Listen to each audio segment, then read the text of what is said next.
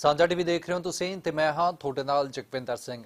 ਐਤਵਾਰ ਦਾ ਦਿਨ ਹੈ, ਛੁੱਟੀ ਦਾ ਦਿਨ ਹੈ, ਪਰ ਕੀ ਇਹ ਛੁੱਟੀ ਦਾ ਦਿਨ ਛੋਟ ਦਾ ਦਿਨ ਬਣੇਗਾ? ਕਿਉਂਕਿ ਅੱਜ ਕੇਂਦਰੀ ਬਜਟ ਹੈ ਜਿਹੜਾ ਉਹ ਪੇਸ਼ ਹੋਵੇਗਾ। ਵਿੱਤ ਮੰਤਰੀ ਨਿਰਮਲਾ ਸੀਤਾਰਮਨ ਹੋਣਾ ਦੇ ਵੱਲੋਂ 9ਵੀਂ ਵਾਰ ਆਪਣੇ ਆਪ ਦੇ ਵਿੱਚ ਇੱਕ ਵੱਡੀ ਗੱਲ ਹੈ, ਆਪਣੇ ਆਪ ਦੇ ਵਿੱਚ ਇਤਿਹਾਸ ਹੈ ਜਿਹੜਾ ਉਹਨਾਂ ਦੇ ਵੱਲੋਂ ਵੀ ਰਚਿਆ ਜਾਵੇਗਾ। ਕਿਉਂਕਿ ਲਗਾਤਾਰ ਕੰਟੀਨਿਊਸਲੀ ਕਿਸੇ ਵੀ ਵਿੱਤ ਮੰਤਰੀ ਦੇ ਵੱਲੋਂ ਜਿਹੜਾ ਭਾਰਤ ਦਾ ਬਜਟ ਹੈ ਇੰਨੀ ਵਾਰ ਜਿਹੜਾ ਪੇਸ਼ ਨਹੀਂ ਕੀਤਾ ਗਿਆ। ਪਰ ਅੱਜ 9ਵੀਂ ਵਾਰ ਜਿੱਥੇ ਨਿਰਮਲਾ ਸੀਤਾਰਮਨ ਹੋਣਾ ਦੇ ਵੱਲੋਂ ਬਜਟ ਪੇਸ਼ ਕੀਤਾ ਜਾਵੇਗਾ ਠੀਕ 11 ਵਜੇ ਤਾਂ ਬਹੁਤ ਸਾਰੀ ਆਸਾਂ ਉਮੀਦਾਂ ਲੈ ਕੇ ਦੇਸ਼ ਵਾਸੀ ਨੇ ਜਿਹੜੇ ਬੈਠੇ ਨੇ ਕਿ ਕੀ ਕੁਝ ਮੱਧ ਵਰਗ ਦੇ ਲਈ ਹੋਵੇਗਾ, ਕੀ ਕੁਝ ਗਰੀਬ ਵਰਗ ਦੇ ਲਈ ਹੋਵੇਗਾ, ਜਾਂ ਫਿਰ ਕਹਿ ਲਈਏ ਕਿ ਕਿਸਾਨ ਵੀ ਬਹੁਤ ਸਾਰੀ ਉਮੀਦਾਂ ਲਈ ਬੈਠੇ ਨੇ ਕਿ ਸਾਡੇ ਲਈ ਵੀ ਕੁਝ ਨਾ ਕੁਝ ਕੇਂਦਰ ਸਰਕਾਰ ਦੇ ਪਿਟਾਰੇ ਦੇ ਵਿੱਚੋਂ ਅੱਜ ਨਿਕਲਦਾ ਦਿਖਾਈ ਦੇਵੇ। ਥੋੜਾ ਸਮਾਂ ਪਹਿਲਾਂ ਰਾਸ਼ਟਰਪਤੀ ਭਵਨ ਪਹੁੰਚ ਕੇ ਵਿੱਤ ਮੰਤਰੀ ਨਿਰਮਲਾ ਸੀਤਾਰਮਨ ਹੋਣਾ ਦੇ ਵੱਲੋਂ ਰਾਸ਼ਟਰਪਤੀ ਦ੍ਰੌਪਦੀ ਮੁਰਮੂ ਦੇ ਨਾਲ ਮੁਲਾਕਾਤ ਕੀਤੀ ਗਈ ਹੈ। ਦਹੀਂ ਖਵਾ ਕੇ ਉਹਨਾਂ ਨੂੰ ਸ਼ੁਭਕਾਮਨਾਵਾਂ ਨੇ ਜਿਹੜੀਆਂ ਦਿੱਤੀਆਂ ਗਈਆਂ ਨੇ, ਕਿਉਂਕਿ ਇੱਕ ਰੀਤੀ ਰਿਵਾਜ ਜੋ ਚੱਲਦੇ ਆ ਰਹੇ ਨੇ ਉਸੇ ਤਰੀਕੇ ਦੇ ਨਾਲ ਇੱਕ ਵਾਰ ਫੇਰ 2026 ਦਾ ਵਿੱਤੀ ਸਾਲ 26-27 ਦਾ ਬਜਟ ਪੇਸ਼ ਕਰਨ ਤੋਂ ਬਾਅਦ ਪਹਿਲਾਂ ਜਿਹੜੀਆਂ ਤਸਵੀਰਾਂ ਨੇ ਉਹ ਨਿਕਲ ਕੇ ਸਾਹਮਣੇ ਆਈ ਨੇ। ਪਰ ਜਿਸ ਤਰੀਕੇ ਦੇ ਨਾਲ ਮੈਂ ਜ਼ਿਕਰ ਕੀਤਾ ਕਿ ਐਤਵਾਰ ਦਾ ਦਿਨ ਹੈ, ਛੁੱਟੀ ਦਾ ਦਿਨ ਹੈ, ਪਰ ਕੀ ਇਹ ਛੁੱਟੀ ਦਾ ਦਿਨ ਛੋਟ ਦਾ ਦਿਨ ਬਣੇਗਾ? ਕੀ ਛੋਟ ਦਿੱਤੀ ਜਾਵੇਗੀ, ਕਿਹੜੇ ਵਰਗ ਨੂੰ ਦਿੱਤੀ ਜਾਵੇਗੀ, ਜਾਂ ਫਿਰ ਕਹਿ ਲਈਏ ਕਿ ਇਨਕਮ ਟੈਕਸ ਦਾ ਹਰ ਵਾਰ ਜ਼ਿਕਰ ਹੁੰਦਾ ਹੈ ਕਿ ਉਸ ਦੇ ਵਿੱਚ ਕੀ ਕੁਝ ਛੋਟ ਹੋਵੇਗੀ, ਜਾਂ ਫਿਰ ਕੀ ਕੁਝ ਦਾਇਰਾ ਹੋਣਾ ਚਾਹੀਦਾ ਮਿਡਲ ਵਰਗ ਦੇ ਲਈ, ਤਾਂ ਉਹ ਤੇ ਵੀ ਬਹੁਤ ਸਾਰੀਆਂ ਜਿਹੜੀਆਂ ਨਿਗਾਹਾਂ ਨੇ ਉਹ ਟਿਕੀਆਂ ਹੋਈਆਂ ਨੇ। ਤਾਂ ਠੀਕ 11 ਵਜੇ ਰਾਸ਼ਟਰਪਤੀ ਦ੍ਰੌਪਦੀ ਮੁਰਮੂ ਹੋਣਾ ਦੇ ਵੱਲੋਂ ਜਿੱਥੇ 9ਵੀਂ ਵਾਰ ਆਪਣੇ ਵੱਲੋਂ ਜਿਹੜਾ ਬਜਟ ਪੇਸ਼ ਕੀਤਾ ਜਾਵੇਗਾ ਭਾਰਤ ਦੇਸ਼ ਦਾ, ਪਰ ਉਸ ਤੋਂ ਪਹਿਲਾਂ ਅਸੀਂ ਚਰਚਾ ਕਰਾਂਗੇ ਕਿ ਕੀ ਕੁਝ ਬਜਟ ਦੇ ਵਿੱਚ ਉਮੀਦਾਂ ਲੈ ਕੇ ਭਾਰਤ ਵਾਸੀ ਚੱਲ ਰਹੇ ਨੇ, ਖਾਸ ਤੌਰ ਤੇ ਪੰਜਾਬ ਵਾਸੀ ਚੱਲ ਰਹੇ ਨੇ, ਜਾਂ ਫਿਰ ਖਾਸ ਤੌਰ ਤੇ ਪੰਜਾਬ ਦੇ ਕਿਸਾਨ ਚੱਲ ਰਹੇ ਨੇ, ਅਤੇ ਕੀ ਕੁਝ ਬਜਟ ਦੇ ਵਿੱਚ ਐਕਚੁਅਲ ਦੇ ਵਿੱਚ ਹੋਣਾ ਚਾਹੀਦਾ ਹੈ ਕਿ ਉਹ ਚੀਜ਼ਾਂ ਫਾਇਦੇਮੰਦ ਨੇ ਆਉਣ ਵਾਲੇ ਵਿੱਤੀ ਸਾਲ ਦੇ ਲਈ, ਜਿਹੜੀਆਂ ਲੋਕਾਂ ਦੇ ਲਈ, ਦੇਸ਼ ਵਾਸੀਆਂ ਦੇ ਲਈ ਰਹਿਣ ਵੀ ਗਰਾਊਂਡ ਲੈਵਲ ਤੇ। ਤਾਂ ਇਸ ਬਾਬਤ ਹੀ ਚਰਚਾ ਕਰਾਂਗੇ, ਗੱਲਬਾਤ ਕਰਾਂਗੇ ਬਜਟ ਪੇਸ਼ ਹੋਣ ਤੋਂ ਪਹਿਲਾਂ ਕਿਉਂਕਿ ਮਹਿਮਾਨ ਸਾਡੇ ਨਾਲ ਜੁੜਨਗੇ ਅਮਰਜੀਤ ਸਿੰਘ ਸਿੱਧੂ। ਡਾਕਟਰ ਅਮਰਜੀਤ ਸਿੰਘ ਸਿੱਧੂ ਸਾਡੇ ਨਾਲ ਜੁੜੇ ਨੇ, ਅਰਥ ਸ਼ਾਸਤਰੀ ਨੇ ਤੇ ਸਾਬਕਾ ਪ੍ਰੋਫੈਸਰ ਨੇ। ਸਭ ਤੋਂ ਪਹਿਲਾਂ ਗੱਲਬਾਤ ਸ਼ੁਰੂ ਕਰਨ ਤੋਂ ਪਹਿਲਾਂ ਉਹਨਾਂ ਦਾ ਨਿੱਘਾ ਸਵਾਗਤ ਕਰਦੇ ਹਾਂ। ਸਿੱਧੂ ਸਾਹਿਬ, ਸਭ ਤੋਂ ਪਹਿਲਾਂ ਬਹੁਤ ਬਹੁਤ ਸਵਾਗਤ ਹੈ ਜੀ। ਬਹੁਤ ਬਹੁਤ ਧੰਨਵਾਦ ਜੀ ਤੁਹਾਨੂੰ ਮੈਨੂੰ ਇਸ ਚੈਨਲ ਦੇ ਨਾਲ ਜੋੜਨ ਲਈ ਔਰ ਤੁਹਾਡੇ ਨਾਲ ਗੱਲਬਾਤ ਕਰਨ ਲਈ। ਸਿੱਧੂ ਜੀ, ਜਿਸ ਤਰੀਕੇ ਦੇ ਨਾਲ ਮੈਂ ਜ਼ਿਕਰ ਕੀਤਾ ਕਿ ਆਸਾਂ ਉਮੀਦਾਂ ਤਾਂ ਹਰ ਵਾਰ ਹੀ ਹੁੰਦੀਆਂ ਨੇ ਜਦੋਂ ਵੀ ਵਿੱਤੀ ਸਾਲ ਦਾ ਜਿਹੜਾ ਕੇਂਦਰੀ ਬਜਟ ਹੈ ਪੇਸ਼ ਹੁੰਦਾ ਹੈ, ਪਰ ਛੁੱਟੀ ਦਾ ਦਿਨ ਹੈ। ਪਹਿਲੀ ਵਾਰ ਇਹ ਵੀ ਹੋ ਰਿਹਾ ਹੈ ਕਿ ਐਤਵਾਰ ਵਾਲੇ ਦਿਨ ਭਾਰਤ ਦੇ ਇਤਿਹਾਸ ਦੇ ਵਿੱਚ ਇਹ ਜਿਹੜਾ ਬਜਟ ਹੈ ਉਹ ਪੇਸ਼ ਹੋਣ ਜਾ ਰਿਹਾ ਹੈ। ਕੀ ਹੋ ਸਕਦਾ ਹੈ ਕਿ ਛੁੱਟੀ ਵਾਲਾ ਦਿਨ ਛੋਟ ਦਾ ਦਿਨ ਬਣ ਜਾਵੇ ਅੱਜ? ਦੇਖੋ, ਮੇਰਾ ਖਿਆਲ ਹੈ ਕਿ ਛੋਟ ਤਾਂ ਅਸੀਂ ਪਹਿਲਾਂ ਹੀ ਬਹੁਤ ਦੇ ਚੁੱਕੇ ਹਾਂ। ਵੱਖਰੀ ਗੱਲ ਹੈ ਕਿ ਉਹ ਕੀ ਪ੍ਰੋਡਕਟਿਵ ਹੈ ਛੋਟਸ ਜਾਂ ਉਹ ਅਨਪ੍ਰੋਡਕਟਿਵ ਨੇ। ਸੋ ਮੇਰੇ ਅਨੁਸਾਰ ਤਾਂ ਇੱਕ ਅਰਥ ਸ਼ਾਸਤਰ ਦਾ ਵਿਦਿਆਰਥੀ ਹੋਣ ਦੇ ਨਾਤੇ ਇਹ ਜ਼ਿਆਦਾ ਇੰਪੋਰਟੈਂਟ ਹੋਏਗਾ ਕਿ ਕੀ ਅਸੀਂ ਉਸ ਤਰ੍ਹਾਂ ਦੀਆਂ ਸਕੀਮਾਂ ਨੂੰ ਜਾਰੀ ਕਰਾਂਗੇ ਜਿਹਦੇ ਨਾਲ ਅਸੀਂ ਸਾਡਾ ਵੋਟ ਬੈਂਕ ਵਧਣਾ ਹੈ, ਜਾਂ ਅਸੀਂ ਇੱਕ ਦੇਸ਼ ਦੀ ਆਰਥਿਕਤਾ ਨੂੰ ਮਜ਼ਬੂਤ ਕਰਨ ਲਈ ਕੁਝ ਸਟੈਪ ਜਿਹੜੇ ਲੈ ਜਾਣਗੇ, ਜਿਹਦੀ ਕਿ ਆਸ ਘੱਟ ਆ। ਕਿਉਂਕਿ ਜਿਹੜਾ ਇਕਨੋਮਿਕ ਸਰਵੇ ਆ ਉਹਨੇ ਬਹੁਤ ਜ਼ਿਆਦੀਆਂ ਚੁਣੌਤੀਆਂ ਵੀ ਪੇਸ਼ ਕੀਤੀਆਂ ਨੇ। ਇਕਨੋਮਿਕ ਸਰਵੇ ਜਿਹੜਾ ਗਵਰਨਮੈਂਟ ਵੱਲੋਂ ਹੀ ਖੁਦ ਕਰਵਾਇਆ ਗਿਆ, ਸਾਡੇ ਜਿਹੜੇ ਚੀਫ ਇਕਨੋਮਿਕ ਐਡਵਾਈਜ਼ਰ ਆ ਉਹਨਾਂ ਨੇ ਉਹਨੂੰ ਤਿਆਰ ਕੀਤਾ ਔਰ ਉਹਨਾਂ ਨੇ ਕੁਝ ਉਹਦੇ ਤੇ ਸਟਾਰ ਲਗਾਏ ਨੇ ਕਿ ਆਹ ਚੁਣੌਤੀਆਂ ਵੀ ਨੇ ਜਿੱਥੇ ਅਸੀਂ ਇਹ ਬੂਸਟ ਕਰਦੇ ਆ ਕਿ ਸਾਡੀ ਇਕਨੋਮੀ ਨੇ ਜਿਹੜਾ ਉਹ ਵਰਲਡ ਦੇ ਵਿੱਚ ਜਦੋਂ ਕਿ ਇੱਕ ਰਕਮ ਦਾ ਰਿਸੈਸ਼ਨ ਦਾ ਮਾਹੌਲ ਬਣਿਆ ਤੇ ਉਹਦੇ ਵਿੱਚ ਬਹੁਤ ਜਿਹੜੀ ਆ ਹਾਈ ਗਰੋਥ ਰੇਟ ਜਿਹੜਾ ਅਚੀਵ ਕੀਤਾ। ਪਰ ਉਹਦੇ ਨਾਲ ਚੁਣੌਤੀਆਂ ਇਹ ਵੀ ਨੇ ਕਿ ਜਿਹੜੀ ਸਭ ਤੋਂ ਵੱਡੀ, ਕਿਉਂਕਿ ਅਸੀਂ ਵੈਸੇ ਤਾਂ ਗੱਲ ਕਰਦੇ ਹਾਂ ਅਸੀਂ ਡਬਲ ਇੰਜਨ ਸਰਕਾਰ ਦੀ, ਪਰ ਜਿਹੜਾ ਇਕਨੋਮਿਕ ਸਰਵੇ ਨੇ ਪੇਸ਼ ਕੀਤਾ 2019 ਤੋਂ ਲੈ ਕੇ 2025 ਦਾ ਜੋ ਸਟੇਟ ਗਵਰਨਮੈਂਟਸ ਨੇ ਉਹਨਾਂ ਦੀ ਹਾਲਤ ਜਿਹੜੀ ਦਰਸਾਈ ਗਈ ਆ ਉਹ ਬੜੀ ਨਿਰਾਸ਼ਾਜਨਕ ਆ ਜੀ। ਉਹ ਇਹ ਹੈ ਕਿ 18 ਸਟੇਟਸ ਜਿਹੜਾ ਕਿ ਬਹੁਤ ਵੱਡਾ ਜਿਹੜਾ ਹਿੱਸਾ ਹੈ ਕੰਟਰੀ ਦਾ, ਔਰ ਜਿਹਦੇ ਵਿੱਚੋਂ ਬਹੁਤ ਸਾਰੀਆਂ ਸਰਕਾਰਾਂ ਜਿਹੜੀਆਂ ਨੇ ਉਹ ਡਬਲ ਇੰਜਨ ਦੀਆਂ ਸਰਕਾਰਾਂ ਨੇ, ਉਹਨਾਂ ਦਾ ਜਿਹੜਾ ਰੈਵਨਿਊ ਡੈਫਿਸਿਟ ਆ ਉਹ ਵਧਿਆ ਹੈ। 10 ਸਟੇਟ ਜਿਹੜੀਆਂ ਰੈਵਨਿਊ ਸਰਪਲਸ ਤੋਂ ਰੈਵਨਿਊ ਡੈਫਿਸਿਟ ਦੇ ਵਿੱਚ ਸ਼ਿਫਟ ਹੋ ਗਈਆਂ ਕਿ ਉਹਨਾਂ ਦਾ ਜਿਹੜਾ ਰਿਸੋਰਸ ਜਿਹੜਾ ਰੈਵਨਿਊ ਕਲੈਕਟ ਕਰ ਰਹੇ ਨੇ ਉਹ ਉਹਨਾਂ ਦੇ ਖਰਚੇ ਤੋਂ ਕਈ ਗੁਣਾ ਵੱਧ ਆ। ਇਸੇ ਤਰ੍ਹਾਂ 5 ਸਟੇਟਸ ਉਹਦੇ ਵਿੱਚੋਂ ਇਕਨੋਮਿਕ ਸਰਵੇ ਦੇ ਅਨੁਸਾਰ ਇਹ ਨੇ ਕਿ ਜਿਨ੍ਹਾਂ ਦੀ ਹਾਲਤ ਬਹੁਤ ਜ਼ਿਆਦਾ ਡਿਟੀਰੀਓਰੇਟਡ ਹੋਈ ਆ, ਬਹੁਤ ਜ਼ਿਆਦਾ ਥੱਲੇ ਗਈ ਆ, ਕਿ ਉਹਨਾਂ ਨੂੰ ਉਹਦੇ ਚੋਂ ਬਾਹਰ ਨਿਕਲਣਾ ਮੁਸ਼ਕਿਲ ਹੋਏਗਾ, ਜਦੋਂ ਕਿ ਓਨਲੀ ਜਿਹੜੀਆਂ 3 ਸਟੇਟਸ ਨੇ ਜਿਹੜੀਆਂ ਆਪਣੇ ਆਪ ਨੂੰ ਬਚਾ ਸਕੀਆਂ ਨੇ, ਜਿਹੜੀਆਂ ਉਹ ਮਾਰਜਨ ਦੇ ਉੱਤੇ ਨੇ। ਸੋ ਇਹ ਇੱਕ ਆਪਣੇ ਆਪ ਦੇ ਵਿੱਚ ਹੈ ਕਿ ਅਸੀਂ ਜਿਹੜੀ ਗਵਰਨਮੈਂਟ ਆਫ ਇੰਡੀਆ ਦੀ ਜਾਂ ਸਾਡੇ ਕੰਟਰੀ ਲੈਵਲ ਤੇ ਨੈਸ਼ਨਲ ਲੈਵਲ ਤੇ ਗਰੋਥ ਨੂੰ ਹੀ ਮਾਪਦੰਡ ਨਹੀਂ ਮੰਨਣਾ ਚਾਹੀਦਾ। ਸੂਬਿਆਂ ਦੇ ਵਿੱਚ ਕੀ ਵਾਪਰ ਰਿਹਾ, ਔਰ ਖਾਸ ਤੌਰ ਤੇ ਇਹ ਸੂਬਿਆਂ ਦੀ ਹਾਲਤ ਇਸ ਤਰ੍ਹਾਂ ਦੀ ਕਰਨ ਦੇ ਵਿੱਚ ਸੈਂਟਰ ਗਵਰਨਮੈਂਟ ਦਾ ਵੀ ਬੜਾ ਵੱਡਾ ਰੋਲ ਆ ਕਿ ਸੈਂਟਰ ਗਵਰਨਮੈਂਟ ਨੇ ਜਿੱਥੇ ਜਿੱਥੇ ਵੀ ਆਪਣੇ ਭਾਈਵਾਲਾਂ ਨਾਲ ਜਾਂ ਸਿੱਧੇ ਤੌਰ ਤੇ ਸਰਕਾਰਾਂ ਬਣਾਈਆਂ ਨੇ, ਉਹਨਾਂ ਨੇ ਲੀਡ ਕੀਤਾ ਕਿ ਕਿਵੇਂ ਅਸੀਂ ਅਨਕੰਡੀਸ਼ਨਲ ਜਿਹੜੀਆਂ ਸਬਸਿਡੀਜ਼ ਆ ਉਹ ਦੇ ਕੇ ਤੇ ਲੋਕਾਂ ਨੂੰ ਆਪਣੇ ਵੱਲ ਅਟਰੈਕਟ ਕਰਨਾ ਔਰ ਸਰਕਾਰ ਬਣਾਉਣੀ ਆ। ਇਹ ਮਕਸਦ ਨਹੀਂ ਕਿਤੇ ਵੀ ਲਿਆ ਗਿਆ ਕਿ ਅਸੀਂ ਲੌਂਗ ਰਨ ਦੇ ਵਿੱਚ ਕਿਸੇ ਸੂਬੇ ਨੂੰ ਆਪਣੇ ਪੈਰਾਂ ਤੇ ਕਿਵੇਂ ਖੜਾ ਕਰਨਾ, ਕਿ ਇੱਕ ਰਕਮ ਦੀਆਂ ਉਹ ਹੋਣਗੀਆਂ ਸਟੇਟਸ ਸਾਰੀਆਂ ਜਿਹਦੀਆਂ ਨਾਲ ਪਹਿਲਾਂ ਹੀ ਜਿਹੜੀ ਆ ਬਹੁਤ ਜ਼ਿਆਦਾ ਇਹਦੇ ਵਿੱਚ ਸੈਂਟਰ ਮਜ਼ਬੂਤ ਹੈ, ਸੈਂਟਰ ਦਾ ਜਿਹੜਾ ਫਾਈਨਾਂਸ ਹੈ ਉਹ ਸਟਰੋਂਗ ਹੈ, ਤੇ ਸੂਬੇ ਦੀਆਂ ਸਰਕਾਰਾਂ ਜਿਹੜੀਆਂ ਨੇ ਉਹ ਜਿਹੜਾ ਆਪਣਾ ਡੂਨਾ ਫੜ ਕੇ ਤੇ ਸੈਂਟਰ ਵੱਲ ਜਾਣਗੀਆਂ ਜੀ ਸਾਨੂੰ ਸਾਡੇ ਤੇ ਮਿਹਰਬਾਨੀ ਕਰੋ, ਤੇ ਤਾਂ ਕਿ ਅਸੀਂ ਵੀ ਆਪਣਾ ਕੁਛ ਨਾ ਕੁਛ ਕਰ ਸਕੀਏ। ਸੋ ਇਹ ਇੱਕ ਆਪਣੇ ਆਪ ਦੇ ਵਿੱਚ ਇਸੇ ਤਰ੍ਹਾਂ ਜਿਹੜਾ ਦੂਜਾ ਜਿੱਥੇ ਚੰਗਾ ਪੱਖ ਹੈ ਕਿ ਸਾਡੇ ਐਕਸਪੋਰਟਸ ਵੀ ਭਾਵੇਂ ਵਧੇ ਨੇ, ਸਾਡਾ ਜਿਹੜਾ ਇਸ ਦੇ ਬਾਵਜੂਦ ਕਿ ਜਿਹੜਾ ਜਿਓਪੋਲੀਟੀਕਲ ਸਿਸਟਮ ਜਿਸ ਕਿਸਮ ਦਾ ਡਿਵੈਲਪ ਹੋ ਰਿਹਾ, ਜਿਸ ਕਿਸਮ ਦੀਆਂ US ਜਿਹੜਾ ਵਰਲਡ ਲੀਡਰ ਆ ਉਹਦੇ ਵੱਲੋਂ ਜਿਸ ਕਿਸਮ ਦੀਆਂ ਸਾਡੇ ਉੱਤੇ ਲਗਾਈਆਂ ਗਈਆਂ ਨੇ ਟੈਰਿਫ ਵਧਾਈਆਂ ਗਈਆਂ ਨੇ ਜਾਂ ਡਰਾਵੇ ਦਿੱਤੇ ਜਾ ਰਹੇ ਨੇ, ਵਧਾਈਆਂ ਤਾਂ ਘੱਟ ਹੈ, ਡਰਾਵੇ ਜ਼ਿਆਦਾ ਦਿੱਤੇ ਗਏ ਨੇ ਕਿ ਡਰਾਵੇ ਕਿਉਂਕਿ ਜ਼ਿਆਦਾ ਡੇਂਜਰਸ ਹੁੰਦੇ ਨੇ। ਕੋਈ ਪ੍ਰੈਕਟੀਕਲੀ ਕੰਮ ਕਰਨ ਦੇ ਨਾਲੋਂ ਜਦੋਂ ਡਰਾਵਾ ਦਿੱਤਾ ਜਾਂਦਾ ਤਾਂ ਉਹ ਬੰਦੇ ਦੀ ਨੀਂਦ ਹਰਾਮ ਕਰਦਾ ਹੈ। ਸੋ ਉਹਨਾਂ ਨੇ ਸਾਨੂੰ ਪਿਛਲੇ ਆਲਮੋਸਟ 1 ਸਾਲ ਦੇ ਉੱਤੋਂ ਇੱਕ ਡਰਾਉਣੀ ਸਿਚੁਏਸ਼ਨ ਖੜੀ ਕੀਤੀ ਹੋਈ ਆ, ਜਿਹੜੀ ਕਿ ਮੈਂ ਸਮਝਦਾ ਕਿ ਕੰਟਰੀ ਦੇ ਵਿਕਾਸ ਦੇ ਲਈ, ਲੋਕਾਂ ਦੇ ਜਿਹੜੇ ਵਿਕਾਸ ਦੇ ਲਈ ਬਹੁਤ ਵੱਡੀ ਸਾਡੇ ਲਈ ਚੈਲੰਜ ਹੈ। ਸੋ ਉਹਦੇ ਬਾਵਜੂਦ ਅਸੀਂ ਜੇ ਕਹਿੰਦੇ ਆ ਕਿ ਅਸੀਂ ਦੁਨੀਆ ਦੀ ਚੌਥੀ ਜਿਹੜੀ ਆਰਥਿਕ ਜਿਹੜੀ ਆ ਇਕਨੋਮੀ ਜਿਹੜੀ ਆ ਆਰਥਿਕਤਾ ਦੇ ਆਧਾਰ ਤੇ ਬਣ ਗਏ ਆ, ਅਸੀਂ ਜਾਪਾਨ ਨੂੰ ਪਿੱਛੇ ਛੱਡ ਦਿੱਤਾ, ਇਹ ਕੋਈ ਮੇਰਾ ਖਿਆਲ ਹੈ ਬਹੁਤਾ ਮਾਇਨਾ ਨਹੀਂ ਰੱਖਦਾ। ਇਹ ਮਾਇਨਾ ਰੱਖਦਾ ਕਿ ਜਾਪਾਨ ਦੇ ਲੋਕਾਂ ਦਾ ਲਿਵਿੰਗ ਸਟੈਂਡਰਡ, ਜਾਪਾਨ ਦੇ ਲੋਕਾਂ ਦੀ ਜਿਹੜੀ ਪਰ ਕੈਪੀਟਾ ਇਨਕਮ ਉਹ ਕਿੰਨੀ ਆ ਤੇ ਸਾਡੀ ਕਿੰਨੀ ਆ। ਸੋ ਇਸ ਕਰਕੇ ਸਾਨੂੰ ਇਹਦੇ ਬਾਰੇ ਬਹੁਤਾ ਮੈਨੂੰ ਲੱਗਦਾ ਕਿ ਸਾਨੂੰ ਇਹਨੂੰ ਡੀਪਲੀ ਐਨਾਲਿਸਿਸ ਕਰਨ ਦੀ ਲੋੜ ਹੈ ਕਿ ਅਸੀਂ ਕਿੱਥੇ ਖੜੇ ਆ। ਕਈ ਵਾਰ ਜਦੋਂ ਅਸੀਂ ਆਪਣੇ ਆਪ ਨੂੰ ਬੇਫਜ਼ੂਲ ਜਿਹੜਾ ਹੈਗਾ ਉਹ ਉੱਤੇ ਖੜਾ ਕਰਨ ਦੀ ਕੋਸ਼ਿਸ਼ ਕਰਦੇ ਆ ਤੇ ਥੱਲੇ ਜਿਹੜਾ ਸਾਡੀ ਜਿਹੜੀ ਫਾਊਂਡੇਸ਼ਨ ਆ ਉਹ ਬਹੁਤ ਕਮਜ਼ੋਰ ਹੁੰਦੀ ਹੈ ਤੇ ਫਿਰ ਉਹਦੇ ਮਾੜੇ ਨਤੀਜੇ ਵੀ ਆਉਂਦੇ ਨੇ। ਸੋ ਇਸ ਕਰਕੇ ਇਹੀ ਆ ਕਿ ਦੇਖੋ ਇਕਨੋਮੀ ਕਿਸੇ ਦਾ ਵੀ, ਜਿੰਨਾ ਕੁ ਮੈਂ ਜਾਣਦਾ ਹੈ ਜੇ ਅਰਥ ਸ਼ਾਸਤਰ ਦਾ ਵਿਦਿਆਰਥੀ ਹੋਣ ਦੇ ਨਾਤੇ, ਕਿ ਕਿਸੇ ਇਕਨੋਮੀ ਦੀ ਇਹ ਵੀ ਬੜੀ ਇੰਪੋਰਟੈਂਟ ਗੱਲ ਹੁੰਦੀ ਹੈ ਕਿ ਉਹਦੀ ਜਿਹੜੀ ਕਰੰਸੀ ਆ ਉਹ ਕਿੱਧਰ ਨੂੰ ਜਾ ਰਹੀ ਹੈ। ਸੋ ਅਸੀਂ ਬੜੇ ਸੀਰੀਅਸ ਕ੍ਰਾਈਸਿਸ ਦੇ ਵਿੱਚ ਆ ਇਸ ਵਕਤ। ਪਿਛਲੇ ਸਾਲ ਦੇ ਵਿੱਚ ਹੀ ਕੇਵਲ ਜਿਹੜਾ ਰੁਪੀ ਆ ਵੀਜ਼ਾ ਵਿੱਚ ਡਾਲਰ ਜਿਹੜਾ ਹੈ ਉਹ 7% ਉਹਦੇ 'ਚ ਗਿਰਾਵਟ ਆਈ ਹੈ। ਸੋ ਇਹਦਾ ਮਤਲਬ ਇਹ ਹੋਇਆ ਕਿ ਸਾਡਾ ਜਿਹੜਾ ਟ੍ਰੇਡ ਡੈਫਿਸਿਟ ਆ ਉਹ ਹੋਰ ਵਧੇਗਾ, ਕਿਉਂਕਿ ਜਦੋਂ ਸਾਡੇ ਜਿਹੜੀ ਕਰੰਸੀ ਡੈਪਰੀਸ਼ੀਏਟ ਹੁੰਦੀ ਆ ਉਦੋਂ ਜਿਹੜੀ ਤੁਹਾਡੀ ਦੂਜੀ ਕਰੰਸੀਆਂ ਦੇ ਮੁਕਾਬਲੇ ਦੇ ਵਿੱਚ ਜਦੋਂ ਇਹ USA ਦੇ ਨਾਲ, ਕਿਉਂਕਿ US ਦੀ ਵਰਲਡ ਇੱਕ ਰਕਮ ਦੀ ਕਰੰਸੀ ਬਣ ਚੁੱਕੀ ਆ, ਉਹ ਡਾਲਰ ਨਾਲ US ਦਾ ਅਟੈਚ ਨਹੀਂ ਹੈਗਾ, ਰਾਦਰ ਉਹਨੂੰ ਇੱਕ ਰਕਮ ਦੀ ਜਿਹੜੀ ਆ ਡਾਲਰ ਐਜ ਬਿਕਮ ਏ ਜਿਹੜੀ ਆ ਕਾਮਨ ਇੱਕ ਪੈਰਾਮੀਟਰ ਬਣ ਗਿਆ ਜਿਹਦੇ ਨਾਲ ਅਸੀਂ ਬਾਕੀ ਜਿਹੜੀਆਂ ਕਰੰਸੀਜ਼ ਆ ਉਹਨਾਂ ਨੂੰ ਕੰਪੈਰੀਜ਼ਨ ਕਰਦੇ ਆ। ਸੋ ਉਹ ਜਿਹੜਾ ਵਾ ਉਹ ਇੱਕ ਆਪਣੇ ਆਪ ਦੇ ਵਿੱਚ ਬਹੁਤ ਵੱਡਾ ਚੈਲੰਜ ਹੈ ਕਿ ਅਸੀਂ ਇੱਕ ਬੰਨੇ ਜਿੱਥੇ ਸਾਡੇ ਟੈਰਿਫ ਵੱਧ ਰਹੀਆਂ ਨੇ, ਸਾਡੇ ਜਿਹੜੇ ਆ ਐਕਸਪੋਰਟ ਹਾਊਸ ਜਿਹੜੇ ਨੇ ਉਹਨਾਂ ਲਈ ਮੁਸ਼ਕਲਾਂ ਵੱਧ ਰਹੀਆਂ ਨੇ, ਦੂਜੇ ਬੰਨੇ ਸਾਡੇ ਰੁਪਏ ਦੀ ਜਿਹੜੀ ਆ ਰੁਪਏ ਦੀ ਜਿਹੜੀ ਕੀਮਤ ਥੱਲੇ ਆਉਣ ਦੇ ਕਾਰਨ ਸਾਨੂੰ ਦੋਹਰੀ ਜਿਹੜੀ ਮਾਰ ਜਿਹੜੀ ਸਾਡੇ ਮੈਨੂਫੈਕਚਰਿੰਗ ਸੈਕਟਰ ਜਿਹੜਾ ਪਹਿਲਾਂ ਹੀ ਬਹੁਤ ਇੰਡੀਆ ਦਾ ਵੀਕ ਆ ਉਹਨੂੰ ਹੋਰ ਸੱਟ ਵੱਜਣ ਦੀ ਜਿਹੜੀ ਸੰਭਾਵਨਾ, ਇਹਦੇ ਉੱਤੇ ਸਰਕਾਰ ਕਿਸ ਕਿਸਮ ਦਾ ਪੈਂਤੜਾ ਲੈਂਦੀ ਆ।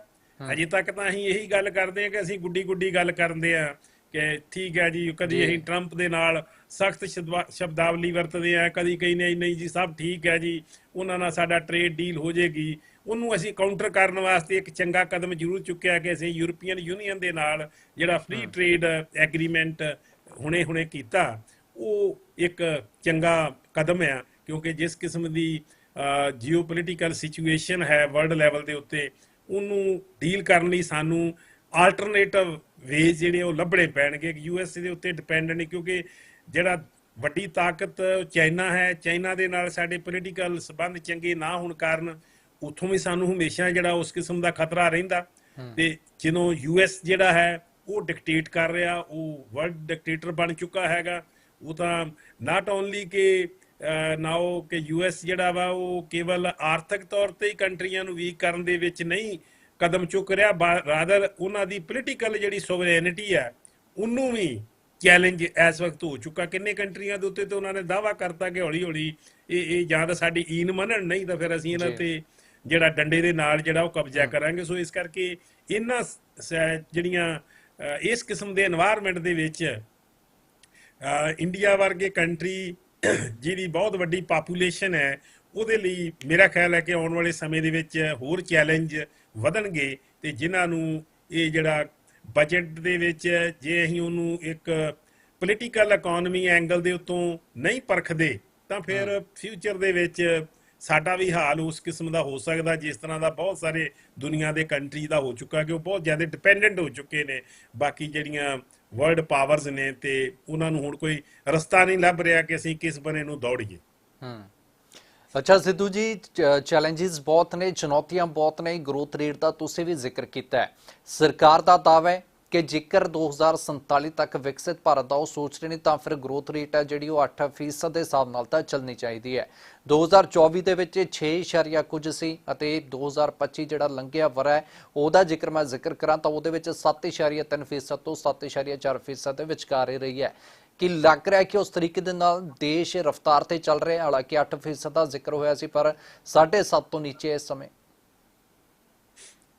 ਦੇਖੋ ਮੈਂ ਬਲਕਿ ਜਿਹੜਾ ਮੇਰਾ ਇਹਦੇ ਵਿੱਚ ਫੇਥ ਨਹੀਂ ਹੈ ਕਿ ਕਿਸੇ ਕੰਟਰੀ ਦਾ ਜਿਹੜੀ ਹੈ ਉਹ ਗਰੋਥ ਹੀ ਕੇਵਲ ਮੈਟਰ ਕਰਦੀ ਆ। ਗਰੋਥ ਇੱਕ ਪੈਰਾਮੀਟਰ ਹੈ, ਪਰ ਜਦੋਂ ਅਸੀਂ ਇਨਕੁਐਲਿਟੀਜ਼ ਦੀ ਗੱਲ ਕਰਦੇ ਹਾਂ, ਨਾ ਬਰਾਬਰਤਾ ਦੀ ਗੱਲ ਕਰਦੇ ਹਾਂ, ਜਦੋਂ ਅਸੀਂ ਜਿਹੜੇ ਹੈ ਹਿਊਮਨ ਜਿਹੜਾ ਡਿਵੈਲਪਮੈਂਟ ਇੰਡੈਕਸ ਹੈ ਉਹਦੀ ਗੱਲ ਕਰਦੇ ਹਾਂ, ਉਹਦੇ ਵਿੱਚ ਅਸੀਂ ਬਹੁਤ ਪਿੱਛੇ ਆ। ਉੱਥੇ ਅਸੀਂ ਬਲਕਿ ਜਿਹੜੀਆਂ ਉਹ 100 ਤੋਂ ਵੀ ਬਾਅਦ ਪੋਜੀਸ਼ਨ ਦੇ ਉੱਤੇ ਤੁਰੇ ਫਿਰਦੇ ਬਹੁਤੇ ਜਿਹੜੇ ਪੈਰਾਮੀਟਰ ਨੇ। ਇਸ ਕਰਕੇ ਮੈਂ ਸਮਝਦਾ ਕਿ ਆਪਣੇ ਆਪ ਨੂੰ, ਮੈਂ ਅਗੇਨ ਉਹੀ ਗੱਲ ਰਿਪੀਟ ਕਰਾਂਗਾ ਕਿ ਆਪਣੇ ਆਪ ਨੂੰ ਇਹ ਖੁਸ਼ੀ ਮਹਿਸੂਸ ਕਰਨ ਲਈ ਤਾਂ ਬਹੁਤ ਵਧੀਆ ਗੱਲ ਹੈ ਕਿ India is growing at the faster rate even than the large number of ਜਿਹੜੇ ਹੈਗੇ ਨੇ ਸਾਡੇ ਵਿਕਸਿਤ ਦੇਸ਼ ਨੇ, ਉਹਨਾਂ ਤੋਂ ਵੀ ਵੱਧ ਗਰੋਥ ਰੇਟ ਦੇ ਨਾਲ ਅਸੀਂ ਡਿਵੈਲਪ ਕਰ ਰਹੇ ਹਾਂ। ਪਰ ਇਹ ਵੀ ਬੜਾ ਇੰਪੋਰਟੈਂਟ ਆ ਕਿ ਇਹ ਜਿਹੜਾ ਗਰੋਥ ਹੈ, ਇਹ ਜਿਹੜਾ ਸਾਡੇ GDP ਦੇ ਵਿੱਚ ਵਾਧਾ ਹੋ ਰਿਹਾ, ਕਿਉਂਕਿ GDP ਦੇ ਬੇਸਿਸ ਦੇ ਉੱਤੇ ਹੀ ਗਰੋਥ ਰੇਟ ਕੈਲਕੂਲੇਟ ਕੀਤਾ ਜਾਂਦਾ, ਕਿ ਇਹ ਜਿਹੜੇ ਸਾਡੇ ਵੱਖ-ਵੱਖ ਸੈਗਮੈਂਟਸ ਨੇ ਸਾਡੀ ਸੋਸਾਇਟੀ ਦੀਆਂ, ਕਿ ਉਹਨਾਂ ਤੱਕ ਇਹਦਾ ਜਿਹੜਾ ਬੈਨੀਫਿਟ ਆ, ਉਹ ਜਿਹੜਾ ਫਾਇਦਾ ਇਹ ਪਹੁੰਚ ਰਿਹਾ ਕਿ ਨਹੀਂ ਪਹੁੰਚ ਰਿਹਾ। ਜਦੋਂ ਕਿ ਮੈਂ ਜੋ ਸਮਝਦਾ ਜਿਸ ਕਿਸਮ ਦੇ ਅੰਕੜੇ ਜਦੋਂ ਅਸੀਂ ਬਾਕੀ ਗੱਲ ਕਰਦੇ ਹਾਂ, ਕਿੰਨੀ ਗੁਰਬਤ ਵੱਧ ਰਹੀ ਆ, ਕਿੰਨੀ ਜਿਹੜੀ ਆ ਉਹ ਜਿਹੜੇ ਬੱਚੇ ਨੇ ਉਹ ਅੰਡਰਵੇਟ ਨੇ, ਕਿੰਨੀਆਂ ਔਰਤਾਂ ਜਿਹੜੀਆਂ ਉਹ ਅਨੀਮਿਕ ਨੇ, ਕਿੰਨੇ ਕੈਂਸਰ ਦੇ ਕੇਸ ਹਰ ਸਾਲ ਵੱਧ ਰਹੇ ਨੇ। ਸੋ ਜਦੋਂ ਅਸੀਂ ਉਹਨਾਂ ਵੱਲ ਝਾਤ ਮਾਰਦੇ ਹਾਂ, ਕਿੰਨੀ ਸਾਡੀ ਲਿਟਰੇਸੀ ਰੇਟ, ਰੀਅਲ ਸੈਂਸ ਦੇ ਵਿੱਚ ਲਿਟਰੇਸੀ ਰੇਟ, ਇਹ ਨਹੀਂ ਹੈ ਕਿ ਰਾਮ ਤੇ ਸ਼ਾਮ ਲਿਖਣ ਦੇ ਨਾਲ ਲਿਟਰੇਸੀ ਆ ਜਾਂਦੀ ਆ, ਜਦੋਂ ਕਿ ਕਿੰਨੇ ਕੁ ਲੋਕ ਸਾਡੇ ਹਰ ਸਾਲ ਗ੍ਰੈਜੂਏਟ ਹੁੰਦੇ ਨੇ, ਕਿੰਨੇ ਲੋਕ ਸਾਡੇ ਪੋਸਟ ਗ੍ਰੈਜੂਏਟ ਹੁੰਦੇ ਨੇ। ਸੋ ਜਿਹੜਾ ਉਹ ਹੈ ਕਿੰਨੇ ਲੋਕਾਂ ਨੂੰ ਜਿਹੜੀਆਂ ਹੈਲਥ ਫੈਸਿਲਿਟੀਜ਼ ਜਿਹੜੀਆਂ ਨੇ ਪਰ 100 ਜਾਂ 1000 ਪਰ 1000 ਜਿਹੜੇ ਲੋਕ ਨੇ ਉਹਨਾਂ ਦੇ ਪਿੱਛੇ ਕਿੰਨੇ ਡਾਕਟਰ ਨੇ, ਕਿੰਨੀਆਂ ਨਰਸਿਸ ਨੇ। ਜਦੋਂ ਅਸੀਂ ਇਹ ਸਾਰਾ ਲੇਖਾ ਜੋਖਾ ਕਰਦੇ ਹਾਂ ਤਾਂ ਫਿਰ ਅਸੀਂ ਬਹੁਤ ਦੁਨੀਆ ਦੇ ਬਹੁਤ ਜ਼ਿਆਦਾ ਈਵਨ ਕੁਛ ਅੰਕੜਿਆਂ ਦੇ ਵਿੱਚ ਤਾਂ ਅਸੀਂ ਆਪਣੇ ਜਿਹੜੇ ਸਾਊਥ ਏਸ਼ੀਆ ਦੇ ਕੰਟਰੀ ਨੇ ਜਿਹੜੇ ਸਾਡੇ ਤੋਂ ਗਰੀਬ ਨੇ, ਚਾਹੇ ਉਹ ਜਿਹੜਾ ਹੈਗਾ ਉਹ ਬੰਗਲਾਦੇਸ਼ ਆ, ਚਾਹੇ ਉਹ Pakistan, even on certain parameter ਅਸੀਂ ਪਾਕਿਸਤਾਨ ਤੋਂ ਥੱਲੇ ਆ। ਤੇ ਜਿਹੜੀ ਸਾਡੇ ਲਾਗੇ ਸ਼੍ਰੀਲੰਕਾ, ਠੀਕ ਹੈ ਕਿ ਉਹਨਾਂ ਦੀ ਪਿਛਲੇ ਸਮੇਂ ਦੇ ਵਿੱਚ ਪੋਲੀਟੀਕਲ ਇਨਸਟੇਬਿਲਿਟੀ ਹੋਣ ਕਰਕੇ ਉਹਨਾਂ ਦਾ ਜਿਹੜਾ ਡਾਊਨ ਗਿਆ। ਕਿਸੇ ਸਮੇਂ ਦੇ ਵਿੱਚ ਸ਼੍ਰੀਲੰਕਾ ਦਾ ਜਿਹੜਾ ਹਿਊਮਨ ਡਿਵੈਲਪਮੈਂਟ ਇੰਡੈਕਸ ਹੈ ਉਹ ਬਹੁਤ ਹਾਈ ਸੀਗਾ, ਔਰ ਅਸੀਂ ਉਹਨਾਂ ਤੋਂ ਵੀ ਪਿੱਛੇ ਆ। ਜਿਹੜੇ ਵਿਕਸਿਤ ਦੇਸ਼ ਆ ਉਹ ਤਾਂ ਬਹੁਤ ਅੱਗੇ ਦੀ ਜਿਹੜੀ ਆ ਗੱਲ ਹੈ। ਸੋ ਇਸ ਕਰਕੇ ਸਾਨੂੰ ਜਿਹੜੀ ਹੈ ਬੜੀ ਇੱਕ ਇੰਟਰੋਸਪੈਕਸ਼ਨ ਦੀ ਲੋੜ ਹੈ ਕਿ ਵਾਕਈ ਹੀ ਅਸੀਂ ਜੋ ਅਸੀਂ ਬੂਸਟ ਕਰ ਰਹੇ ਹਾਂ ਉਹ ਅਸੀਂ ਹੈਗੇ ਹਾਂ। ਜੇ ਨਹੀਂ ਹੈ ਤਾਂ ਫਿਰ ਮੇਰਾ ਖਿਆਲ ਹੈ ਕਿ ਅਸੀਂ ਹੋਰ, ਕਿਉਂਕਿ ਜੇ ਇਹ ਨਾ ਦੇਖਿਆ ਜਾਵੇ ਕਿ ਅਗਲੇ ਬੰਨੇ ਖੂਹਾ ਹੈ ਤੇ ਖੂਹ ਦੇ ਵਿੱਚ ਜਾਂ ਖੱਡ ਦੇ ਵਿੱਚ ਗਿਰਨਾ ਹੈ ਤੇ ਫਿਰ ਬੰਦਾ ਗਿਰੇਗਾ ਹੀ ਗਿਰੇਗਾ। ਤੇ ਜੇ ਉਹਨੂੰ ਪਹਿਲਾਂ ਵਾਚ ਲਿਆ ਜਾਵੇ ਕਿ ਇਹ ਰਸਤਾ ਠੀਕ ਨਹੀਂ ਚੱਲਣ ਵਾਸਤੇ, ਜਾਂ ਅਸੀਂ ਕੋਈ ਪਾਣੀ ਪਾਰ ਕਰਨਾ, ਤੇ ਜੇ ਤੇ ਉਹਦੀ ਐਵਰੇਜ ਕੱਢ ਲਾਂਗੇ ਤੇ ਫਿਰ ਤਾਂ ਡੁੱਬਾਂਗੇ ਕਿ ਇਹ ਜਿਹੜਾ ਮੇਰਾ ਬਾਹਰਲੇ ਬੰਨੇ ਮੈਂ ਵਾਪਿਆ, ਇਸ ਬੰਨੇ ਵੀ ਤੇ ਉਸ ਬੰਨੇ ਵੀ ਉਹ 4 ਫੁੱਟ ਸੀਗਾ, ਤੇ ਅੰਦਰਲੇ ਬੰਨੇ ਤਾਂ 10 ਫੁੱਟ ਵੀ ਹੋ ਸਕਦਾ, 15 ਫੁੱਟ ਵੀ ਹੋ ਸਕਦਾ। ਠੀਕ ਹੈ ਨਾ। ਉਹ ਸਾਡੇ ਸਟੈਟਿਸਟਿਕਸ ਦੇ ਵਿੱਚ ਇਹ ਗਿਣਿਆ ਜਾਂਦਾ ਵੀ ਉਹ ਕਈ ਵਾਰ ਜਿਹੜਾ ਸਟੈਟਿਸਟਿਕਸ ਆ ਉਹ ਬੰਦੇ ਨੂੰ ਜਿਹੜਾ ਹੈ ਨਾ ਉਸ ਤਰ੍ਹਾਂ ਦਾ ਰਸਤਾ ਵੀ ਦਿਖਾ ਦਿੰਦਾ ਕਿ ਠੀਕ ਹੈ ਵੀ ਐਵਰੇਜ ਕੱਢ ਲਾ ਤੇ ਲੰਘ ਜਾ ਦਰਿਆ ਦੇ ਵਿੱਚ ਦੀ, ਤੇ ਜਦੋਂ ਉਹ ਥੋੜਾ ਜਿਹਾ ਮਿੱਡ 'ਚ ਜਾਏਗਾ ਤਾਂ ਉਹ ਡੁੱਬੇਗਾ। ਸੋ ਉਸ ਕਿਸਮ ਦੀ ਸਾਨੂੰ, ਮੈਨੂੰ ਲੱਗਦਾ ਕਿ ਸਬਜ਼ਬਾਜ਼ ਵਿਖਾ ਕੇ ਨਹੀਂ, ਬਲਕਿ ਸਾਨੂੰ ਰੈਲਿਟੀ ਵੱਲ ਆਉਣਾ ਪਊਗਾ ਕਿ ਜਿਹੜਾ ਇਹ ਗਰੋਥ ਹੈ ਉਹ ਹੁਣੇ ਇੱਕ 2-3 ਦਿਨ ਪਹਿਲੇ ਇੱਕ ਬੜੇ ਸਾਡੇ ਅੱਛੇ ਫਾਰਮਰ ਪਲਾਨਿੰਗ ਕਮਿਸ਼ਨ ਦੇ ਮੈਂਬਰ ਰਹੇ ਨੇ ਮੈਰੀਆ, ਉਹਨਾਂ ਦਾ ਐਨਾਲਿਸਿਸ ਕਿ ਵੀ ਜਿੰਨਾ ਚਿਰ ਤੱਕ ਅਸੀਂ ਛੋਟੀਆਂ ਇਕਾਈਆਂ ਨੂੰ ਮਜ਼ਬੂਤ ਨਹੀਂ ਕਰਦੇ, ਸਰਕਾਰ ਦਾ ਆਪਣਾ ਇਕਨੋਮਿਕ ਸਰਵੇ ਕਹਿ ਰਿਹਾ ਕਿ ਜਿਹੜੀਆਂ ਸਾਡੀਆਂ ਛੋਟੀਆਂ ਇਕਾਈਆਂ ਸੀ ਉਹਨਾਂ ਦੇ ਵਿੱਚ MSMEs, ਉਹਨਾਂ ਦੇ ਵਿੱਚ ਉਸ ਕਿਸਮ ਦੇ ਰਿਜ਼ਲਟ ਨਹੀਂ ਆਏ, ਕਿਉਂਕਿ ਉਹਦੇ 'ਚ ਕਾਫੀ ਜਿਹੜੀਆਂ ਅਸੀਂ ਨਵੇਂ ਰੂਲ ਵੀ ਬਣਾਏ ਉਹਨਾਂ ਤੱਕ ਪਹੁੰਚੇ ਹੀ ਨਹੀਂ ਹੈ। ਜਿਹੜੀਆਂ ਅਸੀਂ ਉਹਨਾਂ ਨੂੰ ਬੈਨੀਫਿਟ ਦਿੱਤੇ ਨੇ ਉਹਨਾਂ ਤੱਕ ਡਿਊ ਟੂ ਬਿਊਰੋਕ੍ਰੈਟਿਕ ਜਿਹੜੀਆਂ ਹਾਰਡਲਸ ਆ ਜਾਂ ਸਾਡੀਆਂ ਜਿਹੜੀਆਂ ਪਾਲਿਸੀ ਦੇ ਵਿੱਚ ਕਮੀਆਂ ਨੇ ਉਹਨਾਂ ਦਾ ਕਰਕੇ ਅਸੀਂ ਉਸ ਕਿਸਮ ਦਾ, ਜਦੋਂ ਕਿ ਸਾਡੇ ਵਰਗੇ ਦੇਸ਼ ਦੀ ਜਿਹਦੇ ਵਿੱਚ ਬਹੁਤ ਵੱਡੇ ਲੈਵਲ ਤੇ ਅਨਐਮਪਲੋਇਮੈਂਟ ਆ, ਜਿਹਦੇ ਵਿੱਚ ਅਨਸਕਿਲਡ ਵਰਕਰ ਬਹੁਤ ਵੱਡੇ ਲੈਵਲ ਦੇ ਉੱਤੇ ਆ, ਉਹਨਾਂ ਨੂੰ ਸਾਨੂੰ ਛੋਟੀਆਂ ਇਕਾਈਆਂ ਨੂੰ ਹੀ ਮਜ਼ਬੂਤ ਕਰਕੇ ਅਸੀਂ ਉਹਨਾਂ ਨੂੰ ਰੁਜ਼ਗਾਰ ਤੇ ਚੰਗੀ ਜ਼ਿੰਦਗੀ ਦੇ ਸਕਦੇ ਹਾਂ। ਜੇ ਅਸੀਂ ਇਹ ਚਾਹਾਂਗੇ, ਔਰ ਉਹਦੇ ਵਿੱਚ ਉਹਨਾਂ ਨੇ ਇਹ ਵੀ ਗੱਲ ਕੀਤੀ ਹੈ, ਔਰ ਇੱਕ ਵਰਲਡ ਲੈਵਲ ਦੇ ਉੱਤੇ ਇਹਦੇ ਉੱਤੇ ਇੱਕ ਕਿਤਾਬ ਵੀ ਜਿਹੜੀ ਪਬਲਿਸ਼ ਹੋਈ ਆ, ਜਿਹੜੀ ਇਹ ਕਹਿੰਦੀ ਹੈ ਕਿ ਜਿਹੜੀਆਂ ਵੱਡੀਆਂ ਇਕਾਈਆਂ ਨੇ ਉਹ ਸਾਡੇ এনवायरमेंट ਨੂੰ ਵੀ ਜ਼ਿਆਦਾ ਜਿਹੜਾ ਨਾ ਪ੍ਰਦੂਸ਼ਿਤ ਕਰ ਰਹੀਆਂ ਨੇ। ਇਹ ਵਾਚ ਸਮਾਈਲ ਹੈ how the world really works. ਉਹ ਇਹ ਕਹਿੰਦੇ ਆ ਕਿ ਸਾਨੂੰ ਇਹ ਜਿੰਨੇ ਜਿਹੜੀਆਂ ਵੱਡੀਆਂ ਕਾਰਪੋਰੇਟ ਕਾਈਂਡ ਆਫ ਸਿਸਟਮ ਆ, ਉਹ ਸਾਡੀ ਜਿਹੜੀ ਸਾਡਾ এনवायरमेंट ਹੈ ਜਿਹੜਾ ਓਵਰਆਲ ਦੁਨੀਆ ਦਾ, ਉਹਨੂੰ ਜਿਹੜਾ ਹੋਰ ਡਿਟੀਰੀਓਰੇਟ ਕਰਨ ਦੇ ਵਿੱਚ ਕਈ ਗੁਣਾ ਵੱਧ ਜਿਹੜਾ ਹੈ ਉਹ ਕੰਟਰੀਬਿਊਟ ਕਰ ਰਿਹਾ, ਰਾਦਰ ਦੈਨ ਕਿ ਜਿਹੜੇ ਛੋਟੇ ਉਦਯੋਗ ਨੇ, ਜਿਹੜੀਆਂ ਛੋਟੀਆਂ ਸਨਅਤਾਂ ਨੇ, ਉਹ ਫਿਰ ਵੀ ਉਹਨਾਂ ਦੇ ਰਾਹੀਂ ਅਸੀਂ ਉਸ ਚੀਜ਼ ਨੂੰ ਜਿਹੜਾ ਉਹ ਬਚਾ ਸਕਦੇ ਹਾਂ। ਅੱਛਾ ਸਿੱਧੂ ਜੀ, ਬੜਾ ਹੀ ਸਿੰਪਲ ਜਿਹਾ ਮੈਨੂੰ ਲੱਗਦਾ ਹਰ ਇੱਕ ਜਿਹੜੇ ਇੱਥੇ ਪੰਜਾਬ ਦੇ ਵਿੱਚ ਜਾਂ ਫਿਰ ਦੇਸ਼ ਦੇ ਵਿੱਚ ਲੋਕੀ ਬੈਠੇ ਨੇ ਕਿ ਉਹ ਇਹ ਤਾਂ ਜਾਣਨਾ ਚਾਹੁੰਦੇ ਹੀ ਨੇ, ਕਿਉਂਕਿ ਉਹਨਾਂ ਦੇ ਨਾਲ ਜੁੜੀਆਂ ਹੋਈਆਂ ਗੱਲਾਂ ਨੇ। ਉਹਨਾਂ ਦਾ ਹੀ ਸਵਾਲ ਹੈ ਕਿ ਬੀਤੇ ਦਿਨ ਵੀ ਆਪਾਂ ਦੇਖਿਆ ਕਿ ਥੋੜੀ ਜਿਹੀ ਗਿਰਾਵਟ ਆਈ, ਜਿਹੜਾ ਪਿਛਲੇ ਕਈ ਮਹੀਨਿਆਂ ਤੋਂ ਸਾਲਾਂ ਤੋਂ ਇੱਕੋਦਮ ਉਛਾਲ ਜਿਹੜਾ ਸੋਨੇ ਚਾਂਦੀ ਦੇ ਵਿੱਚ ਦੇਖਣ ਨੂੰ ਮਿਲ ਰਿਹਾ ਸੀ ਕਿ ਬੀਤੇ ਦਿਨ ਦੋਵਾਂ ਦੇ ਵਿੱਚ ਗਿਰਾਵਟ ਆ ਗਈ। ਮੰਨ ਲਓ ਕਿਸੇ ਨੇ ਵਿਆਹ ਰੱਖਿਆ ਹੋਇਆ ਤਾਂ ਅਗਲੇ ਮਹੀਨੇ ਵਿਆਹ ਹੋ ਤਾਂ ਉਹਨਾਂ ਦੀਆਂ ਨਿਗਾਹਾਂ ਤਾਂ ਜ਼ਰੂਰ ਟਿਕੀਆਂ ਹੋਈਆਂ ਨੇ ਕਿ ਸੋਨਾ ਚਾਂਦੀ ਜਿਹੜਾ ਹੈਗਾ ਕਿ ਉਹਦੇ ਵਿੱਚ ਕਿੰਨੇ ਕੁ ਗਿਰਾਵਟ ਆ ਸਕਦੀ ਹੈ। ਕਿ ਇਹ ਵੀ ਆਸ ਲਗਾ ਸਕਦੇ ਹਾਂ ਕਿ ਜਦੋਂ ਬਜਟ ਪੇਸ਼ ਹੋਵੇਗਾ 11 ਵਜੇ ਕਿ ਉਸ ਤੋਂ ਬਾਅਦ ਹੋ ਸਕਦਾ, ਹਾਲਾਂਕਿ ਕੌਮਾਂਤਰੀ ਇਹ ਤਾਂ ਆਪਾਂ ਦੇਖਦੇ ਹਾਂ ਜਦੋਂ ਸੋਨੇ ਚਾਂਦੀ ਦੀਆਂ ਜਿਹੜੀਆਂ ਕੀਮਤਾਂ ਹੁੰਦੀਆਂ ਨੇ, ਪਰ ਲੱਗਦਾ ਹੈ ਕਿ ਬਜਟ ਦੇ ਹਿਸਾਬ ਦੇ ਨਾਲ ਵੀ ਜੇਕਰ ਆਪਾਂ ਦੇਖੀਏ ਕਿ ਥੋੜੀ ਬਹੁਤ ਗਿਰਾਵਟ ਹੋਰ ਹੋ ਸਕਦੀ ਹੈ। ਕਿਉਂਕਿ ਮੈਂ ਇਹ ਸਮਝਦਾ ਕਿ ਜਿੰਨੀ ਇਹ ਉਛਾਲ ਆਇਆ ਉਸ ਦੀ ਪ੍ਰਾਈਸ ਦੇ ਵਿੱਚ, ਜਦੋਂ ਆਪਾਂ ਪਾਸਟ ਨੂੰ ਸਾਰੇ ਨੂੰ ਦੇਖਦੇ ਹਾਂ ਜਾਂ ਹਿਸਟਰੀ ਨੂੰ, 골ਡ ਪ੍ਰਾਈਸਿਸ ਨੂੰ, ਮੈਨੂੰ ਇਹ ਲੱਗਦਾ ਕਿ ਸਸਟੇਨੇਬਲ ਨਹੀਂ ਹੈ। ਇਹ ਇੰਨਾ ਜ਼ਿਆਦਾ ਉਹਦੇ 'ਚ ਜਿਹੜੀ ਪ੍ਰਾਈਸ ਰਾਈਜ਼ ਆ ਇਹ ਜਿਹੜਾ ਹੈ ਉਹ ਪੋਸੀਬਲ ਨਹੀਂ ਰਹੇਗੀ। ਉਹਦੇ ਵਿੱਚ ਗਿਰਾਵਟ ਆਏਗੀ, ਔਰ ਮੈਨੂੰ ਤੇ ਆਸ ਹੈ ਕਿ ਇਹਦੇ 'ਚ ਫਰਦਰ ਗਿਰਾਵਟ ਆਏਗੀ। ਉਹਦਾ ਕਾਰਨ ਇਹ ਹੈ ਕਿ ਦੇਖੋ ਇਹ ਫਿਕਸ ਗੇਮ ਹੁੰਦੀ ਹੈ। ਇਹ ਸੋਨੇ ਦੀ ਪ੍ਰਾਈਸ ਕੋਈ ਜਿਹੜੀ ਇਹ ਸਾਲ ਦੇ ਵਿੱਚ ਆਲਮੋਸਟ ਡਬਲ ਹੋ ਗਈ, ਇਹਦਾ ਮਤਲਬ ਇਹ ਨਹੀਂ ਹੈਗਾ ਕਿ ਰੀਅਲੀ ਇਹ ਸਿਚੁਏਸ਼ਨ ਹੈ। ਇਹ ਤਾਂ ਕ੍ਰੀਏਟ ਕੀਤੀਆਂ ਜਾਂਦੀਆਂ, ਚਾਹੇ ਉਹ ਸ਼ੇਅਰ ਮਾਰਕੀਟ ਆ, ਚਾਹੇ ਉਹ ਸਾਡੀ ਕਈ ਵਾਰ ਕਰੰਸੀਆਂ ਦੇ ਵਿੱਚ ਵੀ ਜਿਹੜੀਆਂ ਡਾਊਨਫਾਲ ਆਉਂਦੀ ਆ ਜਾਂ ਰਾਈਜ਼ ਹੁੰਦੀ ਆ, ਉਹਦੇ ਵਿੱਚ ਵੀ ਇਹਦਾ ਰੋਲ ਹੁੰਦਾ। ਇਹ ਫਿਕਸ ਗੇਮ ਆ, ਔਰ ਜਿਹੜੇ ਸਰਮਾਏਦਾਰੀ ਆ ਜਿਹੜੀ ਦੁਨੀਆ ਦੀ, ਉਹ ਇਹਨੂੰ ਤੈਅ ਕਰਦੀ ਹੈ। ਸੋ ਮੈਂ ਇਹ ਸਮਝਦਾ ਕਿ ਇਹਦੇ ਵਿੱਚ ਬਲੈਕ ਮਨੀ ਦਾ ਬਹੁਤ ਵੱਡਾ ਰੋਲ ਹੈ। ਜਿਸ ਕਿਸਮ ਦੇ ਇੰਡੀਆ ਦੇ ਵਿੱਚ ਪਿਛਲੇ ਸਮੇਂ ਦੇ ਉੱਤੇ ਰੇਡ ਹੋਏ ਨੇ ਕਿ ਪੈਸੇ ਸਾਹਮਣੇ ਤੇ ਬਹੁਤ ਔਖੇ ਹੁੰਦੇ ਆ ਨਾ, ਉਹਨਾਂ ਦੀਆਂ ਕਿੰਨੀਆਂ ਗੱਠਾਂ ਬੰਨ ਕੇ ਰੱਖ ਲੋਗੇ। ਸੋਨਾ ਤੇ ਜਿੱਥੇ ਮਰਜੀ ਕਿਤੇ ਲੈ ਕੇ ਅੱਧਾ ਕਿਲੋ ਜਿੱਥੇ ਮਰਜੀ ਦੱਬ ਦਿਓ, ਤੁਹਾਨੂੰ ਜੇ ਪਤਾ ਵਾ ਤੇ ਫਿਰ ਉਹ ਸ਼ਾਇਦ ਕਿਸੇ ਨੂੰ ਵੀ ਨਹੀਂ ਪਤਾ ਲੱਗਣਾ, ਨਾ ਈਡੀ ਨੂੰ ਪਤਾ ਲੱਗਣਾ। ਸੋ ਇਸ ਕਰਕੇ ਮੈਂ ਸਮਝਦਾ ਕਿ ਇਹਨੂੰ ਇੱਕ ਸੇਫ ਇਨਵੈਸਟਮੈਂਟ ਦੇ ਤੌਰ ਤੇ, ਜਿਨ੍ਹਾਂ ਦੇ ਕੋਲ ਜਿਹੜੀ ਆ ਬਲੈਕ ਮਨੀ ਬਹੁਤ ਜ਼ਿਆਦਾ ਜਮ੍ਹਾਂ ਹੋ ਚੁੱਕੀ ਆ, ਤੇ ਸ਼ੇਅਰ ਮਾਰਕੀਟ ਜਿਹੜੀ ਆ ਉਹ ਗਿਰਾਵਟ ਦੇ ਵਿੱਚ ਸੀ, ਉਹਨਾਂ ਨੇ ਇੱਧਰਲੇ ਬੰਨੇ ਪੈਸੇ ਲਾਉਣੇ ਸ਼ੁਰੂ ਕਰਤੇ, ਇਹਦੀ ਪ੍ਰਾਈਸ ਚੜਾਤੀ। ਹੂੰ ਸੋ ਜਦੋਂ ਇਹ ਉਹਨਾਂ ਨੂੰ ਵੀ ਪਤਾ ਹੈ ਕਿ ਇਹ ਲੰਬਾ ਸਮਾਂ ਇਸ ਤਰ੍ਹਾਂ ਦੀ ਪ੍ਰਾਈਸ ਜਿਹੜੀ ਆ ਉੱਪਰ ਨਹੀਂ ਜਾਏਗੀ, ਸੋ ਉਹਨਾਂ ਨੇ ਹੀ ਹੁਣ ਸੋਨਾ ਵੇਚਣਾ ਸ਼ੁਰੂ ਕਰ ਦਿੱਤਾ।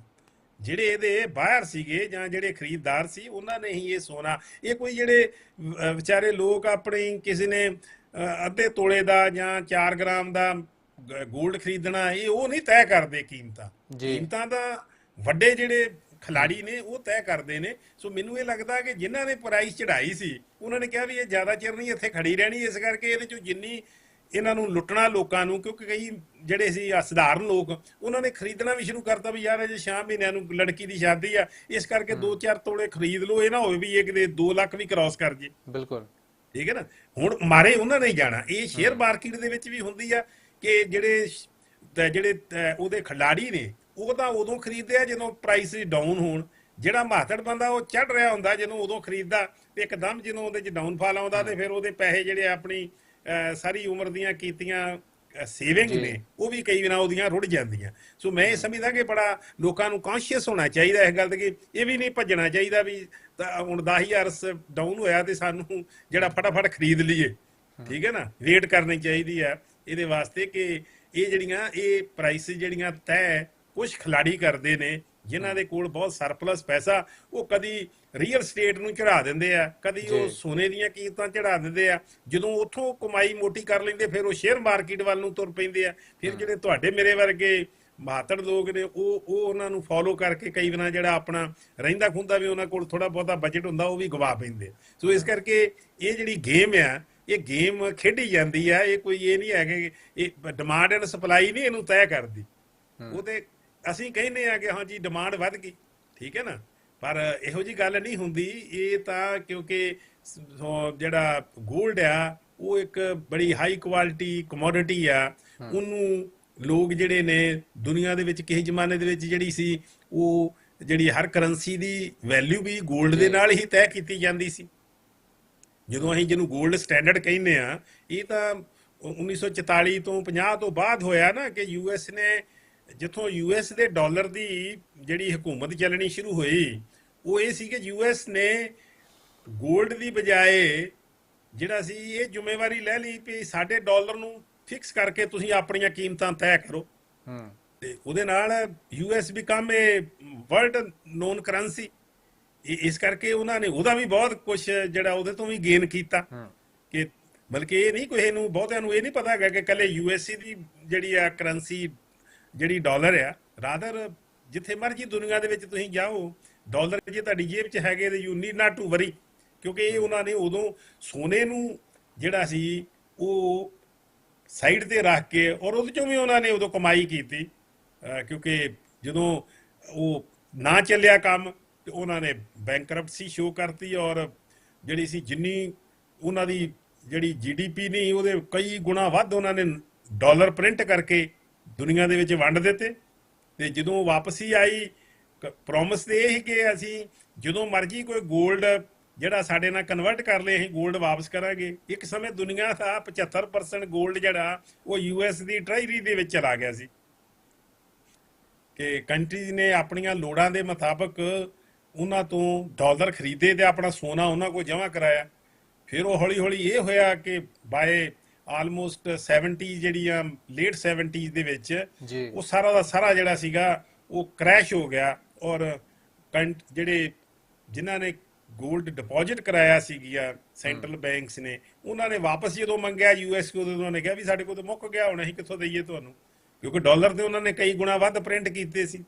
ਪਰ ਉਹਨਾਂ ਦੀ ਜਿਹੜੀ ਹੈ ਚੱਲਦੀ ਰਹੀ ਆ ਅੱਜ ਤੱਕ ਵੀ ਔਰ ਹੁਣ ਵੀ ਉਹ ਆਪਣੀ ਉਸ ਕਰੰਸੀ ਦੇ ਬਲਬੂਤੇ ਦੇ ਉੱਤੇ ਜਾਂ ਆਪਣਾ ਜੋ ਉਹਨਾਂ ਨੇ ਜਿਸ ਕਿਸਮ ਦਾ ਸਿਸਟਮ ਵਰਲਡ ਲੈਵਲ ਤੇ ਸਟੈਬਲਿਸ਼ ਕੀਤਾ, ਕਿਤੇ ਵਾਰ ਲਗਾ ਕੇ, ਕਿਤੇ ਜਿਹੜਾ ਹੈਗਾ ਦੋ ਕੰਟਰੀਆਂ ਨੂੰ ਲੜਾ ਕੇ, ਕਿਸੇ ਕੰਟਰੀ ਦੇ ਰਿਸੋਰਸਿਸ ਕੈਪਚਰ ਕਰਕੇ, ਉਹਨਾਂ ਦੀ ਜਿਹੜੀ ਉਹ ਦਾਦਾਗਿਰੀ ਆ ਉਹ ਚੱਲ ਰਹੀ ਆ ਔਰ ਆਉਣ ਵਾਲੇ ਸਮੇਂ ਦੇ ਵਿੱਚ ਵੀ ਚੱਲੇਗੀ। ਕਿਉਂਕਿ ਜਿਹੜਾ ਜਦੋਂ ਟੂ ਪੋਲਰ ਵਰਲਡ ਸੀਗਾ ਉਹ ਇੱਕ ਰਕਮ ਦਾ ਨਾਨ ਐਗਜ਼ਿਸਟੈਂਟ ਹੈ ਇਸ ਵਕਤ।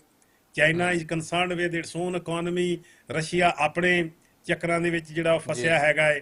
ਸੋ ਇਸ ਕਰਕੇ ਇੰਡੀਆ ਜਿਹੜਾ ਸੀ ਕਿਸ ਟਾਈਮ ਦੇ ਉੱਤੇ ਇੱਕ ਨੌਨ ਲਾਈਨ ਮੂਵਮੈਂਟ ਦਾ ਵੱਡਾ ਲੀਡਰ ਸੀ, ਉਹ ਵੀ ਜਿਹੜਾ ਹੈ ਕਦਮ ਪਿੱਛੇ ਖਿੱਚ ਕੇ ਜਿਹੜਾ ਉਹ ਚੱਲਦਾ ਹੈ, ਉਹ ਵੀ ਡਰਦਾ ਹੈ। ਜਿਹੜਾ ਅਸੀਂ ਜਿਹੜਾ ਕਿਸੇ ਸਮੇਂ ਦੇ ਉੱਤੇ ਨਹਿਰੂ ਦੇ ਟਾਈਮ ਦੇ ਉੱਤੇ, ਇੰਦਰਾ ਦੇ ਟਾਈਮ ਦੇ ਉੱਤੇ ਜੋ ਰੋਲ ਪਲੇ ਕੀਤਾ ਸੀਗਾ ਕਦੀ, ਕਿ ਬਾਕੀ ਕੰਟਰੀ ਦੀ ਸਾਡੇ ਤੋਂ ਆਸਾਂ ਹੁੰਦੀਆਂ ਸੀ ਕੁਝ ਕਿ ਇੰਡੀਆ ਖੜੇਗਾ ਕਿਉਂਕਿ ਇੱਕ ਵੱਡਾ ਕੰਟਰੀ ਆ। ਅਸੀਂ ਵੀ ਆਪਣੇ ਆਪ ਨੂੰ ਬਚਾਉਣ ਦੇ ਵਿੱਚ ਹੀ ਲੱਗੇ ਹੋਏ ਹਾਂ, ਅਸੀਂ ਕੋਈ ਉਸ ਤਰ੍ਹਾਂ ਦਾ ਰੋਲ ਤੇ ਪਲੇ ਕਰਨ ਦੀ ਕੈਪੈਸਿਟੀ ਦੇ ਵਿੱਚ ਨਹੀਂ ਹਾਂ। ਅੱਛਾ ਸਿੱਧੂ ਜੀ, ਇਸ ਕਰਕੇ ਜੀ ਹਾਂ ਜੀ, ਜਿਵੇਂ ਤੁਸੀਂ ਪਹਿਲਾਂ ਵੀ ਜ਼ਿਕਰ ਕੀਤਾ ਸੀ ਕਿ ਜਿਹੜੀਆਂ ਛੋਟੀਆਂ ਇਕਾਈਆਂ ਨੇ, ਜੋ ਤੱਕ ਉਹਨਾਂ ਨੂੰ ਮਜ਼ਬੂਤ ਨਹੀਂ ਕੀਤਾ ਜਾਂਦਾ ਕਿ ਉਸ ਤਰੀਕੇ ਦੇ ਨਾਲ ਸਥਿਤੀ ਹੈ ਜਿਹੜੀ ਉਹ ਠੀਕ ਨਹੀਂ ਹੋ ਸਕਦੀ ਬਤੌਰ ਅਰਥ ਸ਼ਾਸਤਰੀ। ਕਿਉਂਕਿ ਦੇਖੋ, ਹਰ ਵਰਗ ਨੂੰ ਆਸਾਂ ਉਮੀਦਾਂ ਤਾਂ ਹੁੰਦੀਆਂ ਨੇ ਕਿ ਸਾਡੇ ਲਈ ਕੁਝ ਨਾ ਕੁਝ ਐਲਾਨ ਹੋਵੇ, ਸਾਡੇ ਲਈ ਕੁਝ ਨਾ ਕੁਝ ਫਾਇਦੇਮੰਦ ਚੀਜ਼ਾਂ ਨੇ ਜਿਹੜੀਆਂ ਬਜਟ ਦੇ ਵਿੱਚ ਨਿਕਲ ਕੇ ਸਾਹਮਣੇ ਆਉਣ। ਬੇਸ਼ੱਕ ਉਹ ਕਾਰਪੋਰੇਟ ਘਰਾਣੇ ਨੇ, ਉਹ ਹੁਣ ਇੰਡਸਟਰੀਜ਼ ਦਾ ਆਪਾਂ ਜ਼ਿਕਰ ਕਰ ਲਈਏ, ਉਹ ਹੋਵੇ ਕਿਸਾਨੀ ਦਾ ਜ਼ਿਕਰ ਕਰ ਲਈਏ, ਉਹ ਹੋਵੇ, ਪਰ ਬਤੌਰ ਅਰਥ ਸ਼ਾਸਤਰੀ ਤੁਹਾਨੂੰ ਕੀ ਲੱਗਦਾ ਕਿ ਜਦੋਂ ਆਪਾਂ 2026 ਦੇ ਵਿੱਚ ਆ ਕੇ ਖੜੇ ਆ ਕਿ ਠੀਕ ਹੈ, ਜਦੋਂ ਬਜਟ ਆਵੇਗਾ ਕਿ ਇਹ ਚੀਜ਼ਾਂ ਤਾਂ ਹੋਣੀਆਂ ਚਾਹੀਦੀਆਂ ਨੇ, ਕਿ ਇਹ ਤਾਂ ਲਾਜ਼ਮੀ ਨੇ? ਉਹਦੇ ਵਿੱਚ ਮੈਂ ਇਹ ਸਮਝਦਾ ਕਿ ਜਿਹੜਾ, ਕਿਉਂਕਿ ਸਾਡਾ ਬਹੁਤ ਵੱਡੇ ਲੈਵਲ ਤੇ ਦੇਖੋ 93-94% ਜਿਹੜਾ ਸਾਡਾ ਵਰਕ ਫੋਰਸ ਆ ਉਹ ਇੰਗੇਜਡ ਹੈ, ਜਿਹਨੂੰ ਅਸੀਂ ਇਨਫਾਰਮਲ ਸੈਕਟਰ ਕਹਿੰਦੇ ਆ। ਉਹਦੇ ਵਿੱਚ ਛੋਟੀਆਂ ਇਕਾਈਆਂ ਵੀ ਸਾਰੀਆਂ ਆਉਂਦੀਆਂ। ਸਾਰਾ 7% ਜਿਹੜਾ ਸਾਡੇ ਦੇਸ਼ ਦਾ ਜਿਹੜਾ ਵਰਕ ਫੋਰਸ ਆ ਉਹ ਇਨਵੋਲਵ ਹੈ ਜਿਹੜੀ ਆਰਗੇਨਾਈਜ਼ ਸੈਕਟਰ ਆ। ਸੋ ਆਰਗੇਨਾਈਜ਼ ਸੈਕਟਰ ਦੇ ਵਿੱਚ ਵੀ ਜਿਹੜੀਆਂ ਸਹੂਲਤਾਂ ਸੀਗੀਆਂ, ਲੇਬਰ ਜਿਹੜੇ ਆ ਪ੍ਰੋਟੈਕਸ਼ਨ ਸੀਗੀ, ਉਹ ਅਸੀਂ ਆ ਜਿਹੜੇ ਲੇਬਰ ਕੋਡ 4 ਬਣਾਏ ਨੇ ਉਹਨਾਂ ਦੇ ਨਾਲ ਅਸੀਂ ਉਹ ਵੀ ਬਹੁਤੀਆਂ ਜਿਹੜੀਆਂ ਡਿਲੂਟ ਕਰ ਦਿੱਤੀਆਂ। ਸੋ ਮੈਂ ਇਹ ਸਮਝਦਾ ਕਿ ਜਿਹੜਾ ਇਸ ਸਿਚੁਏਸ਼ਨ ਦੇ ਵਿੱਚ ਜਦੋਂ ਕਾਰਪੋਰੇਟਾਈਜੇਸ਼ਨ ਬਹੁਤ ਵੱਡੇ ਲੈਵਲ ਤੇ ਹੋ ਚੁੱਕੀ ਆ, ਜਿਹੜੀਆਂ ਵਰਕਰ ਆ ਉਹਦੀ ਪ੍ਰੋਟੈਕਸ਼ਨ ਬੜੀ ਜ਼ਰੂਰੀ ਹੈ। ਉਹਨੂੰ ਚਾਹੇ ਇੰਸ਼ੋਰੈਂਸ ਦੇ ਰਾਹੀਂ ਉਹਦੀ ਜਿਹੜੀ ਸੋਸ਼ਲ ਸਿਕਿਉਰਿਟੀ ਸਿਸਟਮ ਆ ਉਹਨੂੰ ਮਜ਼ਬੂਤ ਕਰਨ ਦੀ ਲੋੜ ਆ, ਉਹਦੇ ਮਿਨੀਮਮ ਵੇਜਿਸ ਦੇ ਉੱਤੇ ਰੈਗੂਲੇਟ ਕਰਨ ਦੀ ਜ਼ਰੂਰਤ ਹੈ, ਤੇ ਉਹਦੇ ਨਾਲ ਹੀ ਜਿਹੜਾ ਉਹਨਾਂ ਦੀ ਭਾਈਵਾਲੀ ਵੀ ਬਣਾਉਣ ਦੀ ਜ਼ਰੂਰਤ ਆ। ਉਹ ਕਿਵੇਂ ਬਣ ਸਕਦੀ ਆ? ਜੇ ਸਟੇਟ ਸਾਹਮਣੇ ਆਵੇ ਤਾਂ ਸਟੇਟ ਆਪਣਾ ਇੱਕ ਰੋਲ ਬਣਾਵੇ, ਜਿਹੜਾ ਅਸੀਂ ਅਰਲੀ 50s ਦੇ ਵਿੱਚ ਰੋਲ ਪਲੇ ਕੀਤਾ ਸੀਗਾ ਕਿ ਪਬਲਿਕ ਸੈਕਟਰ ਦੇ ਅਦਾਰੇ ਲਾ ਕੇ। ਮੈਂ ਨਹੀਂ ਇਹ ਸਮਝਦਾ ਕਿ ਜਿਹੜੇ ਲੋਕਾਂ ਨਾਲ ਉਹਨਾਂ ਨਾਲ ਮੈਂ ਬਿਲਕੁਲ ਨਹੀਂ ਐਗਰੀ ਕਰਦਾ ਕਿ ਪਬਲਿਕ ਸੈਕਟਰ ਜਿਹੜਾ ਜੀ ਉਹ ਹੁਣ ਇਹਦੀ ਤੇ ਗੱਲ ਹੀ ਨਹੀਂ ਕਰਨੀ ਚਾਹੀਦੀ। ਜਦੋਂ ਕਿ ਅੱਜ ਵੀ ਜੇ ਸਾਡੇ ਦੇਸ਼ ਦਾ ਜਿਹੜੀ ਇਹ ਆਰਥਿਕਤਾ ਥੋੜੀ ਬਹੁਤੀ ਟਿਕੀ ਆ, ਉਹ ਇਸ ਗੱਲ ਦੇ ਉੱਤੇ ਹੀ ਟਿਕੀ ਆ ਕਿ ਸਾਡਾ ਇੱਕ ਅਜੇ ਵੀ ਬੜੀ ਵੱਡੀ ਕੰਟਰੀਬਿਊਸ਼ਨ ਆ ਜਿਹੜੀਆਂ ਪਬਲਿਕ ਸੈਕਟਰ ਦੀਆਂ ਇਕਾਈਆਂ ਨੇ ਉਹਨਾਂ ਦੀ। ਅਸੀਂ ਸਾਡਾ BSNL ਕਿਸੇ ਜ਼ਮਾਨੇ ਦੇ ਵਿੱਚ ਉਹ ਸਟੇਟ ਨੂੰ ਰੈਵਨਿਊ ਕ੍ਰੀਏਟ ਕਰਕੇ ਦਿੰਦਾ ਸੀ ਗਵਰਨਮੈਂਟ ਨੂੰ। ਅਸੀਂ ਉਹਨੂੰ ਹੌਲੀ ਹੌਲੀ ਜਦੋਂ ਅਸੀਂ ਭਾਈਬੰਦੀਆਂ ਪਾਈਆਂ ਕਾਰਪੋਰੇਟ ਹਾਊਸਿਸ ਦੇ ਨਾਲ, ਅੰਬਾਨੀਆਂ ਦੇ ਨਾਲ, ਦੂਜਿਆਂ ਦੇ ਨਾਲ, ਅਸੀਂ ਉਹਨੂੰ ਡਿਟੀਰੀਓਰੇਟ ਕੀਤਾ। ਅਸੀਂ ਉਹਨੂੰ ਅੱਜ ਕੱਲ ਥੋੜਾ ਜਿਹਾ ਰਿਵਾਈਵ ਹੋਇਆ। ਸਾਨੂੰ ਲੋੜ ਆ ਕਿ ਜਿਹੜੀਆਂ ਇਹ ਸਾਡੀਆਂ ਆਇਲ ਕੰਪਨੀਜ਼ ਨੇ, ਰਿਫਾਈਨਰੀਜ਼ ਨੇ, ਸਾਡੇ ਜਿਹੜੇ ਸਟੀਲ ਇੰਡਸਟਰੀ ਸੀ ਸਾਡੀ, ਜਿਹੜੀ ਇਹ ਉਹਨਾਂ ਨੂੰ ਰਿਵਾਈਵ ਕਰਨ ਦੀ ਲੋੜ ਆ, ਉਹਨਾਂ ਦੀ ਪ੍ਰੋਡਕਟਿਵਿਟੀ ਜਿਹੜੀ ਆ ਵਧਾਉਣ ਦੀ ਲੋੜ ਆ। ਉਹ ਤਾਂ ਦੀ ਆ ਜੇ ਅਸੀਂ ਜਿਹੜੇ ਸਾਡੇ ਮਜ਼ਦੂਰ ਨੇ, ਜਿਹੜੇ ਸਾਡੇ EMPLOYEES ਨੇ, ਉਹਨਾਂ ਦੀ ਅਸੀਂ ਭਾਈਵਾਲੀ ਵੱਲ ਜਾਈਏ। ਉਹ ਜਿਹੜੀ ਚੀਜ਼ ਆ ਉਹ ਇੱਕ ਜਿਹੜੀ ਆ ਇੰਪਰੂਵ ਕਰ ਸਕਦੀ ਇਸ ਸਿਸਟਮ ਨੂੰ। ਜਦੋਂ ਅਸੀਂ ਕਹਿੰਦੇ ਆ ਕਿ ਜਿੰਨੇ ਜੀ ਮਜ਼ਦੂਰ ਤੇ ਕੋਈ ਕੰਮ ਕਰਨ ਨੂੰ ਤਿਆਰ ਨਹੀਂ, ਜੇ ਅਸੀਂ ਉਹਨੂੰ ਉਹਦਾ ਬਣਦਾ ਹਿੱਸਾ ਦੇਵਾਂਗੇ ਤੇ ਮਜ਼ਦੂਰ ਜ਼ਰੂਰ ਕੰਮ ਕਰੇਗਾ।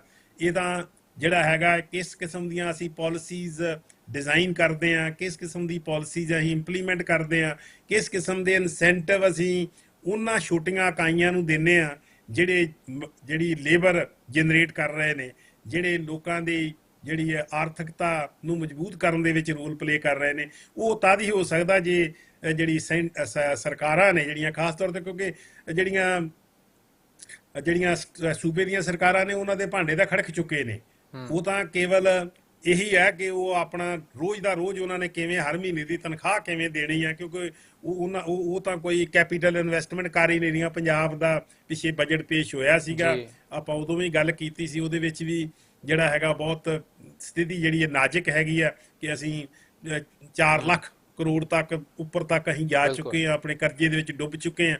ਇਸ ਕਰਕੇ ਜੇ ਕਰਜ਼ਾ ਇੰਨਾ ਜ਼ਿਆਦਾ ਤੇ ਸਾਡੇ ਕੋਲ ਸਰਪਲਸ ਕਿੱਥੋਂ ਆਊਗਾ ਇਨਵੈਸਟ ਕਰਨ ਵਾਸਤੇ? ਅਸੀਂ ਬਿਜਲੀ ਤਾਂ ਫ੍ਰੀ ਕਹਿ ਰਹੇ ਹਾਂ, ਬਹੁਤ ਬੂਸਟ ਕਰ ਰਹੀ ਹੈ ਗਵਰਨਮੈਂਟ ਕਿ ਅਸੀਂ 95% ਨੂੰ ਫ੍ਰੀ ਦੇਤੀ, ਤੇ ਪੋਲ ਤਾਂ ਡਿੱਗੇ ਫਿਰਦੇ ਨੇ।